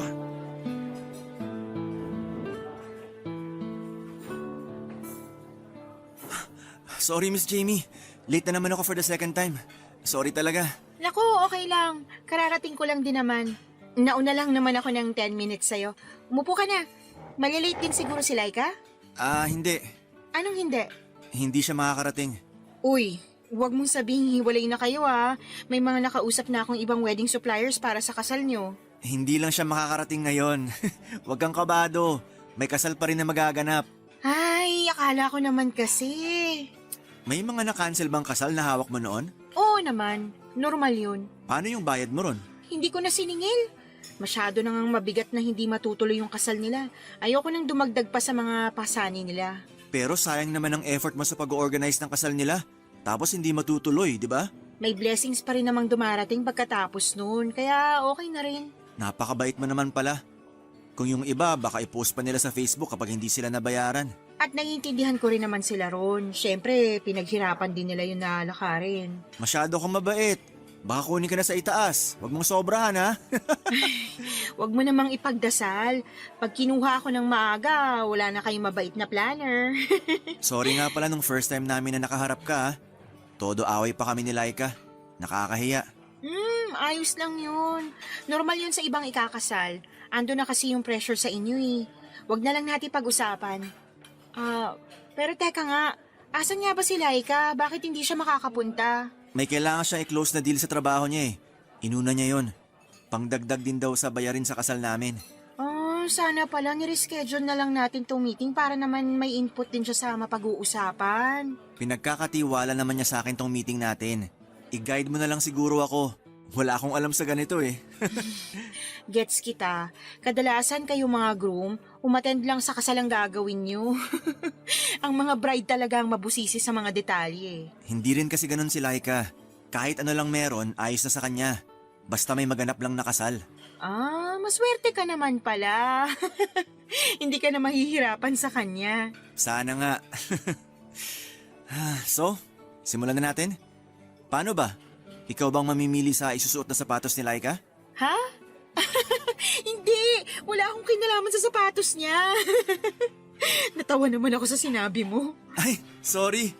Sabi ko naman sa'yo, wala akong alam sa ganito Banu talaga. Sorry. Alam mo, ganito na lang. I-reschedule ko na lang tong meeting natin. Dapat kasama na si Laika. Baka kasi kung ano pang masabi mo ngayon. Mas mabuti pa nga. Pero babayaran ko na lang tong araw na kinita mo ko. Wag na. Wala rin naman akong ginagawa sa bahay kaya gusto ko rin namang lumabas. Bayaran mo na lang ako ng kwentuhan. Nako, kung kwentuhan lang pala ang bayad sa'yo, yayaman ka sa akin. So, simulan na natin? Paano ba? Ano bang size ng sapatos mo? Palong-palo ang sense of humor ni Ron sa akin, Papa Dudut. Kaya nasulit ko rin na lumabas ng bahay kahit kinailangan kong i-reschedule ang meeting namin para sa kasal nila ni Laika. Aaminin ko nung una ko siyang nakilala dahil nga cold at stressed siya noon. Hindi ko natipuhang makipag-usap masyado sa kanya. Nadagdag pa yung away nila sa harapan ko.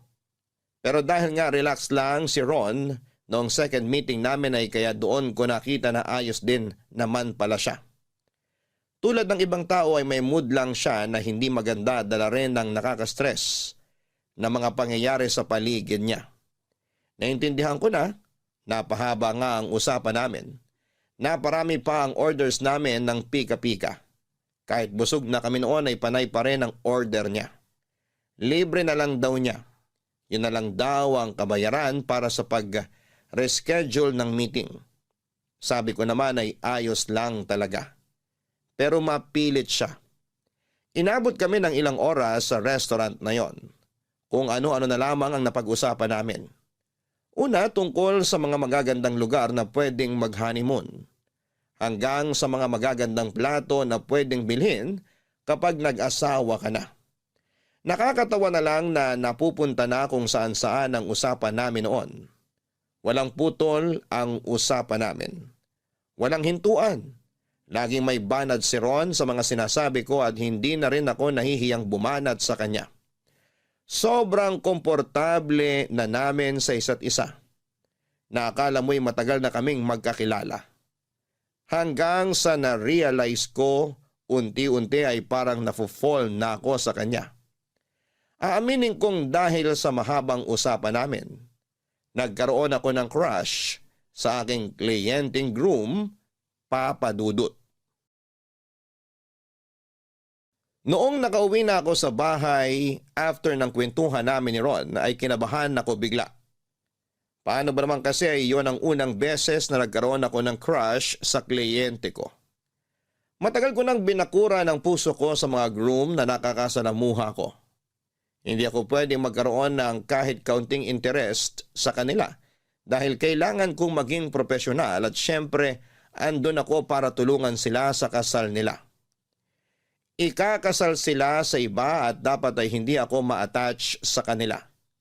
Pero iba kasi ang nangyari sa pagitan namin ni Ron. Dahil nga sa naging kwentuhan namin, hindi ko namalaya na nasira na ni Ron ang bakod ng puso ko. Kung bakit naman kasi lumalim pa ang naging usapan namin. Gusto ko na lang din talagang sisihin ang sarili ko ng mga oras na na-feel kong nagkaka-crush na ako sa kanya. Hindi ako muling nagparamdam kay Ron. Diretso ako lagi kay Laika sa pag-update para sa next meeting namin at yung mga dapat na gawin. Hindi naman nakatunog si Ron na kay Laika lang ako dumadaan. Kasi napag-usapan naman na namin na si Laika ang una kong dapat na makausap. Siya kasi ang bride. Siya ang mas nakakaalam sa dapat gagawin sa kasal. Mabuti na lang at gumana ang excuse na yon, Papa Dudut. 2 linggo din akong hindi nagparamdam kay Ron. Hanggang isang gabi ay nagulat na lamang ako na may tumawag sa akin. Hindi nakasave ang numero, inakala ko noong una na magdi-deliver yon ng parcel o baka bagong kliyente at mag-i-inquire sa rate ko bilang planner. Nagulat na lamang ako nang marinig ko ang boses ni Ron. Biglang kumabog ng malakas ang dibdib ko. May epekto pa rin pala siya sa akin. Akala ko natunaw ko na ang nararamdaman kong interest sa kanya dahil 2 linggo na rin kaming hindi nakapag-usap at nakapagkita. Ginulat mo naman ako, Ron. Bakit ka ba napatawag? Akala ko bagong kliyente ko na. Dismayado ka ba na lumang kliyente mo ang tumawag? Akala ko nga rin magde-deliver ka ng parcel ko eh. Pwede naman ako mag-deliver sa'yo. Ano bang gusto mo? Kape? Hopya? Jowa? Naku, pass dyan sa jowa. Busy ako. Naks naman si career woman. Bakit ka nga napatawag? Wala lang. Hoy, hindi pwedeng wala lang. May problema ba? Pwede ka bang maging kaibigan ngayon, Jamie? Oo naman. Kiss na muna ang pagiging wedding planner ko sa inyo. Kaibigan mo ako ngayon. Ano bang nangyari? Normal bang kabahan pag ikakasal? Oo naman. Wedding jitters ang tawag dyan. Wedding jitters? Parang tunog chichirya o gin ah. Sige, magpatawa ka pa. Kabado ka na nga dyan. Pero seryoso nga. Kabado talaga ako. Tsaka uy, atin-atin lang to ah. Parang gusto kong umatras sa kasal namin ni Laika. Okay lang na maramdaman mo yan. Isa yan sa mga senyalis ng wedding jitters. Pero utang na loob wag mong itutuloy na umatras. Ay nako, ikaw ang unang kliyente ko na sisingilin ko kapag makakancel ang kasal niyo. Ay, kasi naman.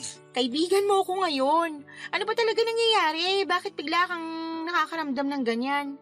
May aaminin ako sa'yo Pero atin-atin lang talaga to Oo na nga, hindi naman ako chismosa. Go lang. Alam mo bang biglaan lang ang kasal namin ni Laika? Paanong biglaan? 3 buwan pa lang kami magkarelasyon nang mabuntis ko siya. OMG! Buntis si Laika? Nabuntis. Nabuntis? Past tense? Anong... Nakunan siya. Ikwento mo nga ng buo. Nawiwindang ako sa mga revelasyon mo. Nabuntis ko nga siya nung 3 buwan pa lang kami magkarelasyon. Dapat nga hindi kasi sabi niya nagpipilis naman daw siya. Kaya lang nakalimutan pala niyang uminom ng 3 gabi na magkasunod. Nakalimutan o sinadya? Sa totoo lang ayokong isipin. O tapos? Sabi niya kailangan ko siyang pakasalan. Ayoko sana. Sabi ko, susustentuhan ko pa rin ang pinagbubuntis niya. Pero panay ang iyak niya. Nagsumbong pa siya sa mga kuya at tatay niya. Natrap ako. Pinilit nila akong pakasalan si Laika. Shotgun wedding pala tong ino-organize ko. Ganun na nga. So, hindi pala buo ang loob mo na pakasalan siya? Masama ba kung oo? So ano nangyari sa pinagbubuntis niya? Nakunan siya 1 buwan matapos niyang i-post sa Facebook namin kakasal na kaming 2. Wala na palang baby na involved. So bakit kailangan pa rin ituloy ang kasal? Kasi nakakahiya na raw kung babawiin yung imbitasyon at mga sinabi namin sa mga tao. Kaya ituloy na lang daw namin. Ando na rin naman daw kami.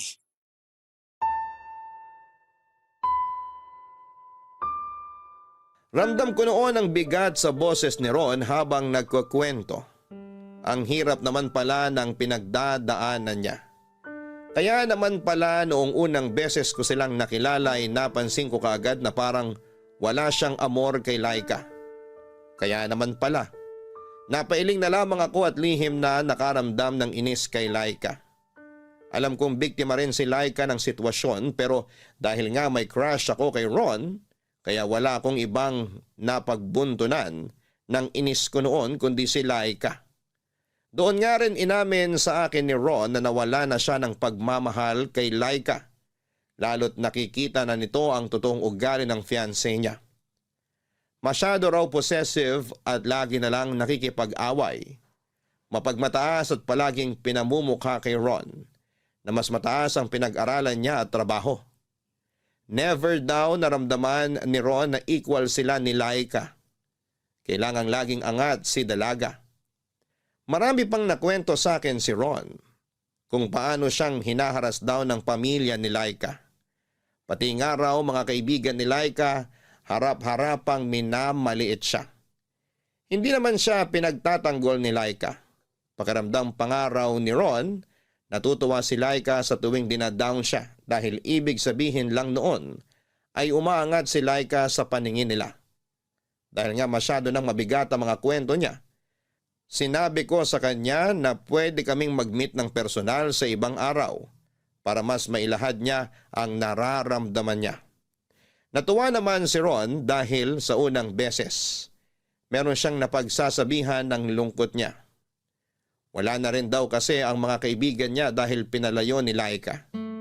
Nag-schedule kami ng pagkikita 1 linggo pagkatapos ng pag-uusap namin ay nagtagpo kaming muli sa isang coffee shop para maituloy ang naudlot naming usapan. Ikaw naman ang late ngayon. Sorry naman, may dinaanan pa akong kliyente bago ako pumunta rito. Joke lang yun ha. Alam kong busy kang tao. Kaya maswerte ako na naambunan mo pa rin kahit ilang oras lang. Ang drama mo pa rin ha. Ikaw naman? Pangbasag ng trip? Oo nga pala, umorder na ako ng kape natin. Spanish latte sa'yo, di ba? Light ice at triple espresso shots? Wow! Bakit? Isang beses ko lang sinabi sa'yo ang kapeng paborito ko pero natandaan mo agad. Matandain talaga sa mga espesyal na mga tao sa buhay ko. Flattered naman ako. Espesyal ba talaga ako? Wedding planner nyo lang ako. Kapag tayong dalawa lang ang magkasama at magkaharap, kaibigan kita. Hindi ka wedding planner lang. Okay, kinilig ako ron ng slight. Kinilig? Kinikilig ka sa kaibigan mo? Friendzone pala ata ang hanap mo sa buhay. Hoy, hindi kainis to. Hindi ko tuloy ma-explain ng mabuti yung sasabihin ko. Feeling ko, i-judge mo ko. Hayaan mo na. Tinutukso lang naman kita. Ano bang gusto mong pag-usapan ngayon? Ikaw, ano bang gusto mo? Ikaw kaya nag-aya sa akin lumabas. Dapat ikaw ang may bangkong mga topic. Wala ako maisip bigla eh. Parang naubos na ata yung pwede nating pag-usapan. Ang daldal mo kasi sa chat. Nahawa lang ako sa'yo, no? Alam ko na. Pag-usapan na lang natin yung tungkol sa kasal nyo ni Laika. Pwedeng pass muna riyan. Gusto ko kasi munang makawala sa pressure ng kasal namin. Tsaka, nagkatampuhan nga kami bago ko pumunta rito eh. Bakit naman? Mansari pala kasi namin ngayon. Mansari nyo? Bakit ka nakipag-meet sa akin ngayon? Dapat siyang priority mo. Pero mas gusto ko makasama ka kaysa sa kanya. Mas nakakahinga ako kapag ikaw ang kausap at kaharap ko. Gusto ko makaramdam ng kilig sa sinasabi mo. Kaya lang mali eh. Kanina mo pa binabanggit niyang kilig ah. Totoo na ba yan? Kilig kaibigan ba yan o kilig crush? Grabe sa crush ha. 40 na ako. Ikaw lagpas 30 ka na. Dapat wala na yung ganyan. Lolo ko nga kinikilig pa rin sa paglalambing ng lola ko eh. Wala sa edad yan. So ano nga? O sige na, aamin na ako. May konti akong crush sa'yo. Konti lang talaga. Paano ko ba yun pararamihin ha? Huwag ka nga puro biro. Hindi naman ako nagbibiro. Basta, harmless naman tong crush ko sa'yo. Before kasal mo, mawawala rin to. Ipagdarasal ko talaga. Paano kung wag mo na lang ipagdasal na mawala yan? Kasi kinilig ako nung nalaman kong crush mo rin ako eh. Rin? Crush mo rin ako? Oo. At hindi ko ipagdadasal na mawala to. Nakatitig sa akin si Ron habang sinasabi niya noon ang mga katagang yon. Crush din niya ako. Naramdaman kong totoo ang sinabi niya.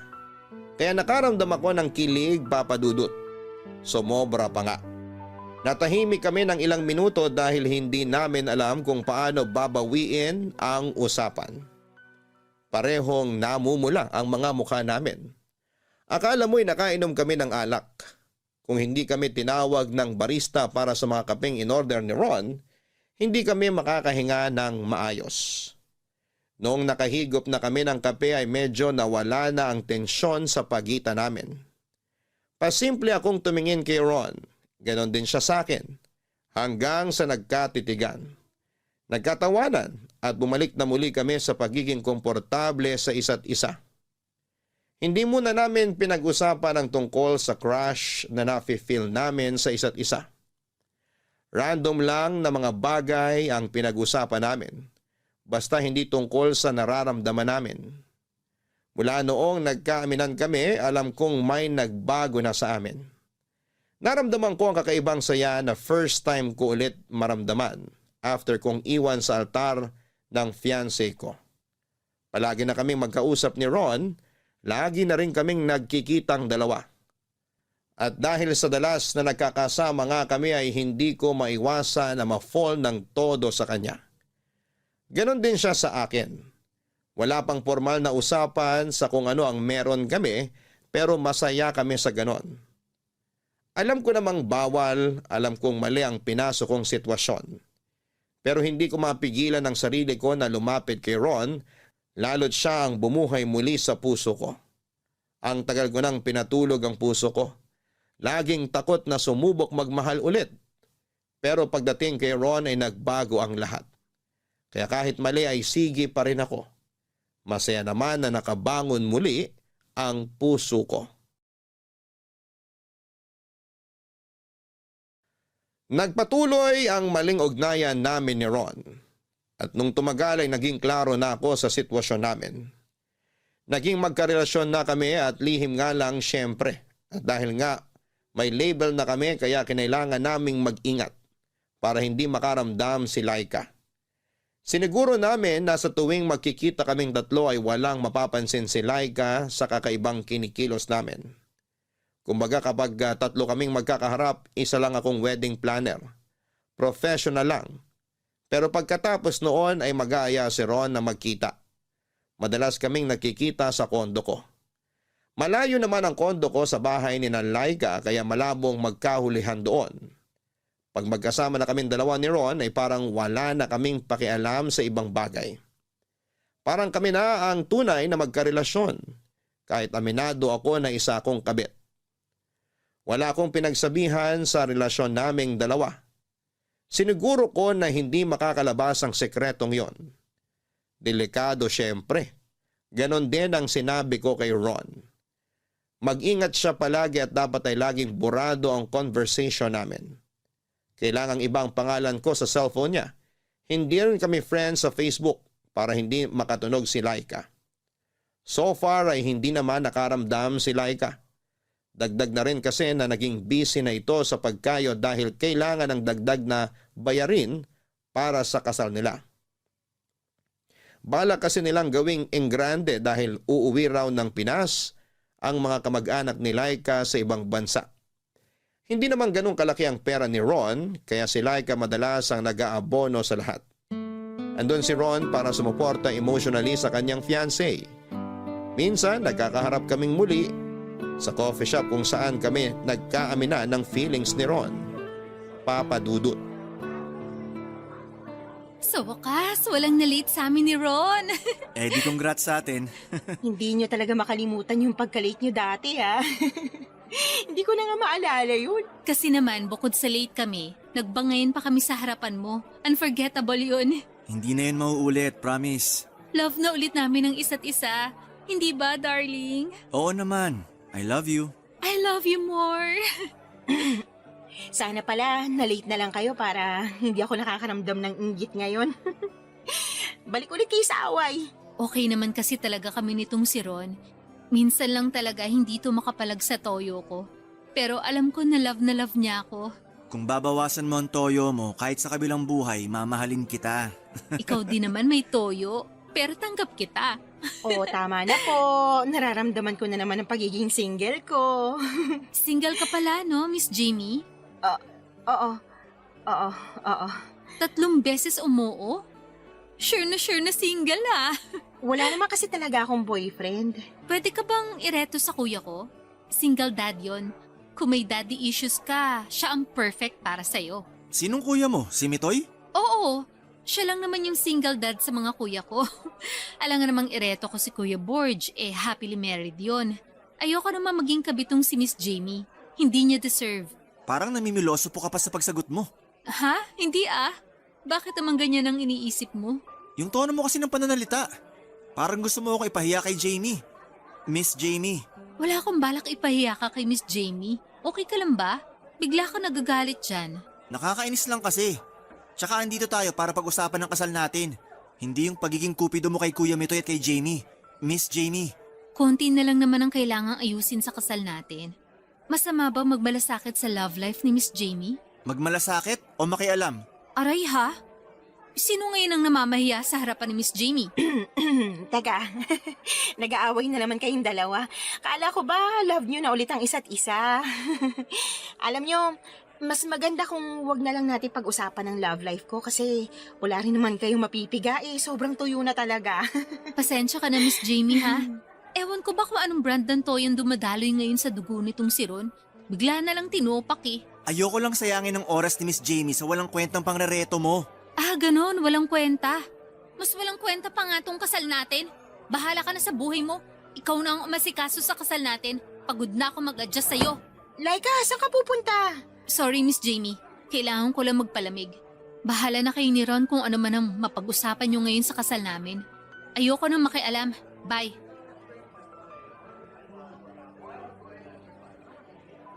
Bakit naman ganun ang trato mo kay Laika? Nagselos ako Masisisi mo ba ako? Nirereto ka niya sa kuya niya. Ayoko nun. Akin ka lang.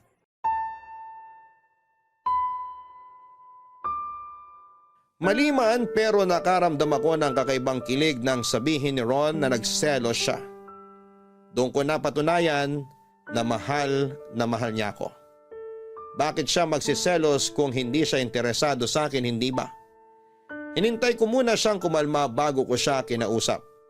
Hinayaan ko siyang ubusin ang kapeng natitira sa tasa niya. At nang makita kong ayos na siya ay saka ko siya kinausap. Pinagsabihan ko na huwag ganon ang trato niya kay Laika. Dahil baka makahalata ito. Doon na-realize ni Ron na mali nga ang ginawa niya. Nadala lang daw siya ng selos. Nagsorry siya sa akin at sinabi ko sa kanya na tawagan niya si Laika para suyuin. Ginawa naman niya pero ayaw sagutin ni Laika ang tawag. Sinabi ko sa kanya na i-text o i-chat na lamang niya para mag-sorry. Sumunod ulit siya. Nakakakilig din yon sa pakiramdam ha? Yung mapasunod ko si Ron sa gusto kong mangyari. Pagkatapos noon ay inaya niya akong pumunta sa kondo ko. Pumayag naman ako. Hiwalay kami ng taxi na sinakyan. Pinauna niya akong umalis at after 10 minutes ay saka naman siya sumunod. Para lang walang makakita at makapansin. Sa kondo ko doon kami nag-init na dalawa. Naglambingan hanggang sa mauwi sa kama. May nangyari na naman sa amin kaya nga mas mahirap bumitaw dahil may nangyayari na sa amin. Lalo't masyado niyang ginagalingan. Parang ayaw niya akong bigyan ng chance na ihinto ang maling namamagitan sa aming dalawa. Hindi ko tuloy alam kung paano ako makakatakas sa sitwasyon ko. Alam kong balang araw ay kailangan ko rin yung tapusin pero paano? Yon ang tanong ko sa sarili ko na hindi ko pa mabigyan ng kasagutan. Nitanungin si Ron tungkol doon ay hindi ko magawa. Natatakot din kasi ako sa isasagot niya. Baka hindi pumabor sa nararamdaman ko. Kasi kahit mali ay gusto ko lang... Hindi ko sinasadyang ipahiya ka sa harapan ni Miss Jamie. Ayos lang yon. Sorry din Sana hindi na tayo mag-away. Alam mo namang Alam mo namang hindi ko matiis na magkaaway tayo. Ako rin naman eh. Nasaan ka ba? Ako? Andito sa mall. Kasama yung kumpare ko. Pwede bang umuwi ka na? Pwede naman. Pero okay lang bang mamayang 6 p.m. na lang ako umuwi? Meron pa kasi kaming titingnan ng kumpare ko eh. Sige, okay lang. Pero dalian mo ha. Kasi nakabili ako ng bagong 90s. Gagamitin ko sana sa honeymoon natin. Pero hindi na ako makapaghintay na isuot ngayon para makita mo. Parang mas gusto kong makita kang walang suot. Sag-aabal lang yung 90s eh. Kung uuwi ka before 6 p.m., wala na akong isusuot nun. Sige, nasa bahay na ako ng 5:59 p.m. Maghubad ka na. Ang pili mo talaga. O sige na, hintayin kita. Maliligo na ako. Dalian mo. I love you. I love you more. Bye.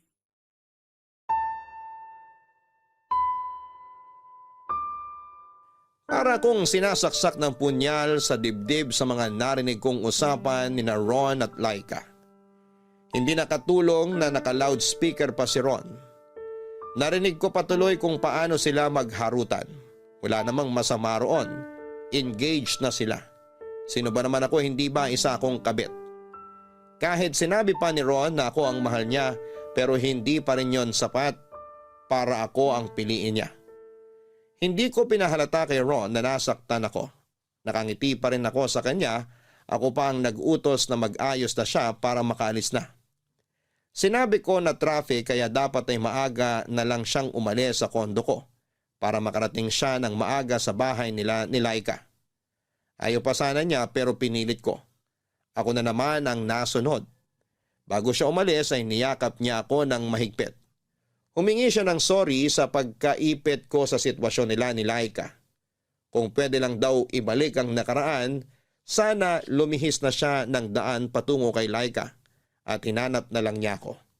Hindi na ako nagsalita noon.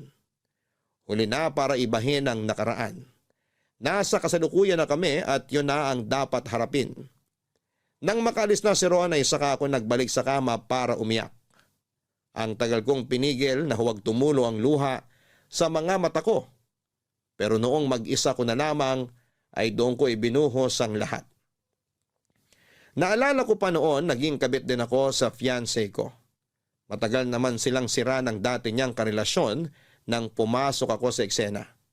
Mas naging klaro lang ang lahat para sa dati kong fiancé, ang lahat ng sumulpot ako sa buhay niya. Ako ang pinili niya at pagkatapos noon ay pinili rin niya akong pakasalan. Isang bagay na umaasa akong gagawin din ni Ron sa akin. Pero mukhang malabo na. Oo, at naging kabit din ako noon. Pero pinili niya ako. Pero ngayon may pag-asa pa kayang maulit ang sitwasyon na pipiliin pa rin ako. Palapit na nang papalapit ang kasal ni na Ron at Laika Papadudot at mas lalo lang din kaming napapalapit sa isa't isa ni Ron. Mas lalong lumalalim ang namamagitan sa amin.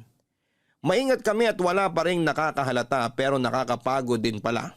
Nakakapagod na palagi ka na lang nagtatago at palagi kang itinatago. Kailan nga kaya kami malayang makakalakad sa harapan ng mga tao? Nakakaumay na rin na sa kondo lang kami naging malaya. At marami kami mga bagay na hindi na pwedeng pag-usapan at hindi ko na magawang itanong kay Ron kung ano na ang plano namin sa namamagitan sa amin. Pareho kaming nalilito. Pareho ang hindi sigurado. Pareho kaming laging walang mahanap na sagot. Paano nga ba kami magiging sigurado kung nasa gitna si Laika? Paikot-ikot kami sa patagong sitwasyon. Pero sige pa rin kami papadudot. Hanggang isang araw ay nagulat na lamang ako at tinawagan ako ni Laika. Gusto raw niya akong makausap. Ramdam ko ang lungkot sa boses niya noon. Parang may kutob ako na alam na niya. Ang sa amin ang fiancé niyang si Ron. Pinilit kong ikubli ang kaba sa puso ko. Hindi ko rin binanggit muna kay Ron ang tungkol sa pakikipag-usap sa akin ni Laika. Kailangan ko munang malaman kung ano ang gusto niyang sabihin. Nakipag-meet sa akin si Laika. Tinanong ko kung tungkol ba yon sa kasal niya. Hindi siya umimik. Patuloy pa rin ang lungkot sa kanyang tinig nang sabihin ito sa akin na kailangan niya ako at kailangan niya ng kausap. Umuo na lamang ako at nagmadaling puntahan ang lugar kung saan kami magkikita. Nauna ako roon ng mahigit 30 minutos. Kailangan ko kasing paghandaan yon. Kailangan kong magpakalma at nang nakita ko na siyang lumapit sa akin ay doon na wala ang kalmadong itsura ko na pinaghirapan ko. Lalo na nung napansin kong mugto ang mga mata ni Laika, Papa Dudut. Laika, okay ka lang ba? Namumugto ang mga mata mo. Halata na ba? Gusto mo maghilamos ka muna para mabawasan yung pamumugto, tapos inom ka ng tubig para hindi namamagay ang pisngi at labi mo. Mukhang dehydrated ka sa kakaiyak eh. Teka, ikukuha kita. Huwag na, ayos lang ako. Kanina pa ako naghihilamos, wala na ring epekto. Sobrang bigat ba ng sasabihin mo sa akin? Pakiramdam ko. Ay, ito na naman. Naiiyak na naman ako. Iiyak mo lang, nandito lang ako. Makikinig ako sa'yo. Thank you, Miss Jamie, ha? Jamie na lang. Ituring mo ako ngayon bilang kaibigan, hindi bilang isang wedding planner nyo. Yun nga ang gusto ko mangyari eh. Maging kaibigan ka. Sana okay lang, ha? Oo naman. Wala kasi ako mapagsabihan ng nararamdaman ko eh. Natatakot ako magsabi sa mga kaibigan ko kasi ayoko ma-judge. Lalo na ng family ko. Tungkol saan bang sasabihin mo? Tungkol sa amin ni Ron. Bakit? Ano nangyari? Hiwalay na ba kayo? Parang papunta ng Ron eh. Anong ibig mong sabihin? Kasi nararamdaman ko, lumalala na yung panlalamig niya. Lumalala? So ibig sabihin, matagal na siyang nanlalamig sa'yo? Oo. Sa'yo ko lang to sasabihin ha. Kaya lang naman ako gustong pakasalan ni Ron kasi nabuntis niya ako nang hindi sinasadya. Tinakot siya ng family ko kaya napilitan siyang pakasalan ako. After nun, parang nawala na siya ng gana sa relasyon namin. Parang hindi niya na ako mahal. Buntis ka? Nabuntis. Nakunan din ako eh. Pero pinilit ko si Ron na ituloy pa rin yung kasal kahit nagmamakaawa na siya na wag na lang. Kaya nga, inako ko yung 90% na gastos ng kasal para hindi na siya umangal, para matuloy lang. Kasi ako naman may gusto nun eh. Bakit mo naman siya pinilit na ituloy pa yung kasal? Ramdam mo naman pala na yung panlalamig niya. Ikaw lang ang nahihirapan yan. Let go na. Kasi nakakahiya na kung babawiin ko pa. Pinagmalaki ko na nga sa Facebook, pati sa mga tiyahin ko sa ibang bansa. Inaasahan na nila makikita ako nakasuot ng wedding gown. Kung ako lang, hindi ko na lang itutuloy ang kasal. Makakahanap ka pa rin naman ng lalaking pakakasalan ka. Yung hindi na lang dahil nabuntis ka o dahil napilitan lang siya. Hintayin mo na lang yun. Promise, yung tamang lalaki para sa'yo, hindi man lalamig tulad ni Ron. Kahit naman nang lalamig si Ron, gusto ko pa rin siya eh. Siya lang talaga ang gusto ko. Kahit nga, nararamdaman kong hindi niya na ako mahal, nilalaban ko pa rin. Jamie, alam mo ba? Pakiramdam ko meron na siyang iba. Ha? Wala yan. Sa ganda mong yan, hindi na yung titingin sa iba. Iba kasi yung kutob ko. Nitong mga nakaraang buwan, lagi na lang siyang nakatutok sa cellphone niya. Dati, nabubuksan ko pa yung cellphone niya, ngayon hindi na. Nagpalit na siya ng password. Kaya lalong lumakas ang kutob ko na may tinatago siya. Wala yan, napapraning ka lang. Sana nga. Minsan iniisip ko, dahil din siguro to sa pagbubuntis ko ngayon, kaya ganito ang emosyon ko. Masyadong kalatan. Buntis ka? Huwag mong sabihin kay Ron ha. Bala kong sorpresahin siya sa kasal namin. Doon ko sasabihin na nakabuo uli kami. Feeling ko, binalik ni Lord yung sanggol na nawala sa amin. Ang saya ko, Jamie. Pakiramdam ko, itong pagbubuntis ko mag-aayos sa relasyon namin ni Ron. Ano sa tingin mo?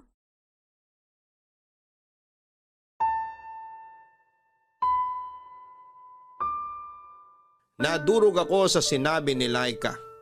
Buntis pala ito. Ang daming nakwento ni Laika sa plano niya para sa magiging anak nila ni Ron. Doon ko nakitang nagliwanag muli ang mukha niya. Masaya siya, excited na siyang maging isang ina.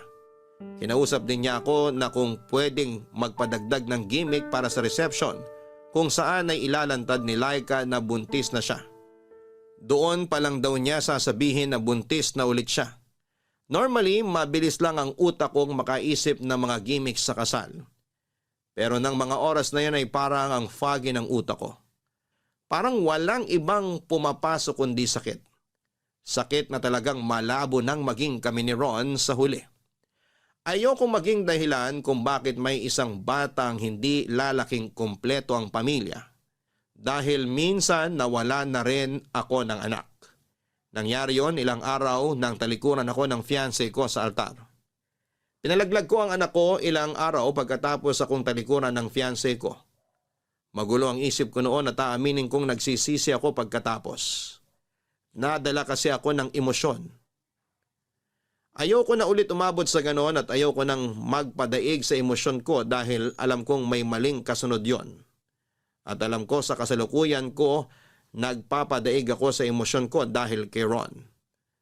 Doon pa lang ako natauhan, kaya naman nagpasya na akong iwasan ng walang paalam si Ron.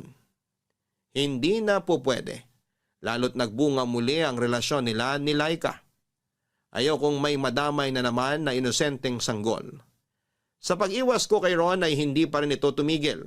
Panayang tawag pero mas pinili kong huwag yung sagutin. Hanggang sa sumapit ang gabi ng kasal. Nagulat na lamang ako nang madatnang ko si Ron sa hallway ng kondo ko. Nakaupo at mukhang problemado ang mukha niya. Sa gilid niya ay merong dala itong malaking bag. Na sa hula ko ay damit ang laman, Papa Dudut.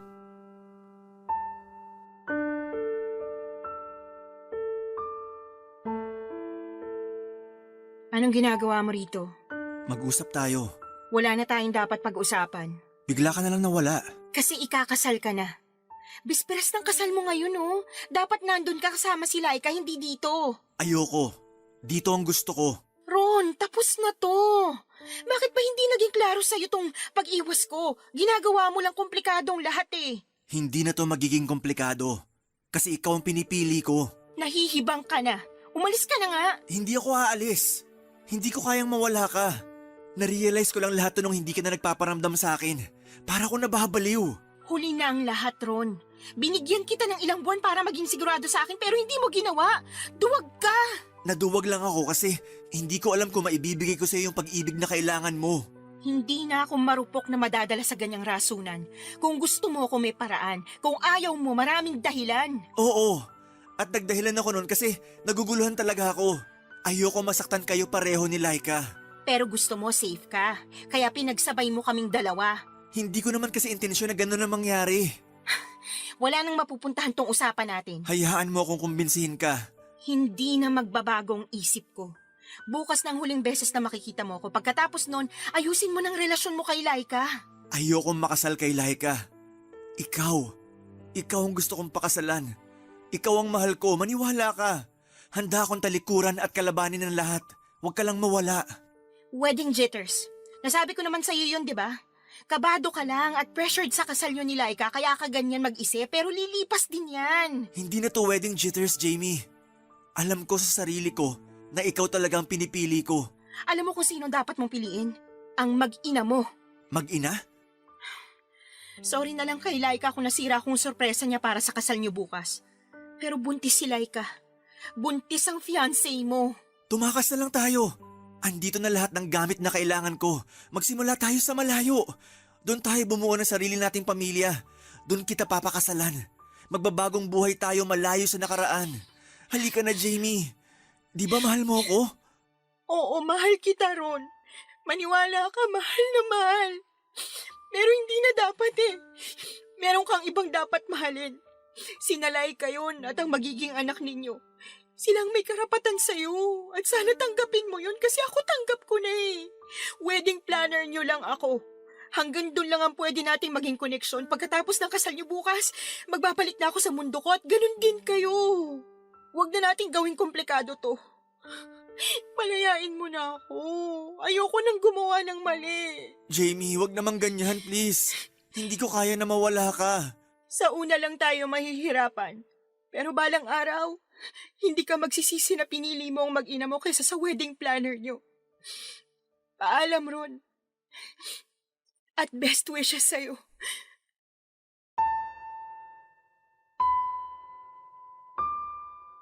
Alas 8 ng umaga kinabukasan, araw ng kasal nila. Paikot-ikot ako sa loob ng simbahan para masiguradong perfect ang lahat. Mula sa choir nakakanta hanggang sa mga bulaklak na sasalubong sa mga bisita. Kahit meron namang nakatalagang on-the-day coordinator para umasikaso sa kasal, nang umagang yon ay hindi ko pa rin napigilang makialam bilang paraan ko na lang para bumawi sa ikakasal. Unti-unti ay nagsidatingan na ang mga kalahok sa seremonya. Mula sa mga flower girl hanggang sa mga dalagang abay, ayos na ang lahat. Dumating na rin si Ron, isang beses ko lang siyang tinapunan ng tingin, pero ramdam ko ang kakaibang lungkot nang mapatingin siya sa akin. Kinuha ko na lang ang tingin na yon bilang pamamaalam sa minsan naming pinagsamahan. Mabilis lang lumipas ang oras, maya-maya pa'y narinig na ang mga malamyos na tunog ng piano. Hudyat na lalakad na ang bride. Nasa gilid lamang ako noon at sinusubaybayan ang bawat hakbang ni Laika. Para akong naiiyak. Magkahalong pait at saya ang nararamdaman ko noon. Pait dahil hindi ako nagwaging makasama ang lalaking mahal ko. Pero saya dahil meron akong isang babaeng nabigyan ng chance sa pag-ibig. Nang magkaharap na sina Ron at Laika ay doon na pumatak ang mga luha ko. Lalo na noong tapunan ako ng tingin ni Ron. Hindi ko mabasa ang laman ng isip niya. Pero mabuti ng ganon. Lumabas ako saglit ng simbahan nang nagsimula na ang pagsasalita ng pare. Doon sa gilid ng simbahan kung saan walang ibang tao ay umiyak ako ng tahimik. Doon ako humingi ng patawad sa Diyos na nagawa kong pakikiapid. Inayos ko ang sarili ko at pagkatapos noon ay muli kong binalik ang maskara ko bilang profesional na wedding planner. Naglakad ako papasok ng simbahan at tiniis na tapusin ang kasal ng taong pinakamamahal ko sa lahat. Natapos ang seremonya sa halik na sinelyohan ni na Ron at Laika. Doon pa lang ako nakaramdam ng kapayapaan. Alam kong tama ang ginawa kong magparaya. Dahil una pa lang ay hindi dapat ako pumagitna. At sa paglalakad palabas ni na Ron at Laika sa simbahan ay ang naging wakas na namamagitan sa amin ni Ron. Hanggang dito na lamang po ang aking liham. Maraming salamat at naway nakapagbigay ako ng aral para sa lahat. Ako ang inyong forever kapuso at kabarangay, Jamie. Hindi natin kailangang makihati sa pag-ibig ng iba. Kung totoong ikaw ang mahal niya, ikaw lang dapat ang pipiliin niya. Walang ibang dapat pumagitna. Dahil dapat sa iyo pa lang ay sigurado na siya. At para sa lahat ng tao na nakokontentong makipag-agawan at makihati sa pag-ibig ng iba, sana ay matauhan ka na. Huwag mong hayaan na nasa gilid ka lang. Darating din ang tamang tao para sa iyo. Yan ay kung kakayanin mong bitawan ang maling tao. May hirapan ka lang sa simula pero pag nasanay ka na sa gitna ay maiisip mong tama lang pala ang bumitaw na. Dahil parating na ang taong sa iyo ay nakatadhana. Hanggang sa muli, ako po ang inyong si Papa Dudut. Sa mga kwento ng pag-ibig, buhay at pag-asa sa Barangay Love Stories number 1. Barangay Love Stories. Barangay Love Stories. Ako, gigil na gigil talaga ako sa nangyayari sa kwento natin. O ikaw, kabarangay, kumukulo rin ba dugo mo? Pwede kang mag-iwan ng comment sa ating comment section. Ang mga kwento ng pag-ibig, kwento ng buhay at kwento ng pag-asa dito sa Barangay Love Stories. Love Stories. Hindi biro ang hirap kapag nagkahiwalay ang mga magulang. Maraming adjustments ang dapat nagawin at kadalasan ay bata ang naiipit. Ikaw, kabarangay, paano kaya sa tingin mo mapagtatagpo ang dalawang mundo ng dalawang magulang na nagkahiwalay? Pero kailangang magkalapit para sa anak na sa kanila ay parehong nakakapit. Dear Papa Dudut, Ako nga pala si Joel, 35 years old at kakahiwalay lang sa naging girlfriend ko for almost 4 years. Siya pala si Cynthia. Kaedad ko lamang siya at meron kaming isang anak na 2 taong gulang pa lamang. Mahirap na desisyon ang makipaghiwalay sa nanay ng anak ko. Sino ba naman ang gustong mapunta sa isang broken family, hindi ba? Kaya lang ay hindi ko na matiis ang ugali ni Cynthia. Lagi niya akong pinaghihinalaan na may ginagawang hindi maganda. Palibasa noong time na naging kami ay malala pa ang trust issues niya dahil niloko siya ng dating boyfriend niya. Nagkaroon din sila ng anak pero nasa poder ng lalaki ang bata. Pinasa sa akin ni Cynthia lahat ng galit at tamang hinala niya sa kanyang ex-boyfriend. Noong una ay sinubukan ko namang tanggapin yon. Mahal ko eh. Kaya lang habang tumatagal ay nakakapagod din pala ang ganong klase ng sitwasyon. Nakadagdag din ang pagiging high maintenance niyang babae.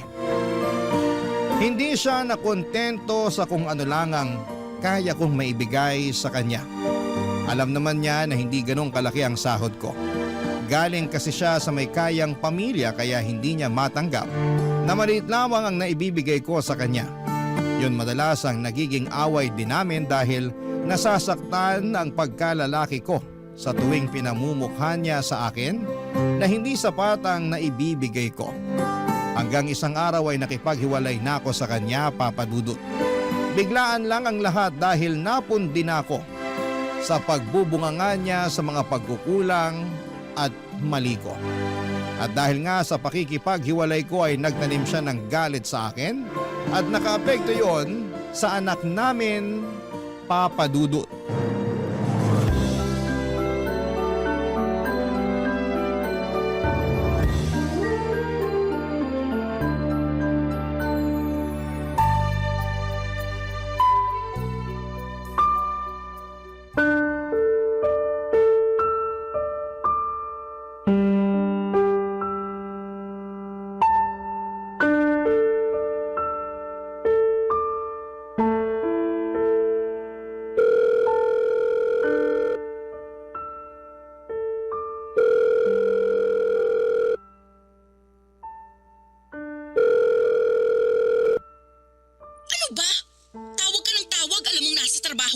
Bakit kasi ayaw mong sagutin ang tawag ko?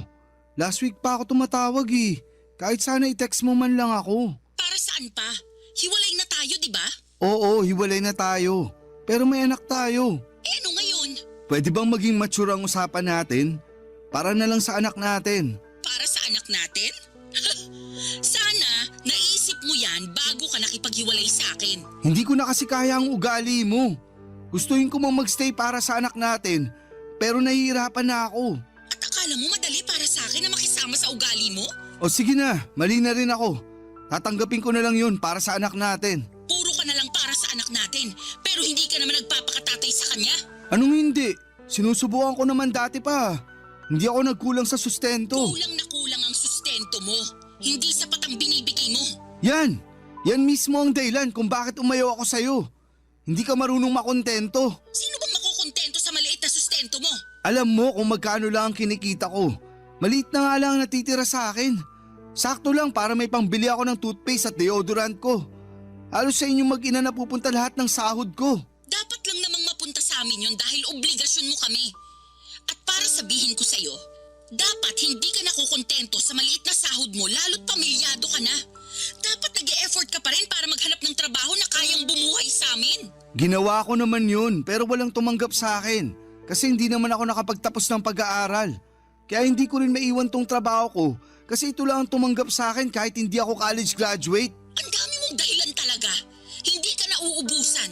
Gusto ko lang depensahan ang sarili ko. Cynthia, magkaayos na tayong dalawa para sa anak natin.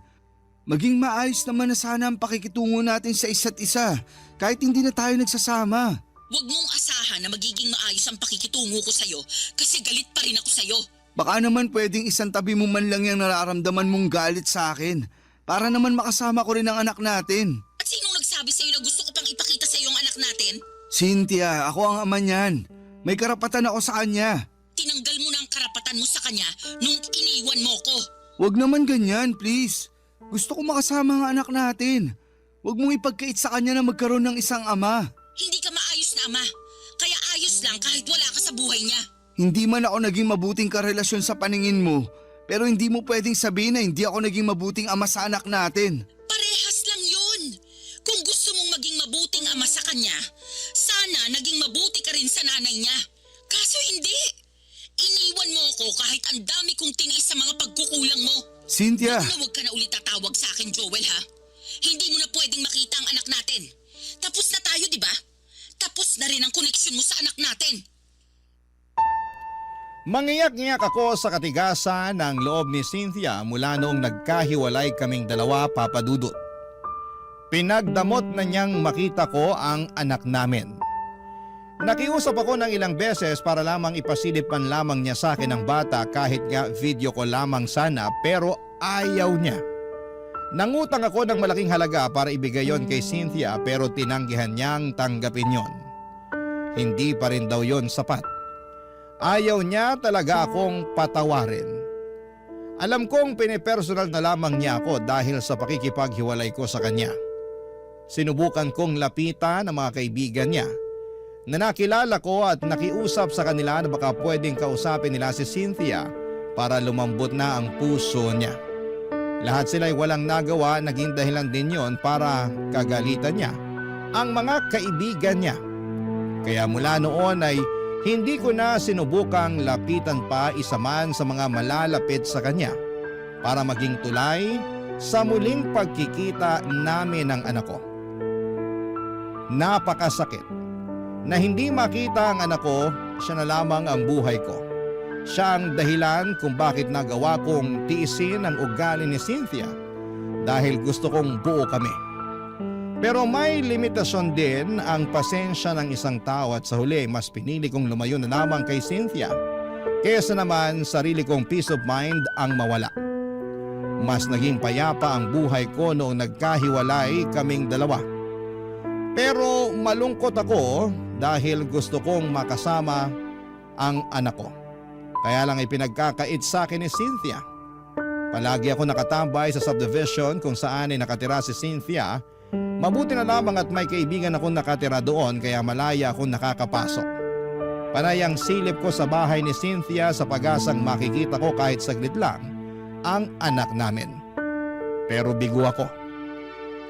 Isang araw hindi ko na natiis. Kumatok na ako sa bahay para personal na siyang harapin. Bala ko nang makiusap noon sa kanya ng harapan. Pero ibang humarap sa akin nang bumukas ang kanyang pinto. Papa Dudut.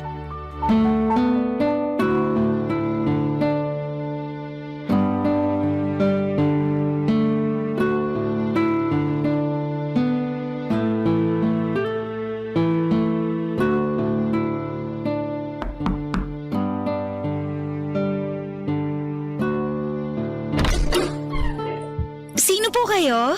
Sino ka? Hala? Ako po kaya unang nagtanong. Joel. Joel ang pangalan ko. Andyan ba si Cynthia? Naku, umalis po kaninang umaga. Ganun ba? Mga anong oras kaya siya makakabalik? Baka po hapon na yon kasi dadaan daw muna siya sa bahay ng parents niya bago po siya bumalik dito. Ah, sino ka nga pala? Ay, pasensya na, hindi po agad ako nakapagpakilala. Ako nga po pala si Mara, ang yaya ng anak ni Ma'am Cynthia. 30 years old at mula sa lugar ng mga matatapang, Etivac, Cavite!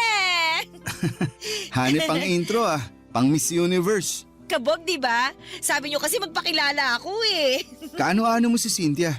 Ay, naku, teka lang po baka miyembro kayo ng Budol-Budol Gang ha? Kasi yung mga ganyang tanungan, napanood ko na yan sa balita eh. Hindi. Ay, ex-boyfriend ako ni Cynthia. Kayo po yung lagi niyang sinasabi na kampo ng demonyo. Naalala ko na. Kayo yung tatay ng anak niya. Ang sakit naman ng kampo ng demonyo. Pero sige, tatanggapin ko. Ganun ang tingin niya sa akin eh. Ang tindi nga po ng galit niya sa inyo. Ang dami niyang kwento tungkol sa inyo. Hula ko. Wala siyang magandang nasabi tungkol sa akin, no? Ang galing niyo naman pong manghula. Iniwalayan ko kasi siya. Kaya sobrang bitter niya sa akin. Naiintindihan ko naman siya, kaya lang Kaya lang ano po? Naiipit kasi yung anak namin. Doon ako nahihirapan. Ay, hindi po ba niya pinapakita sa inyong anak nyo?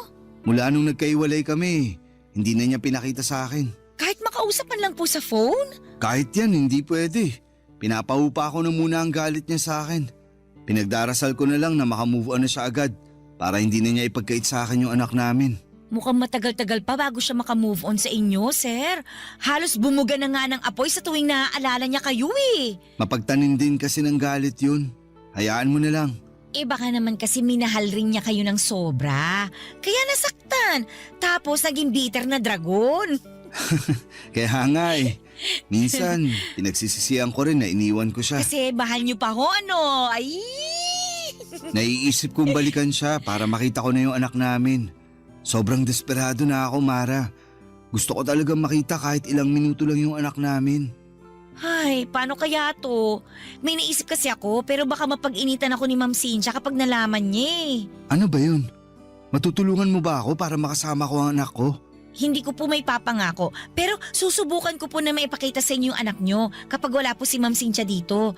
Kukunin ko na lang po yung number nyo, sir. Gusto mo lang ata akong maka-textmate eh. Hala si sir! May boyfriend po ako sa Cavite ha? Huwag kayong ganyan, loyal ako dun. Binibiro lang kita kasi masyado nang mabigat yung usapan natin eh. Sige, ito ang number ko.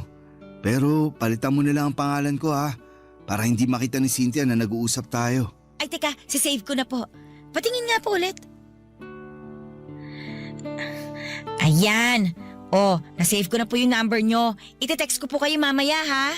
Salamat Mara ha. Salamat. Sana matulungan mo akong makita ang anak ko. Hindi ko maitago ang saya ko nang makaharap ko si Mara. Nabuhayan ako ng pag-asa na muli kong makakapiling ang anak ko sa tulong ng kanyang yaya, Papa Dudut. Kinagabihan ay nag-text si Mara sa akin. Nakauwi na raw ang mag-ina ko. Kinuha niya ang Facebook account ko para isend ang pictures ng anak namin ni Cynthia. Palihim niyang ginawa yon habang nasa banyo ang ex ko. Yun ang unang beses na nasilayan ko ang mukha ng anak ko matapos siyang itago sa akin ng nanay niya. Kahit kasi sa Facebook ay hindi nagpo-post si Cynthia ng pictures ng anak namin. Kahit mga kamag-anak niya ay wala ring post tungkol sa kanilang mag-ina.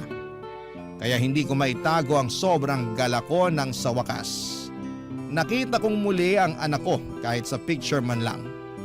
Sinabi sa akin ni Mara ang schedule ni Cynthia. Pinapadaan niya ako sa Webes dahil buong araw daw na wala si Cynthia dahil pupunta siya ng Pampanga para sa trabaho niya. May conference daw sila roon at gabi na siyang makababalik ng Maynila. Agad ako nag-leave ng trabaho para makasama ko ang anak namin. Pinaghandaan ko yon, bumili ako ng mga pagkain para sa kanya pero pinagbawalan ako ni Mara na bumili ng laruan para hindi makahalata si Cynthia. Sinabi rin niya na sapat na ang pagkain lang ang dalhin ko. Yung mauubos lang sana sa araw ng pagdalaw ko. Tinulungan ako ni Mara para makapagtago ng maayos kay Cynthia. Dahil oras na malaman ni Cynthia na nakakasama ko ang anak ko, ay baka mas lalo lamang siyang gumawa ng paraan para ilayo siya sa akin. Hindi ko yon makakayanan, Papa Dudut. Kaya buong ingat kami ni Mara sa mga pagpunta ko roon.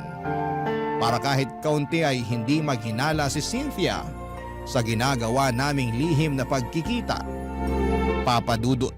Barangay Love Stories. Barangay Love Stories. Papa Dudut, tubong Cavite nga si Mara. Sa mga sumunod na araw na pagdalaw ko ay marami na akong nalaman sa kanya. Meron na pala siyang anak na 6 years old mula sa kanyang ex-boyfriend. Nasa Cavite ang bata at nadadalaw niya kapag day off niya tuwing Sabado hanggang Linggo ng tanghali. May boyfriend din siya na kasama na niya sa bahay nila sa Cavite. Yun daw ang nag-aalaga ng anak niya. Mabait daw ang boyfriend niya at wala siyang masabing hindi maganda roon dahil siyang tumayo bilang ama ng anak niya. Nakita ko naman kung gaano niya pinagmamalaki ang boyfriend niya. Isang bagay na hindi nagawa sa akin ni Cynthia noong kaming dalawa pa lamang. Kinakahiya kasi niya ako noon dahil nga mas malaki ang kinikita niya at galing pa siya sa mayamang pamilya. Natatandaan ko pa, noong mga unang buwan na magkarelasyon kami ni Cynthia ay gusto niya sa dating kondo niya lamang kami magkasama. Ayaw din niyang mag-post kami ng picture na magkasama. Nasasaktan ako noon pero prangka naman niyang inamin sa akin na hindi ako gusto ng pamilya niya dahil may kaya nga sila sa buhay. Pero kahit na ganoon ay pinaparamdam naman sa akin ni Cynthia na minamahal niya ako. Pero atras abante lang din talaga siya sa relasyon namin. Dahil bukod sa sulsol ng kanyang pamilya ay dumagdag pa ang trust issues niya sa akin kahit na wala naman akong ginagawang kalokohan. Kahit na hindi naging maayos ang trato niya sa akin ay never ko siyang niloko. Yun naman ang may pagmamalaki ko sa kanya hanggang dulo. Kaya lang ay hindi naman niya yon pinakinggan dahil para sa kanya, pare-parehas ng lahat ng mga kalalakihan.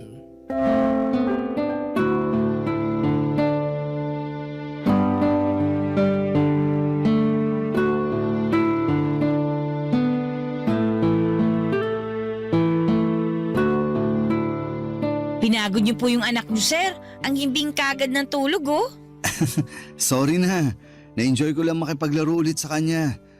Alam mo namang ang tagal ko nang hindi nakasama ang anak ko. Gets kita, sir. Ganyan din ako sa anak ko tuwing umuwi ng Cavite kapag day off ko. Parang ayoko nga patulugin para hindi matapos yung bonding naming dalawa eh. Ang sarap maging magulang, no?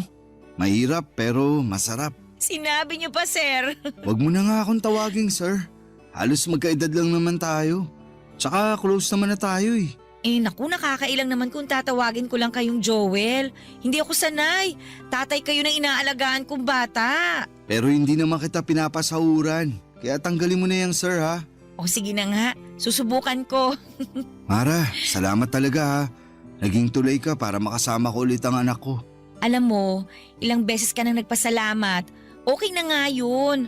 Masaya akong makatulong. Tsaka kailangan talaga ng bata na makasama din ang tatay niya. Sana ganyan din ang mindset ni Cynthia. Ay, kaso hindi eh. Dinamay niya yung personal na galit niya sa akin para hindi ko makita ang anak namin. Hintayin na lang nating makamove on si Ma'am Cynthia. Lalambot din yun. Parang hindi ko na nga inaasahan yan. Yung ex nga niya bago ako, hanggang ngayon sinusumpa pa rin niya. May mga ganong tao lang po talaga, mapagtanim ng galit. Kahit maliliit na pagkakamali, hindi niya kayang patawarin. Isang beses, alam mo ba, nakalimutan ko lang siyang batiin para sa mansari namin. Aba, hindi na niya yun pinalagpas. Lagi niyang sinusumbat. Kaya wala raw akong pakialam sa relasyon namin. Eh, isang beses lang naman nangyari yun. Eh teka, may ganyang experience din ako kay Ma'am Cynthia.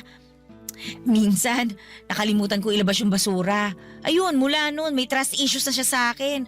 Halos oras-oras bago matulog, pinapaalala niya sa akin yung basura. Kahit hindi naman na naulit yun. Pero wala na siyang tiwala sa akin. Ang sabi niya, mauulit pa raw yung pagkalimot ko. Aabangan daw niya yun at ipamumukha niya sa akin. Ganyan nga siya. Gusto niyang mapatunayan lagi na tama siya. Kaya babantayin niya lahat ng galaw mo para makahanap ng butas. Gusto niyang may paglaban na hindi siya nagkakamali ng iniisip tungkol sa'yo. Ay, nakakapagod yun. Buti nga natiis niyo eh. Ikaw din naman, natiis mo siya. Eh wala naman po akong choice kundi magtiis. Malaki kasi ang pasahod niya sa akin eh. Hindi naman alagain yung anak niyo. Si Ma'am Cynthia na lang talaga yung kailangan kong pagpasensyahan. Sana balang araw, ma-realize niya yung ugali niyang ganun. Mauubusan talaga siya ng taong iintindi at magtitiis sa kanya kapag hindi pa siya nagbago.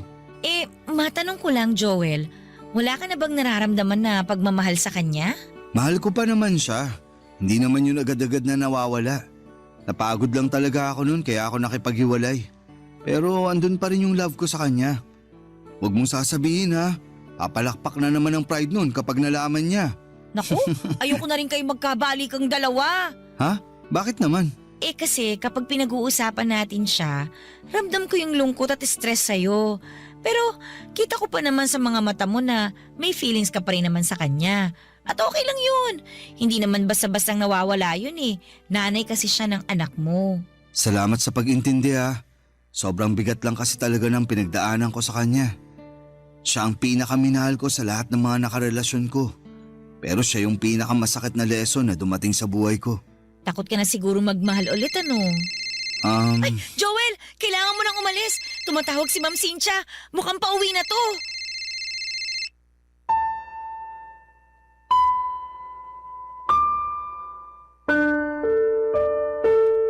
Nagpanik kaming dalawa ni Mara dahil nabaga ang pag-uwi ni Cynthia. Pinagdadampot ko na lamang lahat ng kalat at pagkain na pinagsaluhan namin ni Mara at ng anak ko bago ako lumabas. Nagmadali akong pumunta sa bahay ng kaibigan ko sa subdivision na yon. Doon muna ako magpapalipas bago ako mag-book ng masasakyan. Kailangan munang makauwi ni Cynthia bago ako lumabas ng subdivision para hindi kami magkasalubong na dalawa. Ganon na kasi ang sistema namin. Napakiusapan ko naman ang kaibigan ko. Naintindihan niya ang sitwasyon ko, lalo't saksi siya sa naging relasyon namin ni Cynthia. Tinitext na lamang ako ni Mara kung nakarating na ba si Cynthia sa bahay niya at saka na ako aalis ng subdivision. Ilang buwan na rin na naging ganon ang kalakaran namin. And so far ay hindi naman kami nahuli. Madalas kaming nagkakausap ni Mara para humingi ng update sa anak ko. Ang sabi nga ni Mara, halos hindi rin maharap na asikasuhin ni Cynthia ang anak namin dahil subsob ito sa pagtatrabaho kaya madalas silang dalawa ni Mara ang magkasama. Laging nagkukulong si Mara at ang anak ko sa kwarto niya at doon nagvi-video call kami ng palihim. Habang naglalaro ang anak ko, naka-on lang ang video para makita ko siya. Mabuti na lamang at tahimik ang anak ko kapag nakaka-video call ko siya. Araw-araw ay gano'n ang mga nangyayari. Siguro isang pasasalamat din na naging busy si Cynthia sa trabaho niya para kahit sa video call man lang ay makita ko ang anak ko. At syempre, hindi siya makakahalata sa sitwasyon namin. Isang Sabado, nag-message si Mara sa akin. Hindi raw siya nakauwi ng Cavite dahil may bigla ang meeting si Cynthia. Kaya pinapunta niya ako doon. Sakto namang day off ko kaya may oras ako para pumunta doon.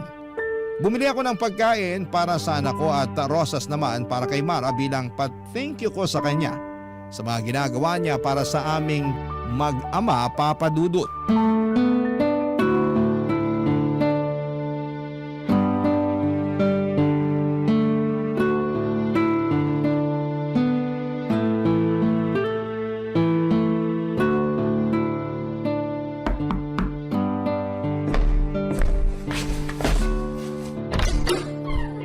Oh, Joel! Pasok ka na. Sakto, kaalis lang din ni Ma'am Cynthia. Hindi ka na nga ako mapaaga ng dating eh. Nag-shortcut ba naman yung taxing nasakyan ko kanina?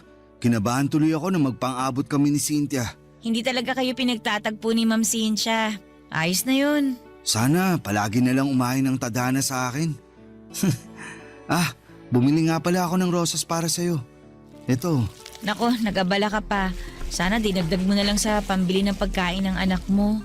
Nakabili na ako ng pagkain niya. Sakto na to para sa kanya. Dinagdagan ko pa nga para maibigay ka sa anak mo kapag umuwi ka sa inyo sa Cavite. Thank you tulog pa pala yung anak mo. Gusto mo ba gisingin ko na? Ay, wag! Hayaan mong makapahinga siya. Magkwentuhan na lang muna tayo habang tulog pa siya. Kumusta ka? Ayos lang. Parang malungkot ka. Dahil ba hindi ka nakauwi sa Cavite ngayong day off mo? Mabuti ngang hindi ako umuwi dun ngayon. Ha? Bakit naman? Ano ba nangyayari? Magkwento ka, makikinig ako. Wala to. Ayos lang ako. Gusto mo ng kape? Magtitimpla ako. Sige, para mas sumarap ang kwentuhan natin tungkol dyan sa pinagdadaanan mo. Ayos nga lang ako, Joel. Huwag mo na akong intindihin. Gusto kong makabawi sa'yo sa lahat ng tinulong mo sa akin. Kung makakabawi ako sa pakikinig, andito ako. 2 tenga, nakasanla sa'yo. Ang kulit mo Okay nga lang ako. Kahit sinasabi mong okay ka, halata naman sa mga mata mong hindi. Di tama nga ako. Ay, ano ba nangyari? Kasi nakikipag-iwalay na sa akin yung boyfriend ko eh. Sabi niya, hindi na raw niya kaya na isang beses lang sa isang linggo kami magkita. Natatakot daw siya na baka may makilala ako dito sa Maynila. Napipili niya ako kung trabaho ko raw o siya. Anong sinabi mo? Sabi ko pag-iisipan ko. So may chance na iwan mo ang trabaho mo rito para sa kanya? Oo, kasi mahal niya yung anak ko eh. Mabait naman siya. Mahal mo ba? Parang. Hindi mo naman pala mahal pero bakit nagstay ka sa kanya? Kasi bihira na lang yung maayos na karelasyon ngayon eh. Maswerte ako na nakilala ko siya kasi minahal niya ako tapos damay pa yung anak ko. Naiintindihan kita. Nakakalungkot lang kung sakaling pipiliin mong iwan tong trabaho mo para sa kanya. Hindi pa naman ako sigurado sa magiging desisyon ko. Gusto ko pa rin naman tong trabaho ko. Lalo na't napamahal na rin sa akin yung anak niyo ni Ma'am Cynthia. Salamat ha. Bilang magulang, masarap sa pandinig ang sinabi mo. Napakaswerte ng boyfriend mo sa'yo. Sana lang huwag kanyang i-pressure na mamili. May karapatan ka pa rin namang magdesisyon para sa sarili mo. Thank you Pwede bang payakap? Parang kailangan ko lang kasi ngayon. Sige. Halika rito. Kailangan ko rin naman ng yakap ngayon eh. Papadudot, nagkayakapan kami ni Mara. Inakala kong sandali lang yon para medyo gumaan ang pakiramdam niya. Pero hindi siya kaagad bumitaw. Nakayakap siya ng mahigpit sa akin at kasabay noon ay nadinig ko ang pag-iyak niya. Halatang naguguluhan at nahihirapan siya sa problemang kinakaharap niya. Aaminin ko na pagyakap niyang yon ay may naramdaman akong kakaiba. Nakaramdam ako ng init sa katawan ko. Lalo na noong dinidikit pa niya ang bandang dibdib niya sa akin. Papadudot, hinawakan ko ang kanyang buhok at hinaplos-haplos yon para doon mabaling ang atensyon ko at hindi ako makagawa ng hindi maganda. Pero sa ginawa kong yon ay mas lalong dumikit sa akin si Mara. At nang kumala siya sa pagkakayakap sa akin ay agad niya akong hinalikan. Ako naman, Papadudot, ay nagpaubaya.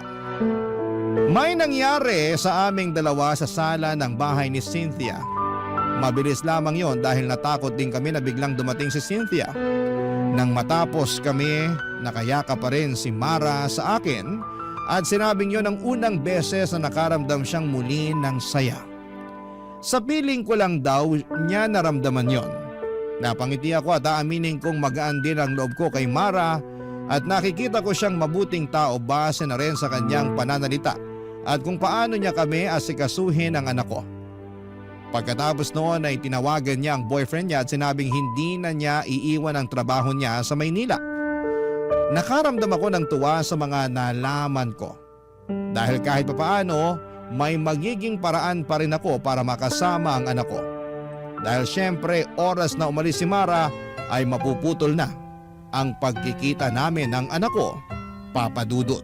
Barangay Love Stories. Barangay Love Stories. Nakipaghiwalay na nga ang boyfriend ni Mara sa kanya, Papadudot. Mabilis lang naman yung tinanggap ni Mara dahil alam niyang hindi naman niya mahal ang lalaking yon. Alam niyang nadaan lamang siya sa kabutihan nito at sa ipinakita niyang pagmamahal sa anak niya. Doon na kami malayang nagkaroon ng lihim na relasyon. Yun nga lang ay nilihim namin ang lahat ng yon hanggat hindi pa natatanggap ni Cynthia ang hiwalayan naming dalawa. Hindi ko pwedeng sabihin sa iba ang namamagitan sa pagitan namin ni Mara. Alam kong mas lalo lang magtatanim ng sama ng loob sa akin si Cynthia kapag nalaman niyang kasambahay niyang pinatos ko. Naintindihan naman yon ni Mara at sinabi sa akin na walang problema sa kanya kung patago muna kami. Dahil alam niya ang ugali ng ex-girlfriend ko. Napadalas na ang pagpunta ko kina Cynthia. Kahit andon si Cynthia ay nagagawa ko pa rin makipagkita kay Mara. Doon nga lang kami sa bahay ng kaibigan ko nagtatagpo kapag tulog na si Cynthia. Madalas nga, kapag dumadalaw na ako sa bahay ni Cynthia, hindi ko na halos nakakasama ang anak ko kasi mas madalas na kaming magkaharutan ni Mara. Nananabik din kasi ako sa feeling na merong nagmamahal sa akin. Pero hindi naman namin pinapabayaan ang anak ko ha, ikaklaro ko lang. Siyempre alam niyo naman na siguro yung pakiramdam ng mga unang buwan ng relasyon, hindi ba? Kumbaga nakaikot lang kayo sa mundo ng bawat isa at ini-enjoy ang lambingan at saya. Ganon ang nangyayari sa amin noon ni Mara. Nagkakaroon kami ng sariling mundo kung saan kaming dalawa lamang ang pwedeng makapunta at makakita.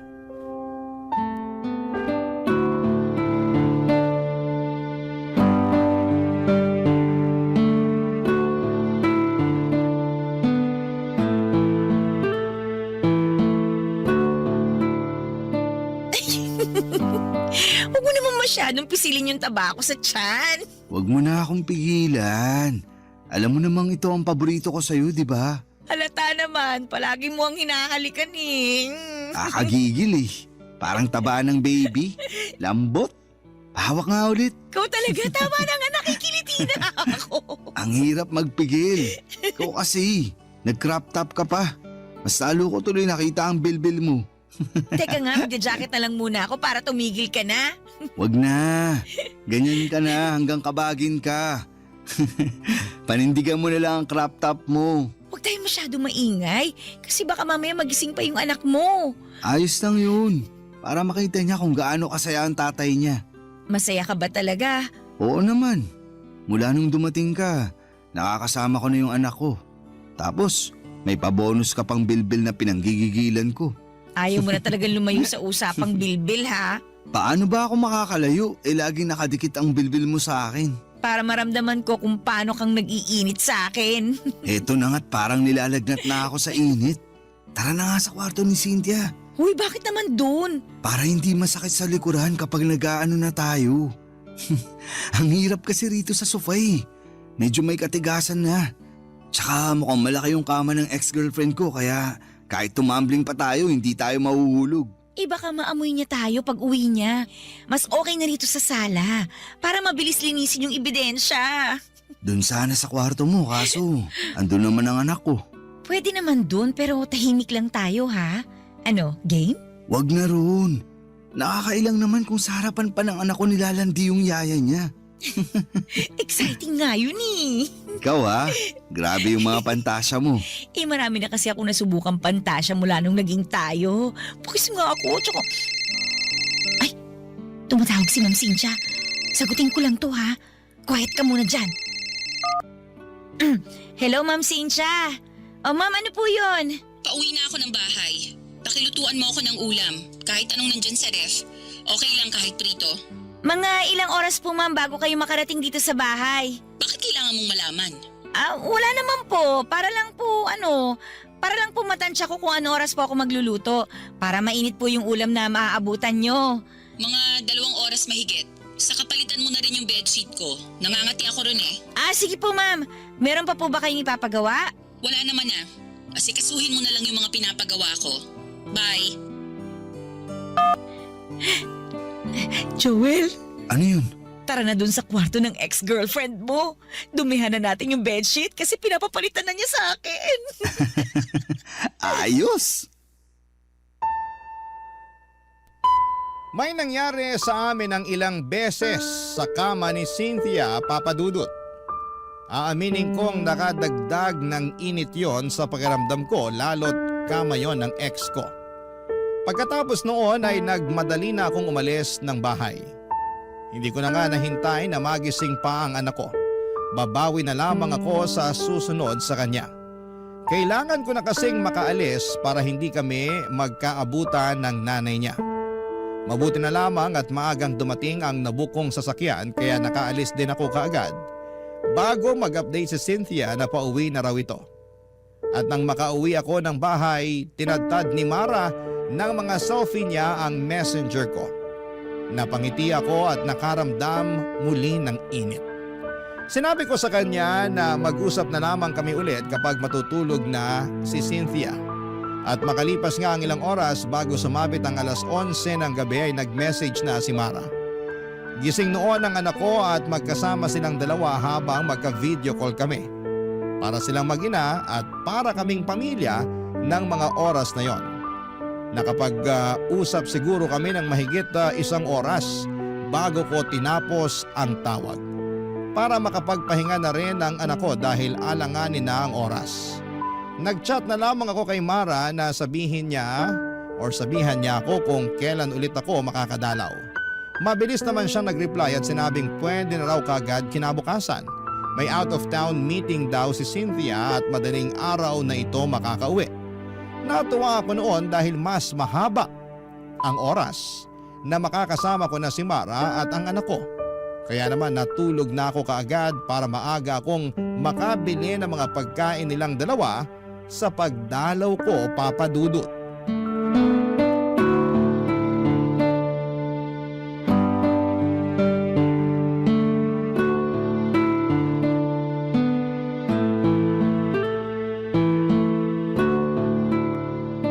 Uy, ang dami mo namang biniling pagkain. Gusto mo talagang kumapal pang bilbil ko, ha? Sakto lang yan para sa buong araw natin. Madaling araw pa talaga ang uwi ni Cynthia, di ba? Sabi nga niya baka bukas na raw ng tanghali ang uwi niya eh. Uy, ayos ah. Baka pwede pa ako makatulog dito nun. Para may experience ko namang matulog buong gabi kasama kayo ng anak ko. Gusto ko rin naman yun. Yaan mo, kapag lumamig na ang lahat, magagawa na natin yan. Sa ngayon, magtago lang muna tayo. Buti ka pa. Ang lawak ng pangunawa mo. Sana ganyan din si Cynthia. Wow! Cynthia! Ma'am! Akala nyo ganun ako katanga para hindi makahalata? 1 buwan ko nang alam ang ginagawa nyo. Palihim ako naglagay ng CCTV dito sa bahay, lalo na sa kwarto ko. Huminahon ka muna. Huminahon? May oras pa ba ako para gawin yun? Eh punong-puno na ako ng galit sa inyong dalawa.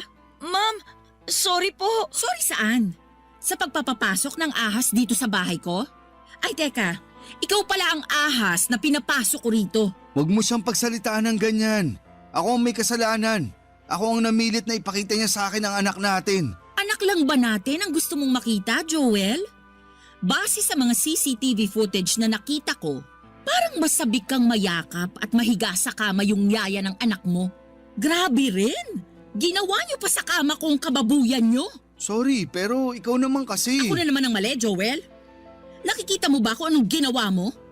Mas lalo mong sinira ang tiwala ko sa'yo. Kung sa una pa lang sana hindi mo na ipinagdamot ang anak ko sa akin, edi hindi sana tayo aabot sa ganito. Pinapatikim ko lang sa'yo ang epekto ng pag-iwan mo sa akin. Sinabi ko naman sa'yo na huwag mong idamay ang anak natin sa problema natin pero… Sa ayaw at gusto mo, madadamay talaga ang anak natin. Lalo na ngayon, ang bababoy nyo. Habang nasa kabilang kwarto ang anak natin, nagawa mo pa talagang patungan ng yaya niya, Joel? Anong klaseng pag-iisip ang meron ka? Bakit init ng katawan ang pinapairal mo? Kasalanan ko po, Ma'am Cynthia. Huwag niyo pong sisihin si Sir Joel. At ngayon, Sir Joel ang tawag mo sa kanya? Patapos kang maghubad sa harapan niya? Iba ka rin, ha? Nagmamahalan lang po kaming dalawa. Walang masama sa ginagawa namin. Nagmamahalan? Walang masama? Sigurado ka? Habang wala ako sa bahay na to, pinagkatiwalaan kita, Mara. Ang bilin ko sa'yo, wag na wag kang magpapapasok ng ibang tao. Pero sinunod mo ba yon? Hindi. Sabihin mo ngayon sa akin kung walang masama sa ginawa mong yon. Hindi mo na nirespeto ang bahay ko. At hindi mo rin ako nirespeto. Sorry po, Ma'am. Hanggang sorry ka lang talaga, no? Tama na, Cynthia. Pag-usapan na lang natin to. Sige, pag-usapan natin to. Kasi ang dami ko nang naipon sa puso kong galit sa'yo eh. Baka sakaling gumaan kapag sinumbat ko na sa'yo lahat. Kapal ng mukha mo, Joel. Ang dami mong pagkukulang sa akin noon. Pero pinilit kong tanggapin ka. Kasi naniniwala ako na ikaw yung makakabuti para sa akin. Lalo na nung nabuntis mo ko. Pero anong ginawa mo? Nung time na gulong-gulo ko sa mga nararamdaman ko, iniwan mo ko. Pinabayaan mo ko. Hindi mo alam kung gaano kasakit sa akin na isipin yung future na hindi ka namin kasama ng anak mo. Hindi mo alam kung gaano kasakit sa akin na isipin na nagmamahal ka na ulit ng iba tapos makakalimutan mo na kaming mag-ina. Hindi naman mangyayari yun. Nagkaiwalay tayo pero hindi naman ibig sabihin ipapabayaan ko na kayo. Mag-ina ko pa rin kayo at parte na kayo ng buhay ko. Mahal kita, Cynthia. Kahit ano pang nangyari sa atin, hindi na yun magbabago. Kung mahal mo ko, piliin mo ko ngayon. Anong ibig mo sabihin? Kung gusto mo pang makita pa ang anak mo, ako ang pipiliin mo. Cynthia. Kami ng anak mo o ang katulong ko? Mamili ka. Hindi ako makagalaw sa sinabi ni Cynthia, Papa Dudut. Hindi ko nga rin matignan si Mara dahil alam kong nasasaktan siya sa narinig niyang sinabi ng ex ko. Kahit ako ay naguluhan, lalo na noong pinangtakot na ni Cynthia sa akin ang anak namin. Sinabi niyang lilipat na raw sila ng lugar at hindi ko na sila kailanman makikita. Ang bigat ng loob ko habang iniisip ang posibilidad na mangyari yon. Nang hindi pa ako sumagot ay sinabi niyang pwede kaming magkabalikang dalawa, total ay mahal ko pa naman daw siya. Ayusin na lang daw namin at susubukan niyang baguhin kung ano man ang mga naging pagkakamali niya. Hindi pa rin ako nakapagsalita noon. Parehas kami ni Mara. Nang wala siyang makuhang sagot sa akin ay pinalis niya ako ng bahay. Pero bago niya ako paalisin, binigyan niya ako ng palugit na 1 buwan para pag-isipan kung sino ang pipiliin ko sa kanila ni Mara. Tahimik pa rin si Mara at kabado dahil anak ko na ang pinangsasangga ng nanay niya.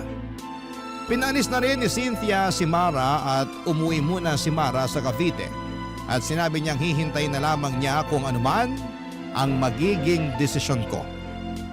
Sobrang hirap ng pinasok kong gulo. Sana ay matulungan niyo po ako. Oo, at may nararamdaman na ako para kay Mara. Nakikita ko siya bilang mabuting tao at mabuting karelasyon. Pero aaminin kong mas mahal ko pa rin si Cynthia.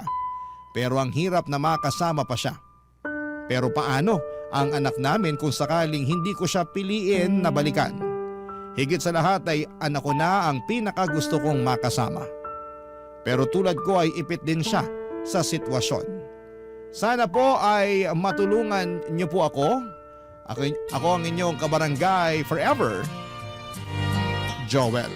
Barangay Love Stories. Barangay Love Stories. Nalilito pa rin sa life ang ating kabarangay. Ano kaya ang maipapayo mo sa kanya? Ibahagi mo yan sa ating comment section para mabasa rin niya. Nagustuhan ng iyong napakinggan? Ituloy yan via live stream sa www.gmanetwork.com/radio. In Mega Manila, 97.1. Forever!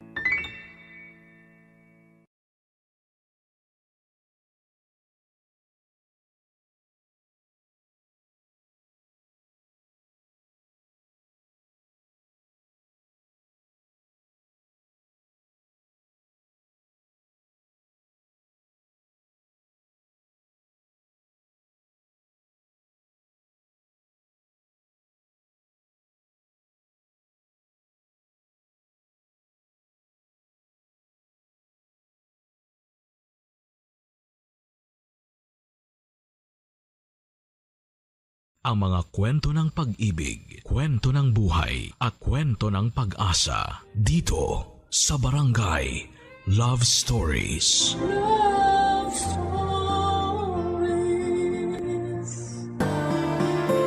Marami sa atin ngayon ang alam kung gaano kahirap ang buhay ngayon. At sa kabila ng mga pagsubok ay patuloy pa rin nating nilalabanan ang hirap ng buhay para sa ating mga pangarap.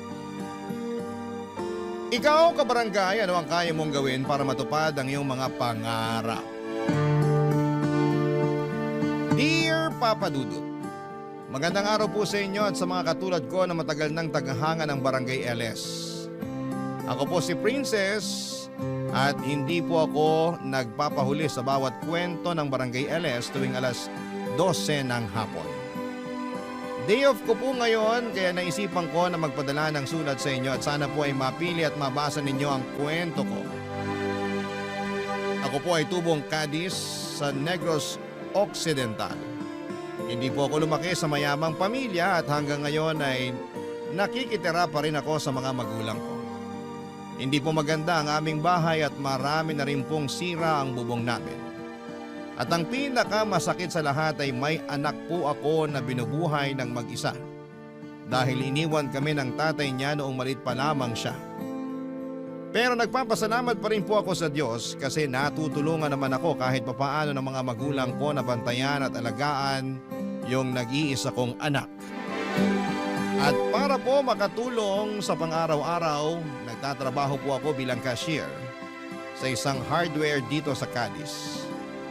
Ang pangarap ko po talaga noon pa man ay maging isang nurse pero mukhang hindi ko na matutupad yon dahil hindi ako nakapagtapos ng high school. Kaya napagtanto ko na lamang na ibubuhos ko na lamang sa anak ko ang mga pangarap na hindi ko natupad para sa sarili ko. Pero ang totoo po niyan hanggang ngayon po ay nahihirapan kami ng mga magulang ko sa pagpapaaral sa anak ko at dahil po dito ay nagpatong-patong na ang mga utang ko. Pero tulad ng ibang mga nanay, wala po akong hindi kakayanin para sa anak ko. Kaya bilang isang single mother na araw-araw na kumakayod ay mukhang wala na po talagang pag-asa para magkaroon ng love life. Kaya po ako nakikinig ng Barangay LS tuwing alas 12 dahil dito ko lang nakukuha ang kilig at saya na gusto kong maranasan sa isang lalaki. Sa totoo lang po ay takot na akong magmahal ulit. May trauma po kasi ako sa mga lalaki dahil sa bungero at lasenggero yung tatay ng anak ko. At ang pinakamalupit pa po sa lahat ay iniwan at pinagpalit niya kami sa mas maganda at mas mayaman na babae. Kaya mula noong araw na yon ay sinumpa ko talaga na hindi ko na siya papansinin. Kasi para sa akin ay wala siyang kwentang tatay sa anak ko. Pero nagbago po ang pananaw ko sa mga lalaki nang nakilala ko si Marcos. Si Marcos po ang regular customer namin sa hardware. Sobrang bait at gwapo niya at tuwing dumadaan siya, talagang naaamoy ko yung perfume niya na napakabango. At alam ko po na may kaya siya kasi iba't ibang kotse ang dala-dala niya tuwing pumupunta siya sa hardware na pinagtatrabahuhan ko. At isang araw ay hindi ko po lubos akalain na mapapahaba ang usapan namin ni Marcos, Papa Dudut.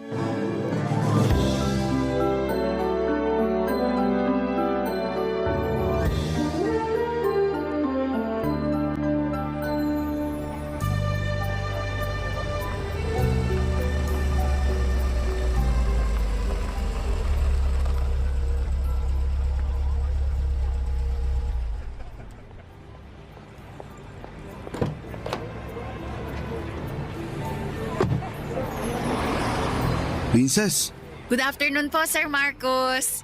Wow, sir, bagong-bago po yung kotse nyo ah. Para ngayon ko lang nakita yan ah. oo, kakabili ko lang kahapon. Naku, mapapasana all ka na lang talaga. Nakakaingit naman po kayo. Anong dinadrama mo dyan? Wala lang po. Naisip ko lang po kasi na sobrang unfair pala ng buhay. Siguro kung kasing yaman ko lang kayo, hindi na ako mahihirapan sa pagpapaaral sa anak ko at sa pagbibigay ng pera sa mga magulang ko. Eto talaga oh. Eto may aaminin ako sa'yo. Ano po yun? Ang totoo niyan, laki at sanay ako sa hirap. Seryoso po kayo? Hindi naman kayo mukhang sanay sa hirap ah. Nako, sa maniwala ka't sa hindi, 100 kaming magkakapatid. Noong bata nga ako, tandang-tanda ko pa na school shoes yung regalo sa akin ng mga magulang ko nung birthday ko. Pinapagawa nyo lang ata loob ko eh. Ikaw talaga, ang kulit mo. Yung point ko lang naman dito, hindi habang buhay nasa ibaba ka ng gulong. Pagpatuloy mo lang yung ginagawa mo ngayon at maniwala ka sa akin, aasenso ka rin sa buhay. Ay nako sir, mukhang itong pagtatrabaho sa hardware na lang talagang magiging huling hantungan ko. Huwag kang magsalita ng tapos. Malay mo, baka yung anak mo ang tutulong sa'yo na makabangon ka sa hirap, diba? Kung sa bagay, matalino din po kasi yung batang yon. Kaya hindi po ako magtataka kung aasenso yun sa buhay. Ay, sana lang talaga hindi niya ako makalimutan kapag nangyari yun. Huwag kang mag-alala. Sigurado ako na hindi ka pababayaan ng batang yun. Nakita ko yun dito sa hardware nung nakaraang Sabado. Mukhang mabait naman siya. Tama, pilyo nga lang. Ay naku po, pasensya na kayo. Ang daldal ko talaga. Nga pala, ano pong kailangan nyo? Ano ka ba? Okay lang yun. Pabili ako ng 3 extension cord. Sige po, saglit lang. Eto po, 3 yan. Salamat ha. Ito yung bayad ko. Resibo nyo po. Nga po pala, ba't ang dami nyo naman atang pinamili na extension cord? Namili kasi ako ng appliances nung isang araw. Tapos kinulang ako sa outlet, kaya yan. Wow naman. Samantalang kami, iisa na nga lang yung ref namin tapos kinakalawang pa. Uy, tamang-tama. May ref ako sa bahay na hindi ko na ginagamit. Ibibigay ko na sa'yo yun. Ano? Naku! Oh, ba't parang gulat na gulat ka dyan? Huwag mong sabihin tinatanggihan mo ako. Nakakahiya po kasi. Ano ka ba? Hindi ka naman na ibang tao sa akin eh. Ikaw kaya tong palaging tumutulong at nag-a-assist sa akin tuwing may binibili ako dito sa hardware. Sige po. Nakakahiya man pero tatanggapin ko na yung inaalok nyo kasi mukhang hindi na po magtatagal yung ref namin eh. Bigay lang din kasi nung kamag-anak namin yung ref na yun at hindi na rin masyadong lumalamig yung freezer nun. Oh, yun naman pala eh. Huwag ka na rin mag-alala. Kasi ako na mismo ang pupunta sa bahay nyo para ihatid yung ref na ibibigay ko. Uy sir naman, wag na po. Makikiusap na lang ako sa kapitbahay namin na tulungan akong kunin yung ref sa bahay nyo. Para saan pa yung bago kong kotse? Kung hindi ko rin naman mapapakinabangan ng maayos, di ba? Kaya sige na, huwag mo na akong tanggihan. Ibigay mo na lang sa akin yung address nyo. Sige po, sandali kukuha lang po ako ng papel.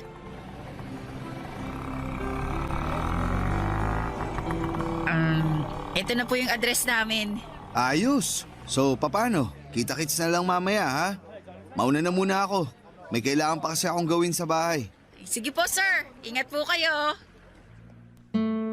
Pagkatapos ng shift ko, papadudot ay dumaan si Marco sa bahay namin at grabe. Hindi ko talaga lubos sa kalain at dalawa yung pintuan ng ref na ibibigay niya. Sobrang saya namin ng mga magulang ko noong nakita namin yung ref na inihatid ni Marcos sa bahay namin. At nang umalis si Marcos ay nagsimula ng magduda ang mga magulang ko kung may gusto ba siya sa akin. Pero syempre sinabi ko sa mga magulang ko na mabait lang talaga si Marcos. Pero papadudot. Hindi mo nagkamali ang mga magulang ko dahil makalipas ang ilang linggo ay inamin ni Marcos na may gusto siya sa akin at na ako raw yung dahilan kung bakit palagi siyang pumupunta sa hardware na pinagtatrabahuhan ko. Hindi ko po talaga akalain na magkakagusto sa akin si Marcos. Lalo na't mayaman siya at ako naman ay isang simpleng babae lang. Pero hindi talaga. May mga bagay na hindi mo kayang ipaliwanag pero nangyayari. At ang tanging magagawa mo lamang ay tanggapin at yakapin ito.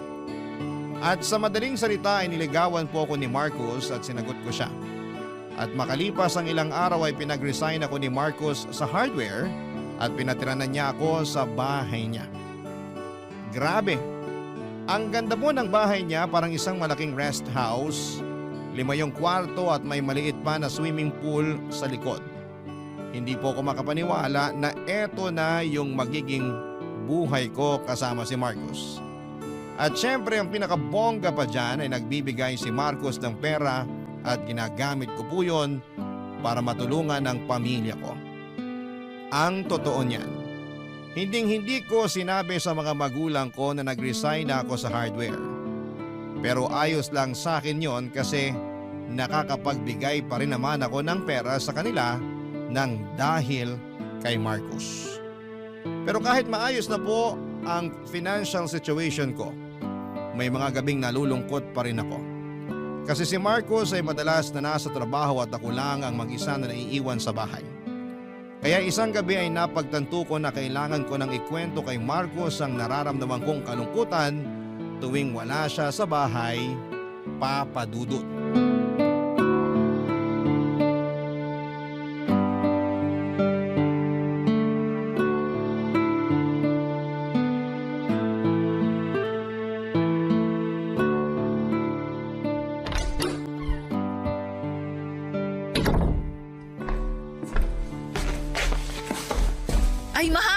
Mabuti naman at nakauwi ka na. Hi, mahal. Mukhang nanghihina ka ah. Okay ka lang ba? Kumusta yung trabaho mo? Ay, Hoy, ano ba? Di ka naman nakikinig sa akin eh. sorry. Ayun, nakakapagod. Pero ayos lang naman. Nga pala, pinagluto kita ng paborito mong pagkain. Pinagtimpla na rin kita ng iced tea. Nasa mesa na lahat, nakahain na. Sige na, kumain ka na doon. Salamat. Pero bukas na lang siguro. Pagod na ako eh. Gusto ko nang matulog. Uy, nga pala, bago ka matulog, may aaminin muna ako sa'yo. Pero sana huwag kang magalit ha. Bakit? Ano ba yun? Nagpapasalamat ako sa'yo kasi nakakapag-abot pa rin ako ng pera sa mga magulang ko kahit wala na akong trabaho. Pero ang totoo niyan, nalulungkot ako tuwing wala ka dito sa bahay eh. Aba, natural. Kasi nagtatrabaho ako para sa ating dalawa. Alam ko naman yun, pero ang tagal na kasi simula nung huli tayong alam mo na. Utang na loob naman, princess. Anong gusto mo? Huminto ako sa pagtatrabaho at hayaan kong mamatay tayong dalawa sa gutom? Uy, kumalma ka nga. Ang kulit-kulit mo kasi. Yung sa akin lang naman, miss na kita. Kaya... Princess, tumigil ka. Uy, sige na naman oh. Hindi ka ba talaga nakakaintindi? Ano bang problema mo? Bakit mo ako tinulak? Ba't ka ba nagkakaganyan? Ano, may nagawa ba ako masama sa'yo? Pagod ako sa trabaho. Yun lang yun. Alam mo, ang ganda-ganda nitong bahay mo at malaki yung perang na ibibigay mo sa akin. Pero may mga ibang pangangailangan din naman ako. Sige, kulitin mo pa ako at hindi lang yung pagtulak ko ang aabuti mo sa akin. Sama-sama mo naman. Alam mo, hindi ko maintindihan kung bakit mo pa ako niyaya makipag-live-in dito kung hindi mo naman pala ibibigay mga pangangailangan ko. Bakit? Hindi pa ba sapat sa iyo nakapag-resign ka sa hardware? Nakatira ka sa magandang bahay at nasusustentuhan mo yung pamilya mo nang dahil sa tulong ko? Siyempre, sapat na sa akin yun kasi alam mo namang hindi kami mayaman na tulad mo. Pero hindi ko na rin maiwasan na tanungin ang sarili ko kung mahal mo pa ba talaga ako. Oh, ba't yung pagmamahal ko naman sa iyo yung kine-question mo ngayon? Kasi hindi ka naman ganito dati eh. Nung nagtatrabaho pa ako sa hardware at nung nililigawan mo pa ako, ang sweet-sweet mo kaya sa akin. Pero bigla kang nagbago. Hindi ako nagbago. Talagang pagod lang ako. Sinong niloko mo? Umamin ka nga sa akin, Marcos. Bukod sa akin, may ibang babae ka pa ba? Ano? Pambihira. Saan naman ang galing yan? Kasi hindi ka naman manlalamig sa akin ng ganun-ganun na lang kung wala kang ibang babae. Wala akong ibang babae. Alam mo ikaw, hindi ka lang napagbigyan, nag-iinarte ka na. Hindi ako mag-iinarte kung wala akong basehan. Pwes walang kwenta yung basehan mo kasi napapraning ka lang. Ay, kung ako sa'yo, makontento ka na lang sana sa mga binibigay ko sa'yo. Kasi di hamak na mas malaki yung binibigay ko sa'yong pera kumpara dun sa kinikita mo nung nagtatrabaho ka pa sa hardware. Sandali lang, sinusumbat mo ba sa akin ang lahat ng naitulong mo? Ayaw ko sanang manumbat pero wala akong choice kasi pinipilit mo ako. Oo, alam kong mayaman ka. Pero sana wag mo namang ipamukha sa akin na wala akong kwenta. Asensya ka na. Sabi ko naman kasi sa'yo pagod ako. At pwede bang tigilan mo na yung kakaisip mo ng kung ano-ano? Wala akong babae. Talagang nape-pressure lang ako sa boss ko nitong mga nakaraang linggo. Ewan ko sa'yo! Uy, saan ka pupunta? Doon ako sa guest room matutulog. Ano ba naman yan? Bumalik ka nga dito. Di kita kayang tabihan ngayong gabi kaya manigas ka dyan! Sa may guest room po ako natulog ng gabing yon at kinaumagahan ay hindi ko pinansin si Marcos. Paulit-ulit siyang humihingi ng sorry sa akin pero talagang masama ang loob ko sa kanya noon. Pakiramdam ko kasi ay unti-unti nang nanlalamig si Marcos sa akin.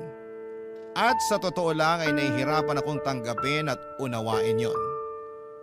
Pero baka nga tama si Marcos, Papa Dudut, baka napapraning lamang ako at baka talagang pagod lamang siya sa trabaho kaya hindi na niya nabigyan ng atensyon yung mga bagay na dati ay importante sa amin. Pero masisisi niyo ba ako? Ang dami ng kwento ng mga asawa na pakiramdam nila ay nanlalamig na sa kanila mga mister nila tapos ay bigla na lamang nilang malalaman na may iba na palang babaeng kinakalantari ang mga mister nila. Nang mga panahong yun ay iniisip ko na lamang na at least ay nakapagbibigay pa rin si Marcos ng pera sa akin. At yun naman talaga ang kailangan namin ng pamilya ko. Kaya nga, Nang sabi nila love is important pero money is importanter. Kaya iniisip ko na lamang yung mga magagandang bagay na nakuha ko kay Marcus. Tulad ng komportableng buhay at mga bagay na wala ako noon. Pero ewan ko ba Papa Dudut kasi kahit nabibigay ni Marcos yung buhay na gusto ko, hindi pa rin nawawala sa isipan ko na baka may iba siyang babae. Lumipas sa mga linggo at nanlalamig pa rin siya sa akin kaya nagsimula na akong mag-isip na baka may tinatago siya. At doon ako nagsimulang mag-imbestiga. Isang araw naiwan ni Marcos ang cellphone niya sa bahay kaya't kinuha ko kaagad ito at wala pang 5 segundo ay nabuksan ko na yung cellphone niya. Yung birthday ay yung passcode niya ay iisa lamang. At nung mismong araw na yon ay hinalungkat ko na ang cellphone ni Marcos para makumpirma kung may basihan nga ba ang hinala ko na may iba na siyang babae, Papa Dudut. Barangay Love Stories. Barangay Love Stories.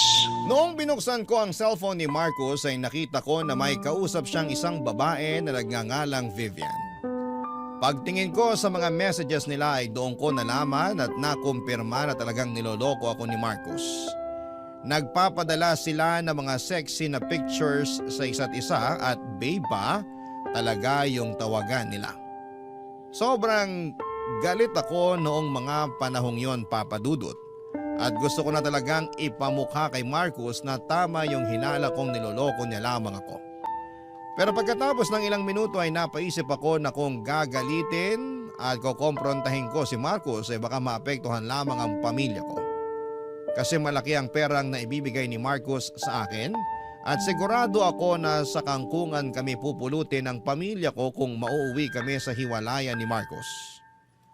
Ang totoo niyan ay nakakapanlumo yung pakiramdam na wala kang magawa na kailangan mong tiisin yung mga bagay na labag sa iyong puso. Pero wala talaga akong magagawa kasi hindi naman ako nakapagtapos ng pag-aaral at malaki din ang naibibigay na pera ni Marcos sa akin.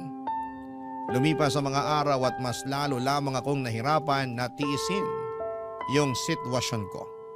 Nahihirapan ako sa tipong kailangan kong magpanggap na para wala akong alam tuwing magkaharap kami ni Marcos.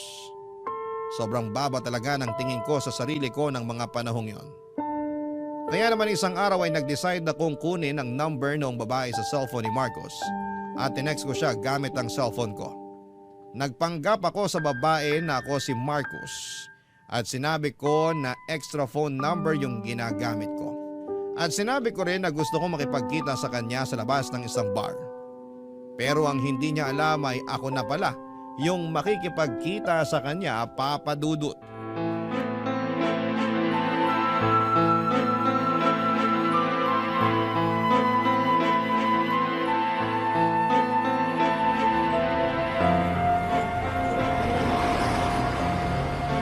Hoy! Ikaw ba si Vivian? Hoy, Karen! Teka lang, kilala ba kita? At ba't alam mo ang pangalan ko, ha? Ako si Princess. At hindi na ako magpapaligoy-ligoy pa. Ako lang naman yung jowa ng lalaking nilalandi mo. I'm sorry, ano? Ako yung kamit mo dito sa labas ng bar. Sa madaling salita, ako yung katext mo kanina. Pasensya ka na pero wala akong alam sa mga pinagsasasabi mo. Alis na ako. Sandali lang. Ano? May nakalimutan ka. Ano ba yun? Eto! Aray! Bakit mo ko sinampal, ha? Kapal na mukha mong haliparot ka? Malinaw na malinaw sa mga text messages na ikaw yung kabit ni Marcos. Pero wala ka pa rin karapatan para saktan ako. Pwes, binigyan mo ko ng karapatan na saktan ka nung araw na kumabit ka sa jowa ko. Ha! Sa'yo na mismo nang galing jowa mo lang at jowa ka lang ni Marcos. Kumakaasta ka naman, akala mo naman asawa ka? Ang kati-kati mong higad ka? Etong nababagay sa'yo! Aray! Nakakadalawa ka na, ha? Alam mo, ikaw namumuro ka na sa akin. Tumigil ka na, kundi papatulan na talaga kita. Ganun ba? Pwes, uunahan na kita! Aray! Ano ba? Tignan na lang natin kung magugustuhan pa ni Marcos kapag nakalbo na kita! Lumaba ka nga ng patas! O yan! Aray! Eh di hamak naman na mas maganda ako kesa sa'yo! Maganda? Nagpapatawa ka ba? Gusto mo bang bigyan kita ng salamin para kilabutan ka sa mga pinagsasasabi mo dyan? Binabalaan kita ha. Lubayan mo na si Marcos. Kung hindi, mas malala pa dyan ang gagawin ko sa'yo. Eh paano kung sabihin ko sa'yo na ayoko? Magkano? Ano? Bibigyan kita ng 3,000. Hiwalayan mo na si Marcos. Nahihibang ka na ba? Anin ko naman yung 3,000 mo kung mas malaki naman yung binibigay na pera sa akin ni Marcos. Hindi ka lang pala malandi. Mukhang pera ka rin palang hayop ka. Sabihin mo nang gusto mong sabihin tungkol sa akin basta hindi ko ihiwalayan si Marcos. Kailan niyo pa ako niloloko ha? Gaano na kayo katagal na may relasyon? Ba't ko naman sasagutin yan? Labas ka na ron. Pwes, may pakialam ako kasi naninira ka ng relasyon ng may relasyon. Utang na loob na stress na ako sa'yo ha. Ganito na lang ha, para matapos na to. Ipapaubaya ko si Marcos sa'yo sa umaga, tapos tuwing gabi sa akin siya. Sharing is caring, di ba? Ha! Hindi ko alam kung saan ka humuhugot ng kapal ng muka para sabihin ang mga sinasabi mo sa akin ngayon. Teka nga lang, bakit pa ako yung pinagdidiskitan mo? Bakit hindi si Marcos yung kausapin mo? Kasi ayoko na magkasira kami dahil lang sa isang haliparot na tulad mo. Ano nakakatawa? May nakakatawa ba sa sinabi ko? Tama ba itong naiisip ko? Feeling ko kasi tama talaga eh. So ano? Magsasalita ka o bibigyan kita ng round 2? Gusto mo talaga malaman kung ano yung nasa isip ko? O pues sige. Sa tingin ko, ako tong sinugod at pinagdidiskitahan mo kasi tulad ko, pineperahan mo rin si Marcos. At ayaw mo siyang mawala, tama? Hoy! Huwag mo akong itulad sa'yo! Hindi ako ganong klaseng babae! Eh, Josera! Princess nga ang pangalan mo pero mukha ka namang hampas lupa! Kaya hindi na ako magtataka kung pineperahan mo lang si Marcos. Nakapustahan tayo! Yung 3,000 na inalok mo sa akin kanina? Galing yun sa bulsa ni Marcos, no? Ang kapal din naman pala ng mukha mo! Ay nako! Huwag mo na kasing i-deny. Aminin mo na kasi pareho lang naman nating pinagkakakitaan si Marcos. Ang pinagkaiba nga lang, ako, kaya kong aminin sa sarili ko yon. At ikaw naman, patuloy ka pa rin naka-enroll sa maang-maangan School of Acting. Ha! Diyan ka na nga! Nang gabing yon ay marami ang nakakita sa amin ni Vivian sa labas ng bar habang nag-aaway kami. At nagmukha po kaming sirkos papadudot. Wala ni isa na nagtangkang umawat sa amin kasi natatawa at natutuwa sila sa mga eksena namin. Nang natapos na yung away namin ni Vivian ay saka ko lang na-realize na sobrang nakakahiya pala nung ginawa namin sa harapan ng maraming tao. At pag-alis ni Vivian ay malinaw na sa akin na ginagamit lamang niya si Marcos para sa pera. Nakakahiya mang aminin papadudod pero parang tama na rin naman yung sinabi ni Vivian na parang pera lang din ang habol ko kay Marcos. Oo, gwapo si Marcos at may pagmamahal ako na nararamdaman para sa kanya. Pero pakiramdam ko ay mas malakas pa rin ang hatak ng pera kaya ako nanatili sa relasyon namin. Kasi kung wala siyang pera malamang ay iniwanan ko na lamang siya noong nalaman ko na may ibang babae siya. Sobrang naiinis po ako sa sitwasyon kaya noong gabing yon, hindi na muna ako umuwi. Pumasok ako sa bar, nagpakalasing at doon ko rin naisipang i-stalk si Vivian sa Facebook. At doon ko nalaman na pareho kami ng sitwasyon. Tulad ko ay may anak din pala na binubuhay si Vivian. Ang totoo niyan dapat ay magalit ako sa kanya kasi kabit siya ni Marcos. Pero sa totoo lang, mas naawa lang ako sa kanya. Siguro kasi pareho kaming nanay at malambot yung puso ko pagdating sa mga bata. Pagkatapos kong uminom sa bar ay umuwi na ako. Pero hindi ko pa rin sinabi kay Marcos yung nangyari sa amin ni Vivian. Hindi ko po talaga kayang i-process lahat ng kaguluhang nangyayari sa buhay ko. At kasabay noon ay ang patuloy ko na paglilihim kay Marcos tungkol sa mga nalaman ko. Ngunit ilang linggo ang lumipas ay nagulat ako nang makatanggap ako ng text mula kay Vivian. Niyayaya niya ako makipagkita sa isang coffee shop at sobrang nagulat ako noong natanggap ko yung text ni Vivian kasi hindi ko akalain na isi-save niya yung number ko. Sa totoo lang, Papa Dudut ay ayaw ko sanang makipagkita sa kanya. Pero dahil na curious ako, ay pumayag na rin ako na makipagkita kay Vivian.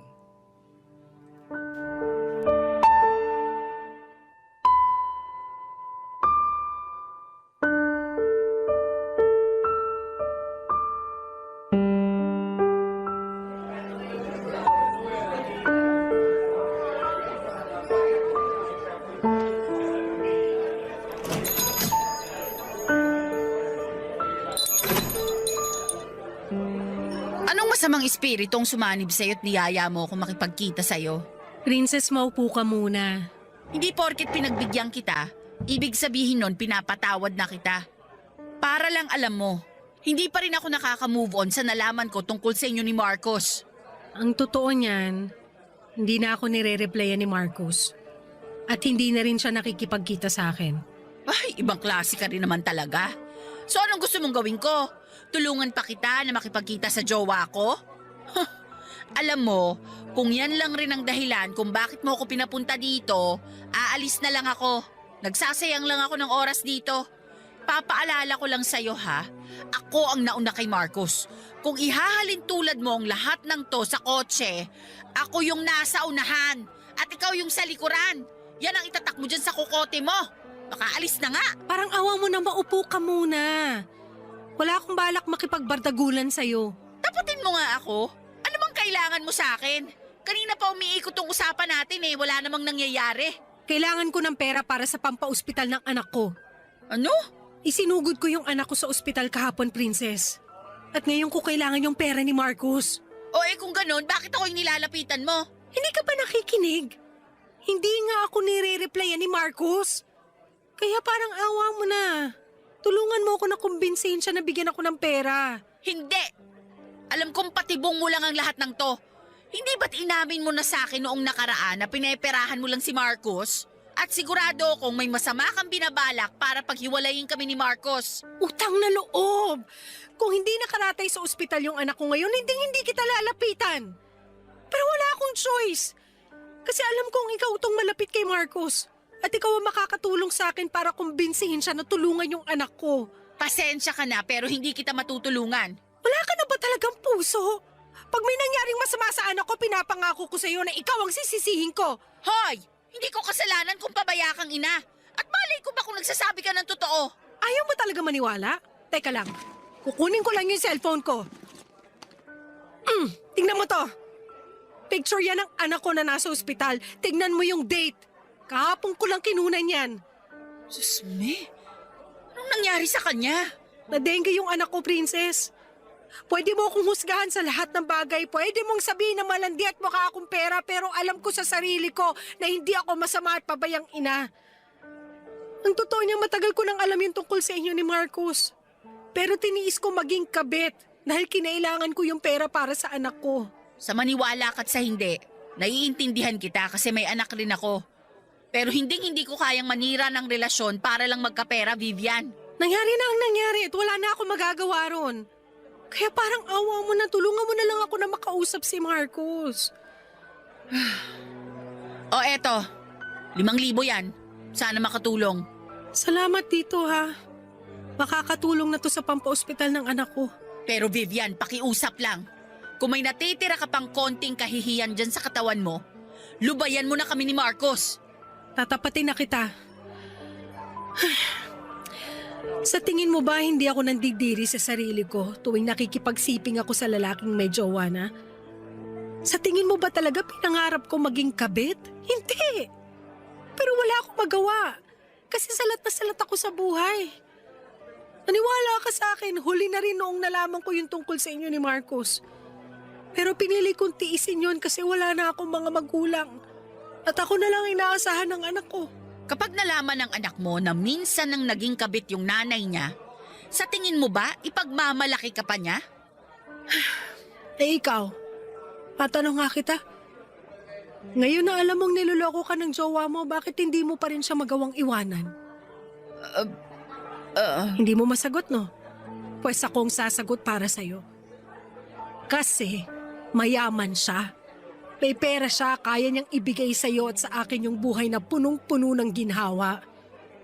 Kaya kung ako sa'yo, tigil-tigilan mo ng pagiging ipokrita mo kasi sa ginagawa mong yan, mas lalo mo lang pinapahirapan ang sarili mo. Hindi mo ba talaga kami lulubayan?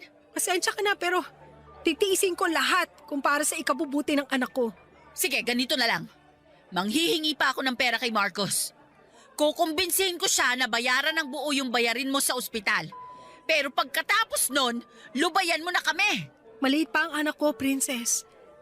Sa tingin mo ba sa bayarin ng ospital natatapos ang responsibilidad ko sa kanya? Ayoko matulad sa akin yung anak ko.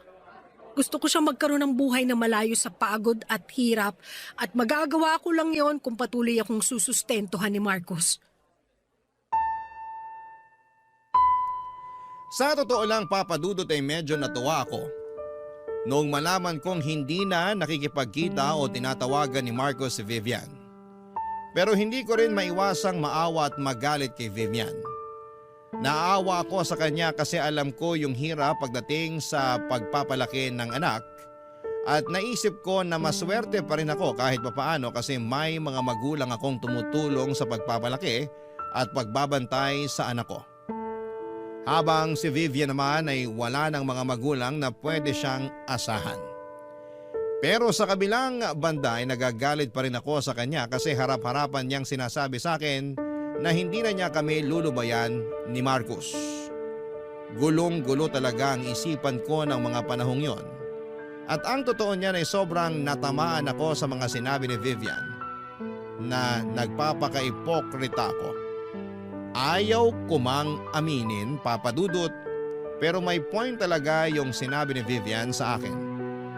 Pera ang pinakamalaking dahilan kung bakit ako patuloy na nananatili sa relasyon namin ni Marcos. Pero ang pinagkaiba nga lang namin ni Vivian ay hindi ako kabit katulad niya. Lumipas sa mga araw at pinili ko pa rin ang manahimik at magsawalang kibo sa lahat ng kababuyan ni Marcos. Pero syempre hindi na muling naibalik yung tiwala ko kay Marcos. Kaya palihim ko pa rin at tinitignan at hinahalungkat ang cellphone niya tuwing iniiwan niya ito sa mesa. At doon ko nakumpirma na hindi na nga nagte-text o tumatawag si Marcos kay Vivian. Naisip ko na mga panahon na yon na baka nagbago na talaga si Marcos at unti-unti niya nang pinuputol ang ugnayan nila ni Vivian para sa kapakanan namin.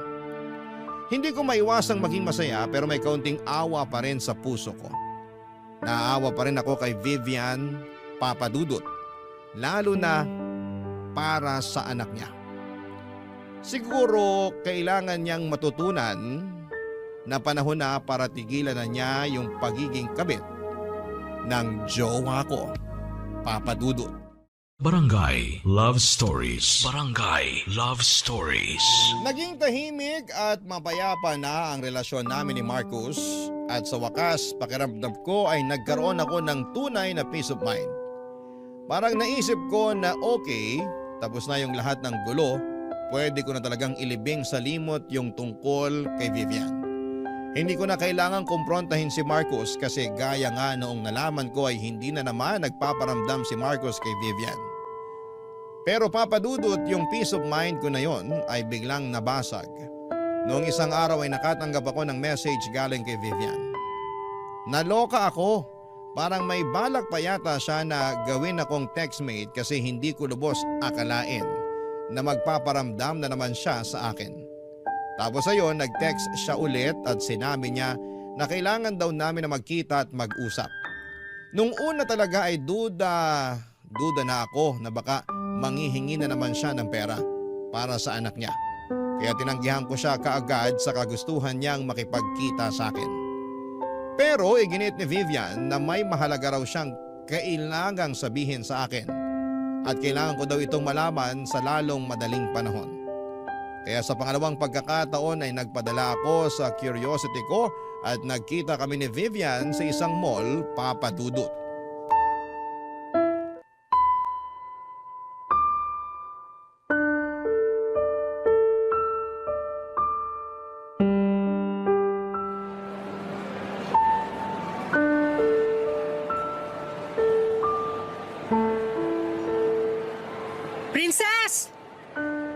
Hoy, Vivian!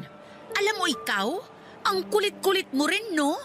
Ngayon palang sasabihin ko na sa'yo na wala akong perang maibibigay o maipapahiram sa'yo. Huling-huli na yung 5,000 binigay ko sa'yo noong huli nating pagkikita. Huwag ka mag-alala, wala akong balak manghingi ng pera sa'yo. Kasi nailabas ko na ng ospital yung anak ko. Nakahiram na rin ako ng pera sa kakilala ko. At dahil doon, nabayaran ko na ng buo yung bayarin ko sa ospital. Kung ganon, ba't mo pa ako pinapunta-punta rito? Siguro kukumbinsihin mo na naman ako na kausapin si Marcos para bayaran yung perang hiniram mo, no? Nakuutang na loob, Vivian. Sobrang payapa at tahimik na ang mga buhay namin simula nung hindi na nagpaparamdam sa'yo si Marcos. Kaya kung ako sa'yo, tanggapin mo na lang na hindi ka napapatulan ni Marcos at mag-move on ka na rin. Kasi ako na ulit yung nasa unahan at tuluyan ka na niyang kinalimutan. Sigurado ka ba talaga sa mga pinagsasasabi mo? Sigurado ka ba talaga na nagbago na si Marcos? Anong ibig mong sabihin? May papakita ako sa'yo. Tignan mo tong video na kinunan ko. Ipinasyal ko yung anak ko sa mall na to nung isang araw. O ano ngayon? Manahimik ka nga muna. I-fast forward mo ng konti yung video. Sige na nga. Teka lang. Ayan, hinto mo dyan. Ano ba yung gusto mo ipakita? Tignan mo yung lalaki na kapula. Hindi ba si Marcos yan? Diyos ko, siya nga! So paano may papaliwanag yung babaeng kasama niya dyan? At may pa-holding hands pa silang nalalaman. Baka naman kasamahan lang niya yan sa trabaho. Minsan ka nang niloko ni Marcos. Tapos ngayon magpapakamartir ka pa rin. Minsan niya nga akong niloko ng dahil na rin sa'yo. Hindi yun yung point dito. Ang point dito, hindi lang tayo ang mga babae sa buhay ni Marcos. Oh, bakit ka umiiyak? Nasasaktan lang ako kasi ang buong akala ko nagbago na siya. Yun pala, mas lalo niya lang dinadagdagan yung kasalanan niya sa akin. Ang totoo niyan, napaisip din ako sa sinabi mo sa akin noon eh. Sigurado ako na ikakahiya lang ako ng anak ko kapag nalaman niyang naging kabit ako. Kaya siguro panahon na rin para tigilan ko na si Marcos. Kasi mukhang wala na rin namang pag-asa magbago yung lalaking yun eh. Hindi nga akong naging kabit. Pero naging boba naman ako. Aaminin ko na tama yung sinabi mo na pera lang yung dahilan kung bakit patuloy akong nagpapakatanga kay Marcos. At sa totoo lang, pagod na rin ako sa ganitong klaseng sitwasyon. Hindi na matutumbasan ng pera yung sama ng loob na binibigay niya sa akin tuwing naglilihim at nangangaliwa siya. Pasensya ka na rin kasi naging dahilan din ako kung bakit sumamahing loob mo noon. Alam mo, maliban sa pagiging kabit mo, napagtanto ko na wala naman pala tayong pinagkaiba eh. Pareho tayong iniwan ng mga tatay ng anak natin. At pareho rin tayong kayang gawin at tiisin ang lahat para sa ikabubuti ng mga anak natin. Kaya pasensya ka na rin sa mga nasabi kong masakit tungkol sa pagiging nanay mo. Wala na yon. Basta manos na tayo ha. Oo. Nga pala, maraming salamat. Ha? Salamat saan? Salamat dahil binuksan mo yung mga mata ko sa katotohanan. Kung hindi dahil sa'yo, malamang hanggang ngayon nagbubulag-bulagan pa rin ako sa mga pinaggagawa ni Marcos sa akin. Alam mo, narealize ko rin kasi na hindi ka masamang tao at may puso ka rin naman pala. Paano mo naman nasabi yan? Nung huli tayong nagkita, hindi ka nagdalawang isip na bigyan ako ng pera para sa anak ko. Kasi kung tutuusin, hindi mo naman kinailangan gawin yun. Pero ginawa mo pa rin. Kaya thank you ha. Ano ka ba? Wala yun. Ang totoo nga niyan, hindi na kita natiis nung ipakita mo sa akin yung picture ng anak mo. Kaya ayun. At dahil sa ginawa mo para sa akin, sigurado akong mabuti ka ring ina sa anak mo. Hindi ako hanga sa pagiging kabit mo. Pero aaminin ko, nahanga ako sa pagiging nanay mo. Ito naman, ang bihira. Wala na yun. Iniwan ko na nga, di ba? Kung sa bagay. Siya nga pala, ano nang balak mo kay Marcos ngayon? May araw din sa akin ang lalaking yan.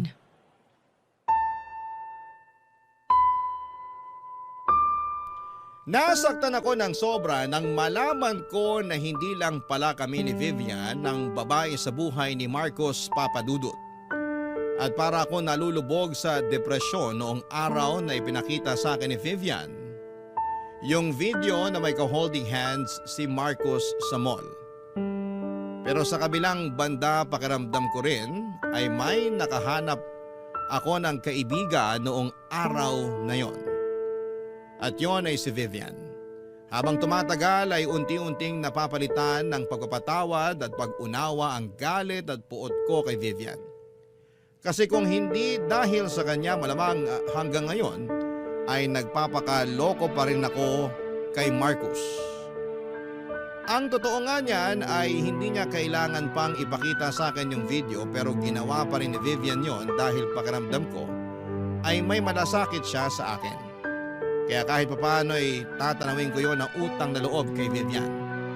Kasi siya ang nagligtas sa akin mula sa relasyon na puno ng pagdududa at pagtataksil. Lumipas sa mga araw at hindi ko pa rin inamin kay Marcus yung mga nalaman ko kasi gusto ko pa rin siyang gantihan sa lahat ng panloloko niya bago ko siya tuluyang iwanan at hiwalayan. Aaminin ko na medyo nagdalawang isip at nabahala ako noon kasi papaano na yung anak ko at mga magulang ko kung hindi na ako mabibigyan ng sustento ni Marcus. Pero napagtanto ko na kinaya ko naman palang buhayin ang pamilya ko noong nagtatrabaho pa ako sa hardware. At isa pa akong nagawang iwanan ni Vivian si Marcos, sigurado ako na kaya ko rin gawin yon. Kaya mas lalo ako nagkaroon ng lakas ng loob na maghanda para sa hiwalayan namin ni Marcos.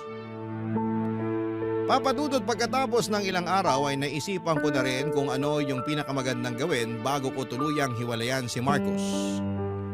Nang maisip ko yung plano ko na yon, agad kong tinawagan si Vivian at sobrang saya ko nang sumang-ayon siya sa plano ko. At nung handa na ang lahat ay niyaya ko si Marcos na dalhin ako sa isang seafood restaurant, Papadudot.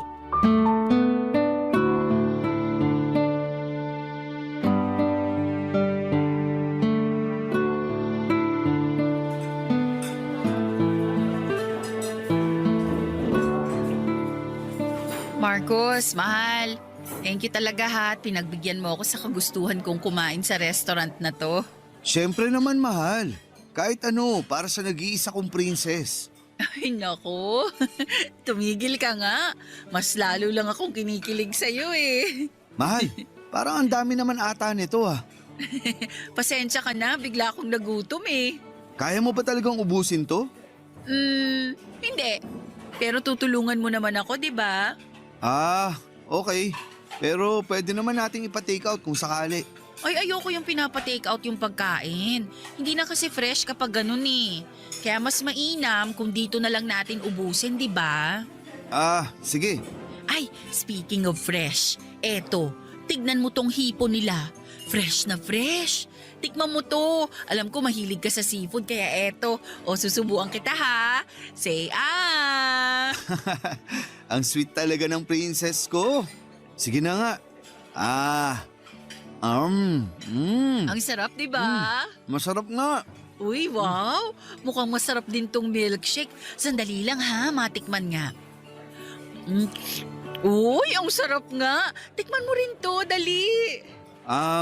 Sige, pero konti lang ha. Lactose intolerant kasi ako. Lactose ano? Lactose intolerant. Ibig sabihin, sumasakit yung tiyan ko at nasisiyar ako tuwing nakakainom at nakakakain ako ng mga dairy products. Ay, wala akong maintindihan sa sinasabi mo. Pero magtatampo ako pag hindi mo tinikman to. Sige ka. Sige na nga.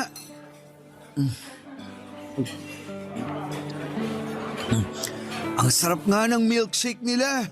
Sakto lang yung tamis. Mismo. Kaya ubusin mo yan para sulit yung babayaran mo dito.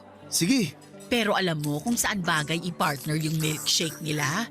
Dito, sa buttered scallops. Mukhang nakakatakam, di ba? Matikman niya. Uy, ang sarap! The best! Mahal, hindi mo pwedeng palampasin to. Tikman mo na, dali!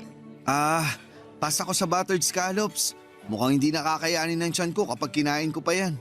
Ang dami-dami kasing butter eh. Tapos kakaubos ko lang sa milkshake na pinainom mo sa akin. Naku, eto naman. Try mo lang. Sige na, kahit isa lang. Ay, sige na nga. Oh, ang sarap, di ba? Ang sarap nga. Teka lang. Ito na nga ba yung sinasabi ko eh. O bakit? Anong problema? Sumasakit na yung tiyan ko. Saglit lang ha. Magsi-CR lang ako. Okay, pero bago ka pumunta ng CR, may ipapakilala muna ako sa'yo, ha? Ha? Hi, Marcos! Oh, ba't gulat ka? I'm sorry, pero kailangan ko na talagang pumunta ng CR. Oy, sandali lang naman. Dito ka lang. Tiniis nga namin yung pambababoy mo sa amin kaya magtiis ka rin ngayon. Princess, umamin ka nga sa akin. Gagagawan mo ba ang lahat ng to? Ay, correction. Kagagawan mo ang lahat ng ito. Tama, at binabalik lang namin sa'yo. Nga pala, bago ko makalimutan, hihiwalayan na pala kitang hayop ka. Magsama kayo ng babaeng ka-holding hands mo sa mall. Princess, kaya kong ipaliwanag yun. Kung sa tingin mo, bibigyan pa kita ng pagkakataon para makapagsinungaling sa akin, nagkakamali ka. Kasi simula sa araw na to, tinatapos ko na yung ugnayan ko sa'yo. Sandali lang. Puputulin ko lang yung drama mo, Day. Kasi tignan mo naman si Marcos, oh. Namumutla at pinagpapawisan na. Uy, kawawa ka naman. O sige na, pumunta ka na ng CR. Baka mamaya magkalat ka pa dito eh. I'm really sorry. Babalik ako kaagad. Ang galing nung naisip mong plano. Siyempre, ako pa ba? I-take out na natin tong pagkain dito. Sayang eh. Bilisan na natin. Ay, agree ako dyan. Teka lang, Kuya Waiter! Pabalot na lang po nung lahat ng nasa mesa namin. Tapos ibigay nyo na lang po yung bill sa lalaking kasama namin dito kanina. Nag-CR lang sandali. Thank you! Matagal ko nang alam na may problema si Marcos sa mga pagkain na may gatas o keso kasi tuwing nagluluto ako sa bahay ay napapansin ko na madalas siyang pumupunta sa CR tuwing nagtitimpla ako ng kape na may gatas o kapag gumagawa ako ng pizza na puno ng keso. Kaya alam na alam ko na iyon ang kahinaan ni Marcos. At masasabi ko rin na kahit papaano ay nakaganti ako sa kanya ng gabing yon sa seafood restaurant. Hindi ko na inantay na makalabas siya sa CR at pinaghatian namin ni Vivian lahat ng pagkain na in-order namin. Sa madaling salita, Papa Dudu, tuluyan na kaming naghiwalay ni Marcos. At mabuti na lang talaga at nakabalik pa ako sa trabaho ko sa hardware. Samantalang si Vivian naman ay nakahanap ng trabaho bilang kasambahay sa isang mayamang pamilya. Ang maganda pa dito, pinayagan si Vivian ng amo niya na patirahin sa bahay nila ang anak ni Vivian. Kaya hindi na niya kailangang mag-alala o mamroblema dahil nababantayan na niya ang anak niya habang naninilbihan siya. At aaminin ko na bumalik din ako sa dating estado ng buhay ko. Yung tipong kailangan kong magpakapagod sa trabaho araw-araw para matustusan ang pangangailangan ng anak ko. Pero at least ngayon ay masasabi ko na may peace of mind na ako dahil nakawala na ako sa isang relasyon na puno ng lihim at kasinungalingan. Siguro yung marami sa mga kabarangay ninyo ang magsasabing sana itiniis ko na lamang si Marcos dahil mayaman siya at nakapagbibigay naman siya sa akin ng pera. Pero sa totoo lang ay madali lang sabihin yan. Pero kapag ikaw na ang nasa sitwasyon kung saan ay dangal at prinsipyo mo na ang kapalit ng malaking pera, sigurado akong mahihirapan din kayo. Sa ngayon, Papa Dudut ay tuluyan nang naghilom na ang mga sugat na dulot ni Marcos sa aming dalawa ni Vivian. At masasabi ko rin na matalik na kami na magkaibigan ni Vivian. At tungkol naman kay Marcos ay hindi na niya ako kinausap simula noong nilayasan ko siya sa restaurant. Pero tuwing napapadaan ako sa harapan ng bahay niya ay napapansin ko na nabawasan na yung mga kotseng nakaparada sa labas ng bahay niya. Siguro ay may pinansyal na problema siya kaya kumonti na ang mga kotse niya. Pero sa totoo lang ay hindi ko na inalam yan. Pinagpapasa Diyos ko na lamang ang lahat ng kabalbala na ginawa niya sa akin noong kami pa lamang. Dito ko na po tatapusin ang kwento ng buhay ko, Papa Dudut. Maraming salamat po talaga at binigyan ninyo ako ng pagkakataon na maibahagi ang love life ko na nagdulot sa akin ng malaking aral sa buhay ko. At ang aral na yon ay ang hiwalayan ng isang tao na palagi kang binibigyan ng dahilan para magduda at magdusa. Ang inyong forever kapuso, at ka-barangay Princess. Anong say mo sa Barangay Love Stories na ito? Pagkwentuhan natin sa comment section yan. Ang mga kwento ng pag-ibig, kwento ng buhay at kwento ng pag-asa dito sa Barangay Love Stories. Love Stories.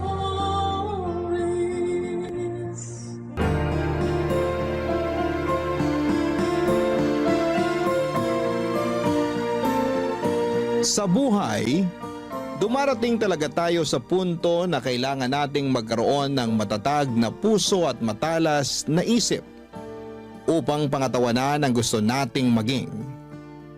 Hindi man natin agad-agad makikita ang resulta ng mga pagsasakripisyo natin ay lagi pa rin. May nangyayari at meron pa ring nagbabago.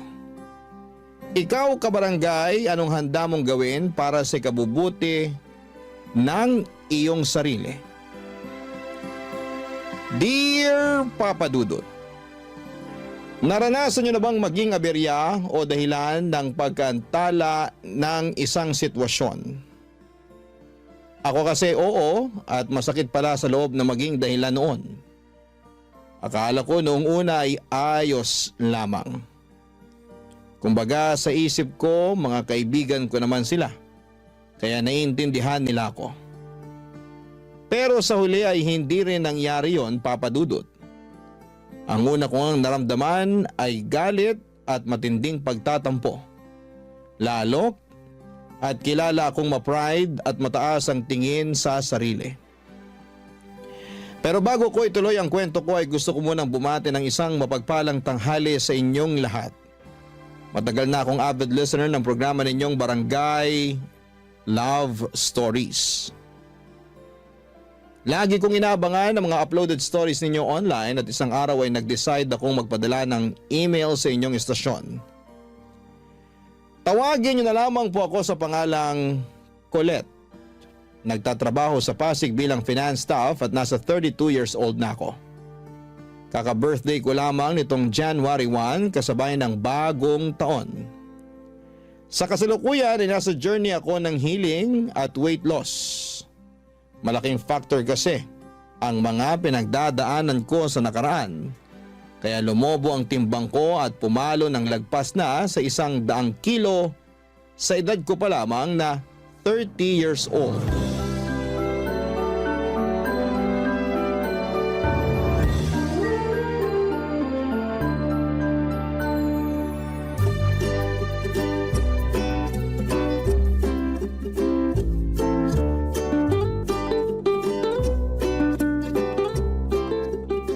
Grabe, ang dami namang masarap dito. Lalaki ba yan? Sira! Bakit naman ako maghahanap ng lalaki may boyfriend na akong tao? Meron nga, pero sira ulo naman. Hayaan mo na. Ako nga hindi na masyadong ini-stress ang sarili ko sa kanya eh. Hindi ko lang mapigilan. Di mo kasi deserve na harap-harapang pagmukhaing tanga, lalo nung pinaghintay ka niya dun sa date nyo. Nagkausap na naman kami. Sabi niya sinugod daw sa ospital mama niya. At sa taranta niya, hindi nakapagsabi sa akin. Ay, ganun ba? Oo, kaya wag ka namang gigil dun sa tao. Kumusta na raw ba mama niya? Okay naman, nakalabas na sa ospital. Inatake lang ng high blood kakakain ng maalat at matabang pagkain.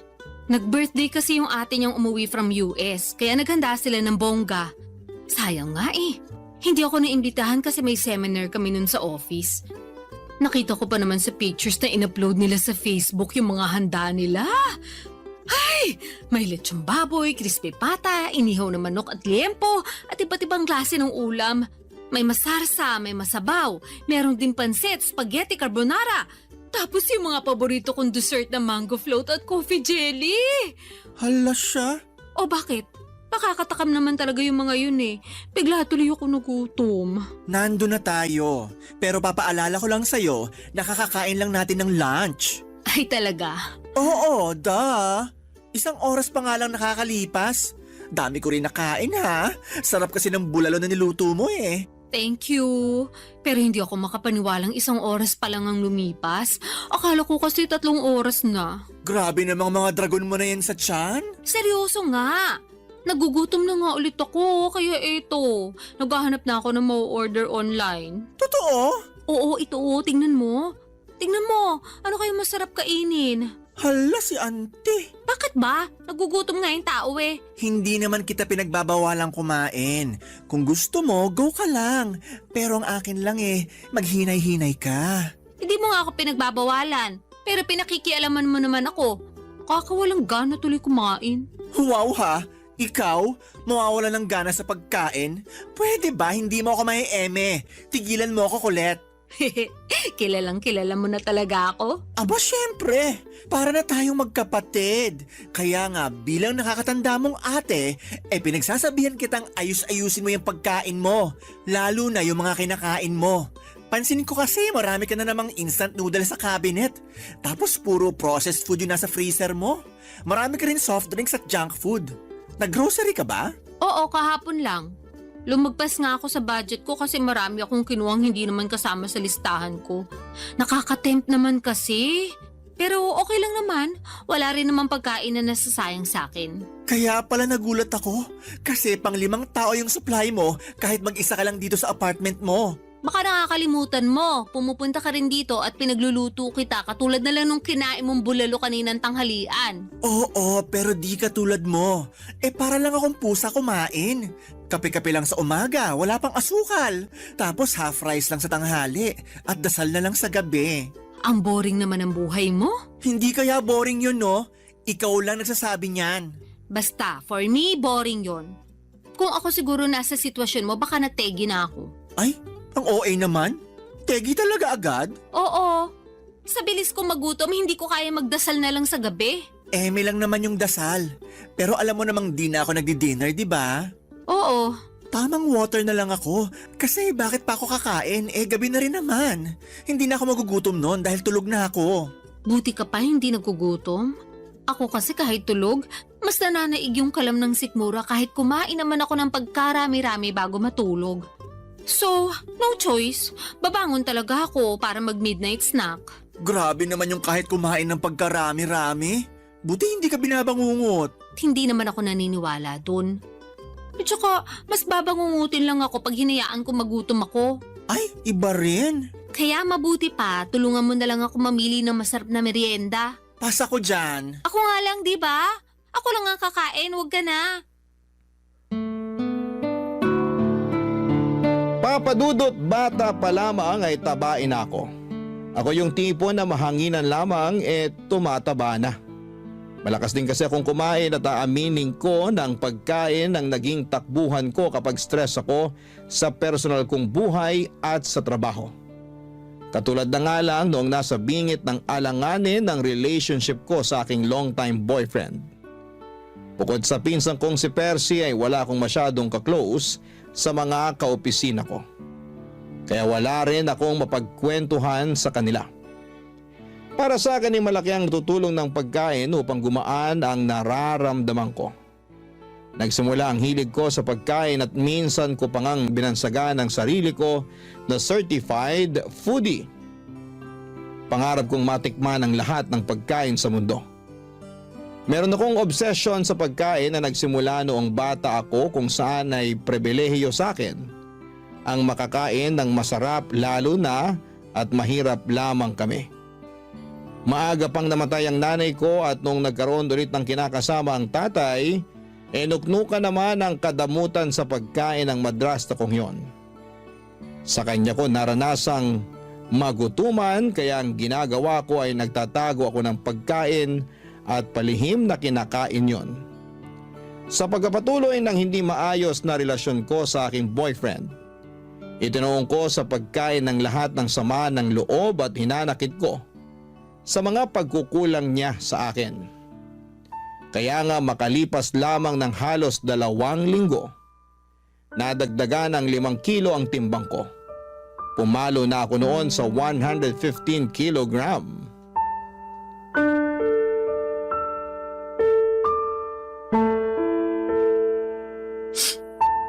Grabe siya sa akin. Hindi ko akalain na pagsasalitaan niya ako na masasakit. Alam naman niya mataba ako eh. Lalo niya pang pinamukha yun sa akin. Napakasira ulo talaga niyang ex mo. Mabuti naman natauhan ka na't hiniwalayan mo na. Hindi naman ako yung nakipaghiwalay eh. Siya. Ay, wow ha? Oo, kasi tinapat niya na ako.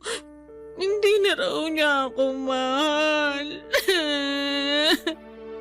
Hindi na raw niya nakikita ang sarili niya na pagkakasalan ako. Kaya yun, nakipag-iwalay na siya sa akin. Ang hindi ko lang maintindihan, bakit kailangan ka pa niyang pagsalitaan ng masakit? Ano ulit yung sinabi niya?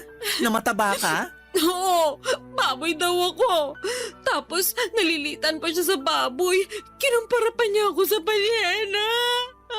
Ala, tala. Hindi naman totoo yun eh. Anong hindi totoo? Ikita mo naman tong katabaan ko, di ba? Sabi niya para raw akong balyena na may paa at paggala-gala sa lupa. Ang kapal naman talaga ng mukha ng lalaking yan, no? Kung makapagsalita, akala mo kung sinong perpektong nilalang ng Diyos.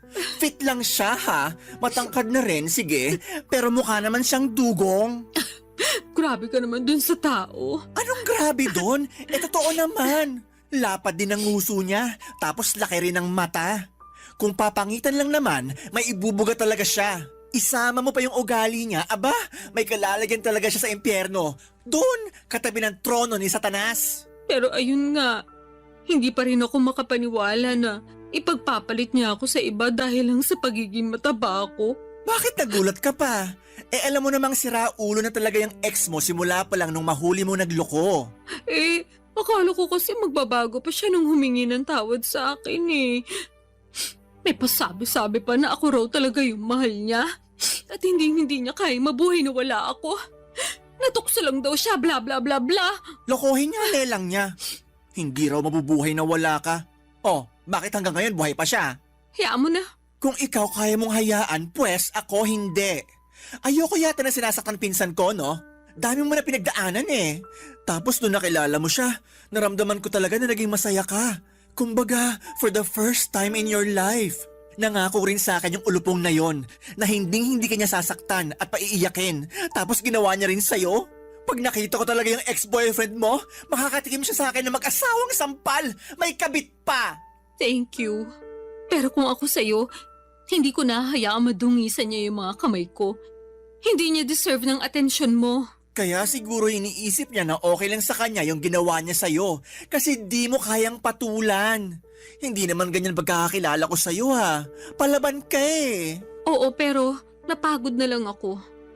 Naghabol na ako sa kanya nung nakipaghiwalay siya sa akin. Nagmakaawa ako pero pinamukha niya lang sa akin kung gaano ako kapangit at walang kwentang tao dahil sa pagiging mataba ko. So, tama na yun. Once is enough, ika nga. Once is enough din, masampal ko lang siya. Kapal na pagmumukha. Alam mo, ibang klase na rin mga tao ngayon, no? Anong ibig mong sabihin? Yun bang sila na nga yung nagloko, sila pa yung may ganang mga insulto ng tao. Hindi na lang lumisa ng mapayapa, papunta sa kabilang buhay. Dami pa sinasabi. Mema naman. Anong mema? Mema sabi, ganon. Kainis eh. Sa bagay, totoo rin naman. Pero, totoo rin naman na mataba ako. Na-stress nga ako lalo kasi nadagdagan pa ng 5 kilo yung timbang ko. Yun lang, pero di naman totoo na wala ka ng kwenta dahil lang sa timbang mo. Sa bagay. Kaya nga mema lang yung ex mo. Ay, sipahin ko talaga yan eh. Ay nako, hindi ko talaga mapigilan magalit. Nakakairita. Tama na. Sige ka, baka sa sobrang galit mo dyan eh, atakihin ka na lang bigla sa puso. Grabe ka naman sa atakihin sa puso. Kasi kita ko na yung mga ugat mo sa mata oh. Ako'y natatakot para sa'yo. OA ka rin talaga eh. Mabuti pa, o-order na lang ako ng makakain natin. Ha? Gutom ka na naman? Oo, nakakapagod palang umiyak tapos sa maling tao pa. Kaya ayun, ginutom ako. Dahil dyan, kakain ako.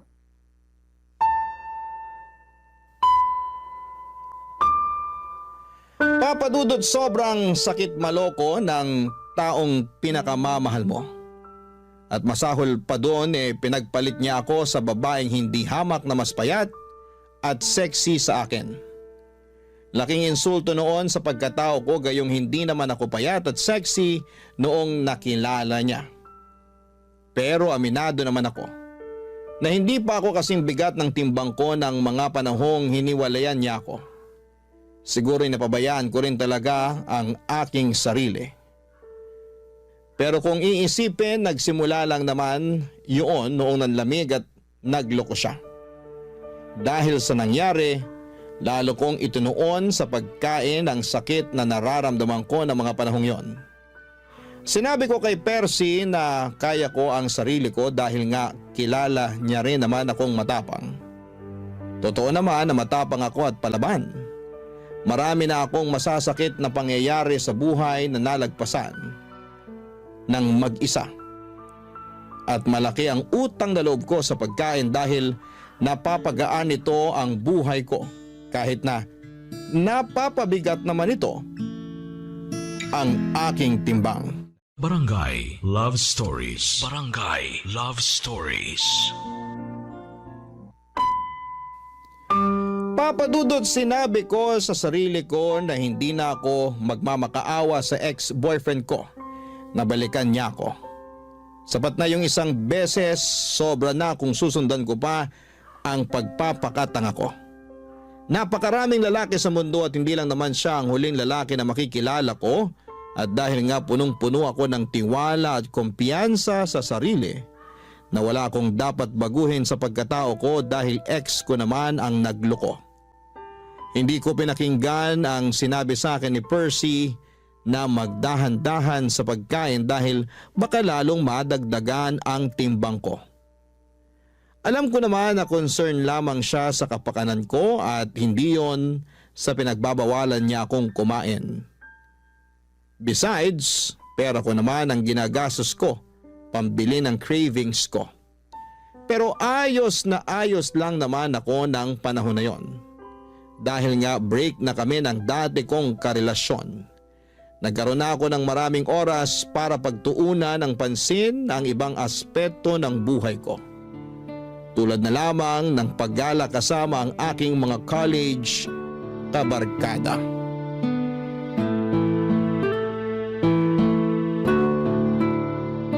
Oh, eto, pasalubong ko sa'yo. Wow, keychain! Thank you! Matadagdagan na naman ang koleksyon ko. Ref magnet nga sana kaya lang wala naman dun sa hinintuan namin.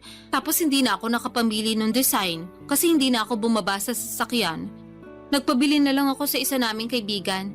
Hayaan mo, sa susunod, ref magnet na ang ibibigay ko sa'yo. Okay na yon. Thank you ulit. Welcome! So, ano pa? Anong ano pa? Pasalubong ko? May dala ko dung pagkain, kainin mo. Ayoko, busog pa ako. Tsaka di naman yun yung tinatanong ko eh. Ano nga uli yun? Nakalimutan ko na kasi. Di ba nagpapakwento ko sa'yo bago mo inabot sa akin tong pasalubong mong keychain? Ay oo, kaya lang, nasa na nga ba tayo sa pinag-uusapan natin? Ay nako, nasa 30 ka pa lang pero ulyanin ka na. Sabihin mo na lang kaya, kaysa inaano mo pa ako. Inaano ka dyan? Wala akong ginagawa sa'yo, no? Ay, bahala ka na nga dyan. Eme lang, ikaw naman, di ka na mabiro. Kilala mo ko, hindi talaga ako mabibiro. Kaya sabihin mo na lang sa akin kung ano yung tinanong mo bago ko ibigay sa iyo yung keychain. Oo na, kamahalan. Pero ayun nga, tinatanong ko kung ano pang ginawa niyo ng mga barkada niyo dun sa resort. Sabi mo lang kasi maganda. Tapos nag-swimming kayo. Yun lang? Eh di ba beach resort yun? Tas alam ko maraming bar dun. Di kayo lumabas? Ha, oo. Tama ka naman na beach resort yon at maraming bar. Pero sila lang yung lumabas, hindi ako sumama. Ay bakit? Hindi naman ako umiinom eh. Nyek, di mo naman kailangan uminom ng hard drinks. Meron naman mga ladies drinks doon. Kung ayaw mo pa rin, sana nag-juice ka na lang for the sake of party-party. Pagod ako noon, kaya nagpaiwan na lang ako sa tinuluyan namin. At saan ka naman napagod? Saan pa ba? E di sa biyahe. Tsaka after ng dinner na yun, nakapag-swimming na kami nung hapon hanggang gabi nung nagkayayaan sila. Kaya nga dapat mas lalo mong sinulit yung stay nyo doon. Di ka ba nakikinig? Pagod na nga ako. Ayoko na maglakad. Feeling ko hindi ko na kayang humakbang that time. Ay, ang OA talaga? O hindi OA yun na. Sinasabi ko sa'yo, pagod ako. Oo na. OA, kaya natulog ka na lang pag alis nila. Actually, pag alis nila, nagpunta ako sa malapit na restaurant para kumain. Grabe, ang sarap pala ng pagkain nila doon. Medyo pricey nga lang pero sulit na sulit. 10 out of 10, babalikan! Wow! Wala nang energy para sumama sa mga kaibigan, pero may energy pumunta sa malapit na restaurant at kumain. Ano namang masama doon? Kumain lang naman ako. Naubos ko rin kaya yung order ko. Wala akong sinayang na pagkain, no? Hindi ka naman talaga marunong magsayang ng pagkain. Ay oo naman. Marami kayang nagugutom ngayon at yung magutuman ang pinaka-iyokong pakiramdam sa mundo. Alam ko naman yon, kaya sige, move on na tayo. Hindi ako makakapag-move on sa sarap ng mga in-order kong pagkain. Parang ang naiwan pa sa dila ko until now. Nalalasahan ko pa. Baka naman di ka lang nag-toothbrush ha? Napakabaliw mo talaga. Eme lang. Oh, ano pa? Anong ano pa? Kinabukasan, ano pang ginawa nyo? Wala naman. Swimming lang ulit pero sa beach na kami nun. Wow, nakakamiss din mag-beach. Sakto lang. Kasi nilamig na ako agad kaya umahon na ako. Tapos nag-sunbathing ako since tirik naman yung araw.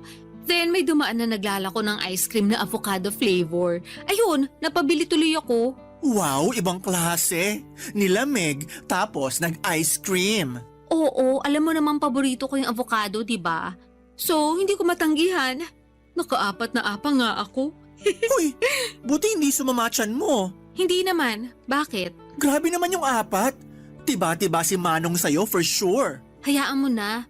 Basta ako nag-enjoy sa ice cream ko. Parang wala ka namang ibang ginawa doon kundi kumain. Actually, tama ka. Kumain lang ako ng kumain.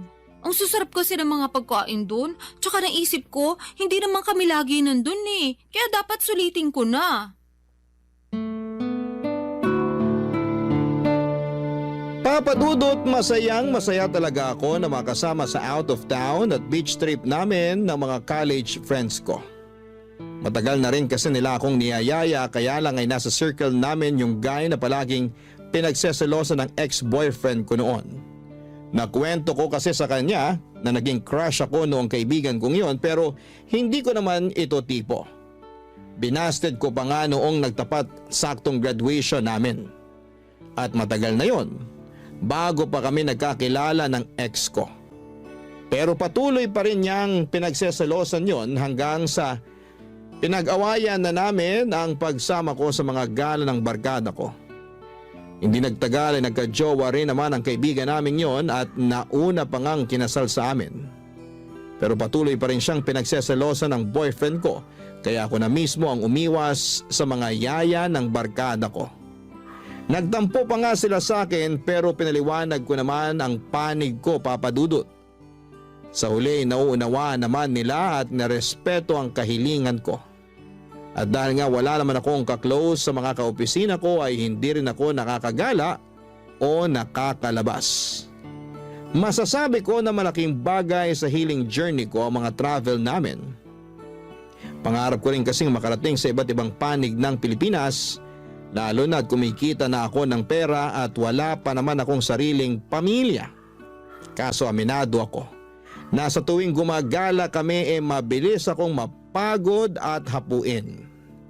Kahit nga ilang minutong paglalakad hinihingal na ako.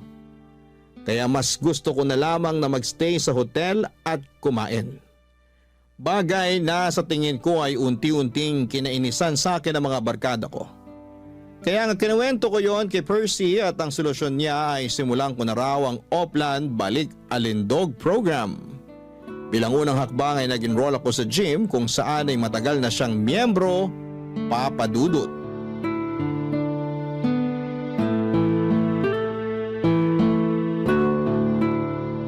Nakakainis ka naman, Colette. Bakit ka naman naiinis dyan? Tanong-tanong ka pa talaga? Sinayang mo lang naman membership fee dun sa gym.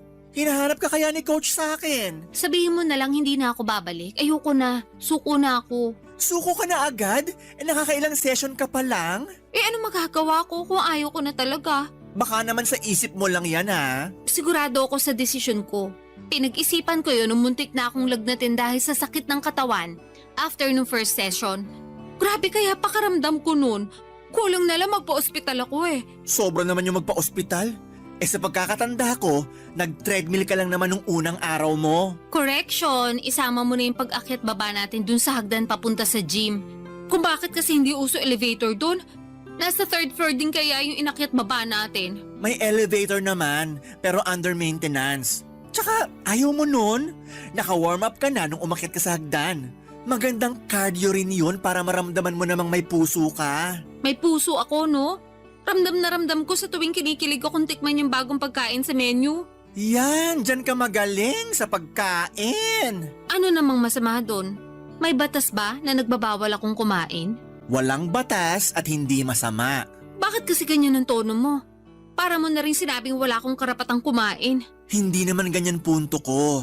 Ang akin lang, nagpatulong ka sa akin para makapagbawas ng timbang, di ba? Kesyo dami mo nang nararamdaman sa katawan mo at gusto mo namang makasabay sa trip ng mga kaibigan mo. So ako naman, sige, tinulungan kita. Pero bago yon, tinanong muna kita kung talagang desidido ka na magbawas ng timbang. Sabi mo, oo. Kaya nga nag-enroll tayo sa gym, di ba? Oh, makalipas na ng ilang session, ayaw mo na? Ano na lang gagawin mo sa buhay mo para mabawasan timbang mo? Hindi ko alam. Parang ayoko na nga mabawasan ng timbang kasi okay naman ako. Anong okay?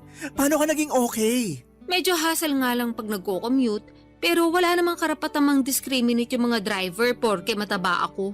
Irereklamo ko talaga sila, sige. O sige, ando na tayo. Pero paano na lang yung overall health mo? Yung katawan mo, hindi lang sa labas kundi sa loob. Sabi mo, mabilis kang hingalin, di ba? Oo, kaya nga sinabi ko sa sarili ko na iiwasan ko na lang yung mga bagay na hihingalin lang ako. Hindi ganun yun. Ano bang pinagsasasabi mo dyan? Hindi mo iiwasan. Dapat solusyonan mo. Ganun yun. Yang hingal mo, resulta yan ng hindi mo pag-e-exercise at sobrang pagkain. Dinamay mo na naman yung mga pagkain ko. Wala naman sa yung ginagawa yung mga pagkain. Tsaka mas hinihingal nga ako sa pag-e-exercise. Kulang na nga lang lumaylay dila ako nung nagte-treadmill ako. Tapos yung machine na parang umaakit ka sa hagdan. Stair climber? Oo, yun nga. Grabe, tagapawis ko dun ah. Ewan ko ba, umakit na nga ako ng hagdan na hanggang 3rd floor tapos pagkaganunin pa ako ni coach. Ano yun? Naglolokohan na lang ba kami? Hiyang-hiya naman sa'yo si coach. Palitan mo na kaya siya, no? Pag pinalitan ko siya, sigurado magsasara ang gym kasi papalitan ko ng restaurant business. Mas marami kita ko doon for sure. Alam mo, ewan ko sa'yo. Kinain ka na ng sistema. Hindi sistema ang kumain sa akin. Tsaka nagsasabi lang naman ako ng totoo. Hindi naman ako masaya sa pagpunta ng gym na yan eh. Sakit ang katawan lang inabot ko. Alam mo kung saan ako masaya? Oo, parang alam ko na kung saan. Sa pagkain? Tama! Ay, pag kumakain ako, parang nakalutang sa alapaapa mga paa ko. Lalo na syempre kapag masarap yung kinakain ko. Tsaka mas nai-enjoy ko yun. Mas nagiging masaya ako. Delusional ka lang. Akala ko ba walang masama sa pagkain? Wala nga. Pero yung pagiging matakaw mo sa pagkain, yun ang masama. Sobra ka naman. Hindi ako magsasorry. Duwag. Mabuti pa, order na lang ako ng merienda. Ay nako. Bagay talaga sa yung pangalan mong Colette. Masyado kang makulit. Sa totoo lang, Papa Dudut, mabibilang sa daliri ko sa kamay kung ilang beses lamang akong pumunta sa gym na pina-enrollan sa akin ni Percy. 1, 2 o 3 lang yata, tapos ay ayoko na. Totoo naman na sayang yung pera na binayad ko sa membership fee, pero hindi na lamang ako nang hinayang doon dahil ayoko na. Suko na ako. Unang session pa lamang namin ay sobrang sakit na ng katawan ko. Halos hindi na ako makakilos na para bang akala ko ay mamamatay na ako ng mga panahong yon. Pero dahil sinabi ng pinsan ko na normal lang naman daw yon, nagpatuloy pa ako ng ilang session pa. Kaya lang ay hindi ko talaga kaya, Papa Dudut. Ako pa naman yung klase ng tao na hindi nagtitiis kapag nasasaktan na. Well, siguro ay nagawa kong tiisin yung pagiging unfaithful sa akin ng damukol kong ex-boyfriend. Pero pinangako ko sa aking sarili na yun na ang huling bagay na titiisin ko. Kaya kahit naiinis sa akin si Percy dahil sa hindi ko pagiging desidido na magpapayat ay wala na akong pakialam pa.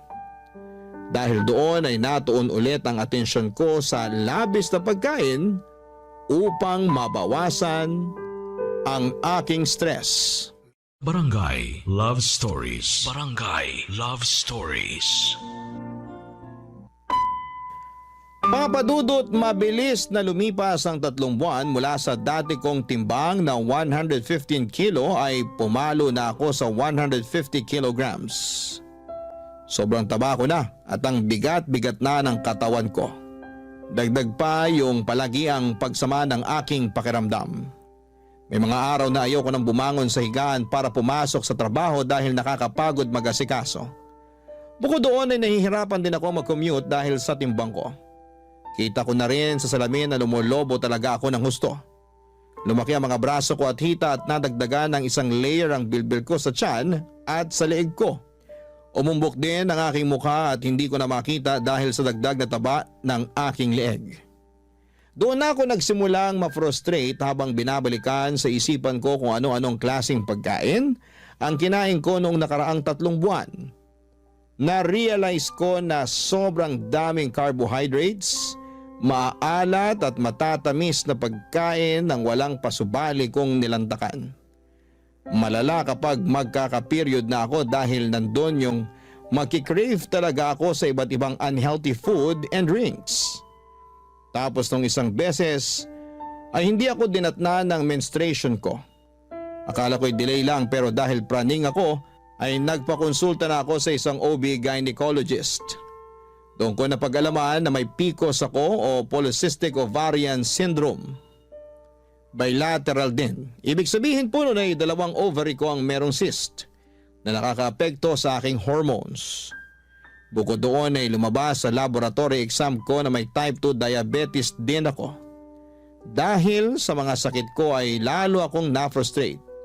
At imbes na gawin ng payo sa akin ng mga doktor na magbawas ng timbang ay kabaliktaran noon ang ginawa ko.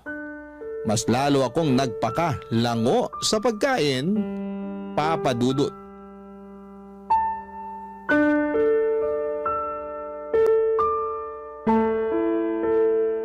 Bakit ang daming balat ng chichirya at bote ng mga soft drinks sa sahig mo?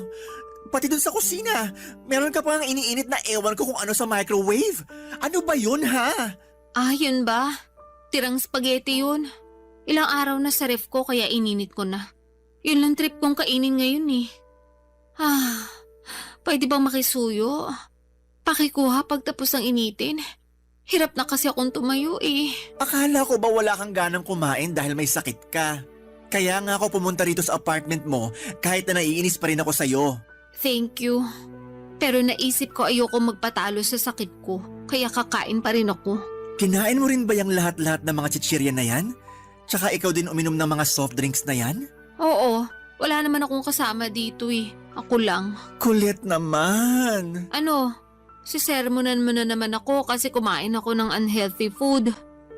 O sige, kung hindi ako kakain, baka lalo ako magkasakit niyan. Yang mga pagkain na kinakain mo, yung dahilan kaya ka nagkakasakit. Pero sa mga pagkain na yan lang naman ako nagiging masaya. At least kapag kumakain ako, nabubusog ako. At saka yung mga pagkain na yan hindi nang iiwan. Hindi katulad ng mga barkada ko. Ayaw na nila akong isama sa mga gala nila. Ha? Bakit daw? Kasi pabigat lang daw ako. Literal ha? Tapos aberya. KJ din daw ako at mareklamo lalo na sa mga gusto nilang gawin at puntahan. Kasalanan ko ba yun? Mabilis ako mapagod. Tapos baka hindi paligtas sa akin yung mga trip nilang gawin. Alam naman nilang mataba ako. Pinipilit ka ba nilang gawin yung mga ayaw mo? Hindi naman. Pero ramdam ko yung disappointment nila sa akin. May isa pa nga na nagsabi na sana hindi na lang ako sumama kung magstay lang din daw ako sa hotel. Sobra naman. Pero totoo rin naman Nakakapanghinayang naman talaga. Lalo bihira lang kayo pumunta dun sa lugar. Kaya dapat sulitin nyo na. Sinusulit ko naman kaya nga kinakain ko lahat ng pwede kong kainin. Kaya lang hindi nila yun maintindihan. Palibhasa, hindi sila ang nasa posisyon ko. Alam mo, gusto kitang kampihan kasi pinsan kita. Pero may point din naman yung mga barkada mo. Siguro nga mas mabuti pa na hindi ka na nila isama kaysa naman ganun palagi yung tingin nila sa'yo. Yun bang pabigat tsaka aberya? Kasi masakit din naman sa part mo yun. Pero yun nga, di ko rin sila masisisi. Hindi mo ba talaga nakikita na dapat may baguhin ka rin sa sarili mo? Di na muna para sa iba, kahit sa sarili mo na lang. Alam ko namang meron pero hindi ko alam kung paano mag-uumpisa. At saka natatakot ako na baka huli na ang lahat, lalo na meron na akong nararamdaman sa katawan ko. Nakapagpa-check up ka na ba? Oo, sa OB-gynecologist at saka sa endocrinologist. May PCOS ako at saka type 2 diabetes. Mataas din ang creatinine ko at saka blood pressure. Santisima! Bata-bata mo ba pero napakarami mo ng sakit. Kaya nga eh. Kailan ka pa ba nagpa-check up? Last week lang. Bakit ngayon mo lang sinabi sa akin? Nahihiya ako sa iyo eh. At saka natatakot ako na baka sabihin mo kasalanan ko rin naman kaya nangyari sa akin to. Naaalala ko kasi na sinabi mo masama ang pagiging matakaw. Oo, pero kailangan mo nang makakaramay. Lalo na sa sitwasyon mong yan. Okay lang naman ako. Karamay ko naman yung mga pagkain. Alam mo, hindi tama yan. Baka lalo ka lang mapasama sa ginagawa mong yan eh.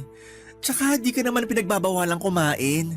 Pero sana piliin mo naman yung mga pagkain na papapasukin mo sa katawan mo. Nahihirapan ako. Hindi ko alam kung paano ko magsisimula. Pakiramdam ko pag hindi ako nakakakain ng mga pagkain kinasanayan ko, mamamatay ako. Alam mo ba yung pakiramdam na yun? Ang hirap! Hirap na ako mag-control. Mas gusto ko nalang mamatay para matapos na itong mga nararamdaman ko. Gaga, alam mo namang hindi yan ang solusyon, di ba? Huwag ka munang mamatay. Marami pa tayong lugar na pupuntahan pag gumaling ka na. Please lang, huwag ganyan ang isipin mo. Ewan ko, nawawala na ako ng pag-asa na magbabago pa ang buhay ko. Papadudot mga bata pa lamang ay close na kami ni Percy. Dahil solong anak lamang ako at wala rin namang kapatid sa tatay at madrasta ko. Ang pinsang kong yon ang tumatayong nakatatandang kapatid sa akin. Hindi naman nagkakalayo ang edad namin, 2 taon lang ang tanda niya. Marami na kaming pinagsamahan at malaki talaga ang naitutulong niya sa buhay ko. Lalo na sa pag-encourage sa akin na magbawas ng timbang. Kaya nga kahit sinesermonan niya ako ng mga panahong yon ay thankful pa rin ako sa kanya dahil mas nauunawaan ko ang mga pagkukulang ko. Hindi lang sa ibang tao kundi lalong-lalo na sa aking sarili. Matapos ang pag-uusap namin yon ni Percy ay nagbalik tanaw ako sa aking nakaraan. Bumalik ako sa mga panahong nagsimula akong magkaroon ng unhealthy relationship sa pagkain. Alam ko kasi na walang kasalanan ng mga kinakain ko sa kondisyon ko dahil ako mismo ang nawala ng kontrol. Pero naniniwala din ako na hindi pa naman huli ang lahat lalo na kung desidido akong magbagong buhay. Kaya nga noong 2024 lang ay pinatapos ko muna lahat ng mga handaan bago ko pangatawanan ang New Year's resolution kong magpapayat ng tuluyan. Bilang unang hakbang, nagbawas ako ng kinakain lalo na yung unhealthy katulad ng junk food, soft drinks at sugary treats. Sobrang hirap. Lalo na at umabot na ako sa puntong naglalaway ako, makakita lamang ako ng mga paborito kong pagkain. Pero sa tulong ni Percy at ng aking dietitian ay kinaya ko naman. Sunod kong binawasan ay ang mga consumption food ng carbohydrates. Ang mga halimbawa noon ay kanin, tinapay at mga pasta. Pero hindi ko naman kagad inalis sa sistema ko lalo na at meron akong mga sakit. Bukod doon ay nag-invest din ako ng treadmill. Ginagamit ko lang naman yon pag maulan, pero pag hindi naman ay sinasamahan ako ng pinsang kong maglakad-lakad sa gabi. Nagbabadminton at volleyball din kami, pampapawis. Kaya sa loob ng 2 buwan, nabawasan na ang timbang ko ng halos 10 kilo.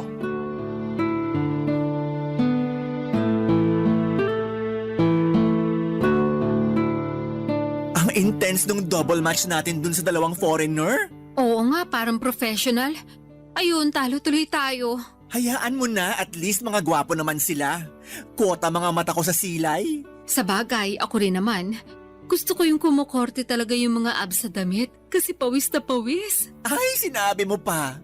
Pero speaking of pawis, grabe pawis ko dun sa laro natin Tagaktak! Ako nga hingal na hingal eh. Kulang na lang lumaylay dila ako sa court para pa akong hahapuin ng wala sa oras. Pero wala naman akong hika Mabuti naman. Kinabahan ako sa'yo eh.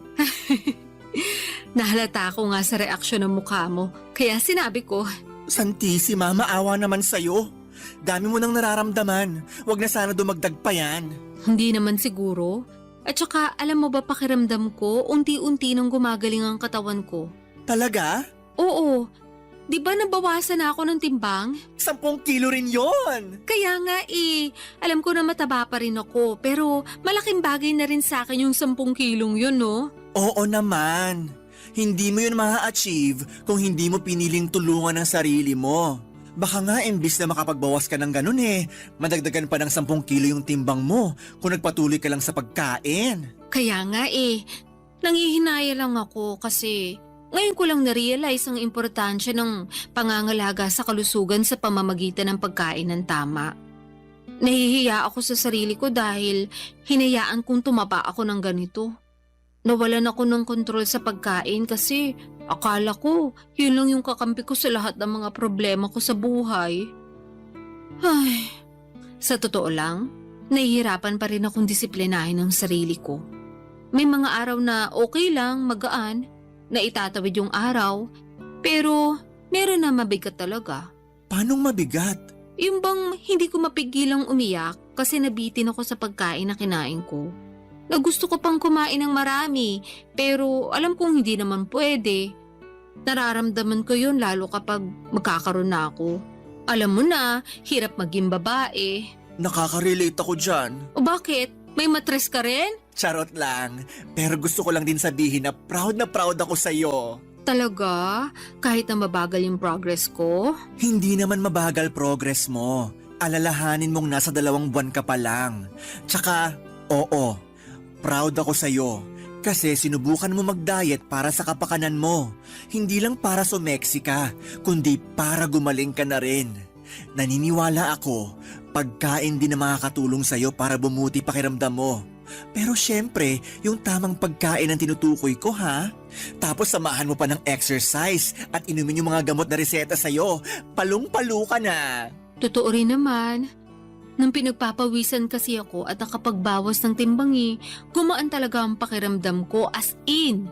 Pakiramdam ko nga ibang tao na ako. Gumanda rin yung skin ko at saka mahimbing na rin yung tulog ko. Umayos din yung tingin ko sa buhay. Kung dati madalas ako mawala ng pag-asa, ngayon alam kong may magandang bukas na naghihintay sa akin pag nagpatuloy at nagtiyaga ako sa ginagawa ko. Ganyan nga. Kaya proud talaga ako sa iyo Alam ko na hindi madali pero kinakaya mo. Grabe, bilib na bilib ako sa iyo. Pinagmamalaki kita. Thank you. Pero kung tutuusin, hindi ko naman to magagawa kundi dahil sa iyo. Ikaw yung nandyan para tumulong sa akin kahit na maraming beses ako naging pasaway. Siyempre, parang kapatid na turing ko sa iyo. Mahal kita kahit na nung una pasaway ka. Pero mas mahal kita ngayon dahil minamahal mo na ang sarili mo. Salamat ulit. Walang anuman. O basta nandito lang ako para sumuporta sa'yo. Sasamahan kita sa paggaling mo. Kalmahan mo lang din kasi yung pagtaba nga inaabot ng ilang taon, pagpayat pa kaya. Yan din kasi yung pangunahing rason ng karamihan kaya sila nadadapa sa pagbabawas ng timbang. Yun bang minamadali nilang resulta? Wala namang buto na pag tinanim mo ngayon, tutubo na bukas. Sipag, tiyaga, disiplina at consistency ang kailangan para ma-achieve mo yung mabuti at magandang resulta para sa sarili mo. Papadudot malayo pa pero malayo na rin naman ako. Sa kasalukuyan ay nasa 95 kilograms na lamang ako. Patuloy ang mga bagay na ginagawa ko para mabawasan ang timbang ko. Pero hindi lang ako doon nakafocus dahil ang pangunahing dahilan ko talaga ay gumaling ako. Maraming mabubuting bagay ang dulot ng pagbaba ng timbang sa akin. Mas naging aktibo na rin po ako sa iba't ibang bagay at sports. Hindi na rin ako madalas hapuin at higit sa lahat ay natutuhan kong kumain ng tama at masustansya na naaayon sa kailangan ng aking katawan. Hindi ko pa na-achieve ang goal weight ko, pero hindi ako susuko lalo na ngayon na mas mahal ko na ang aking sarili. Sabi nga nila kapag maayos ang tingin mo sa iyong sarili ay naapektuhan noon hindi lang ang iyong pananaw, kundi maging ang relasyon mo sa mga bagay at tao na nasa paligid mo. Bilang nasa paglalakbay pa ako ng paggaling at pagbabawas ng timbang, sinama ko na rin po sa bucket list ko ang makapag-counseling upang ipakonsulta ang mga karanasan ko na naging dahilan para maging obsessed ako sa pagkain. Yun din kasi ang sabi ng dietitian ko. Sadyang ako lang yung hindi pa handa ng mga panahong yon. Maraming salamat po Papa Dudut, sakaling mapili po ninyong i-area ang sulat ko sa programang Barangay Love Stories. Malaking bagay na makapagbigay ako ng inspirasyon sa ating mga kabarangay. Susulat ako ulit para mag-update sa latest kong timbang at kung sakali na makahanap na rin po ako ng panibagong pag-ibig. God bless po sa inyong istasyon and more power pa. Ang inyong forever kapuso at kabarangay, Colette. Barangay Love Stories. Barangay Love Stories. Anong say mo sa Barangay Love Stories na ito? Pagkwentuhan natin sa comment section yan. Nagustuhan ng iyong napakinggan? Ituloy yan via live stream sa www.gmanetwork.com/radio.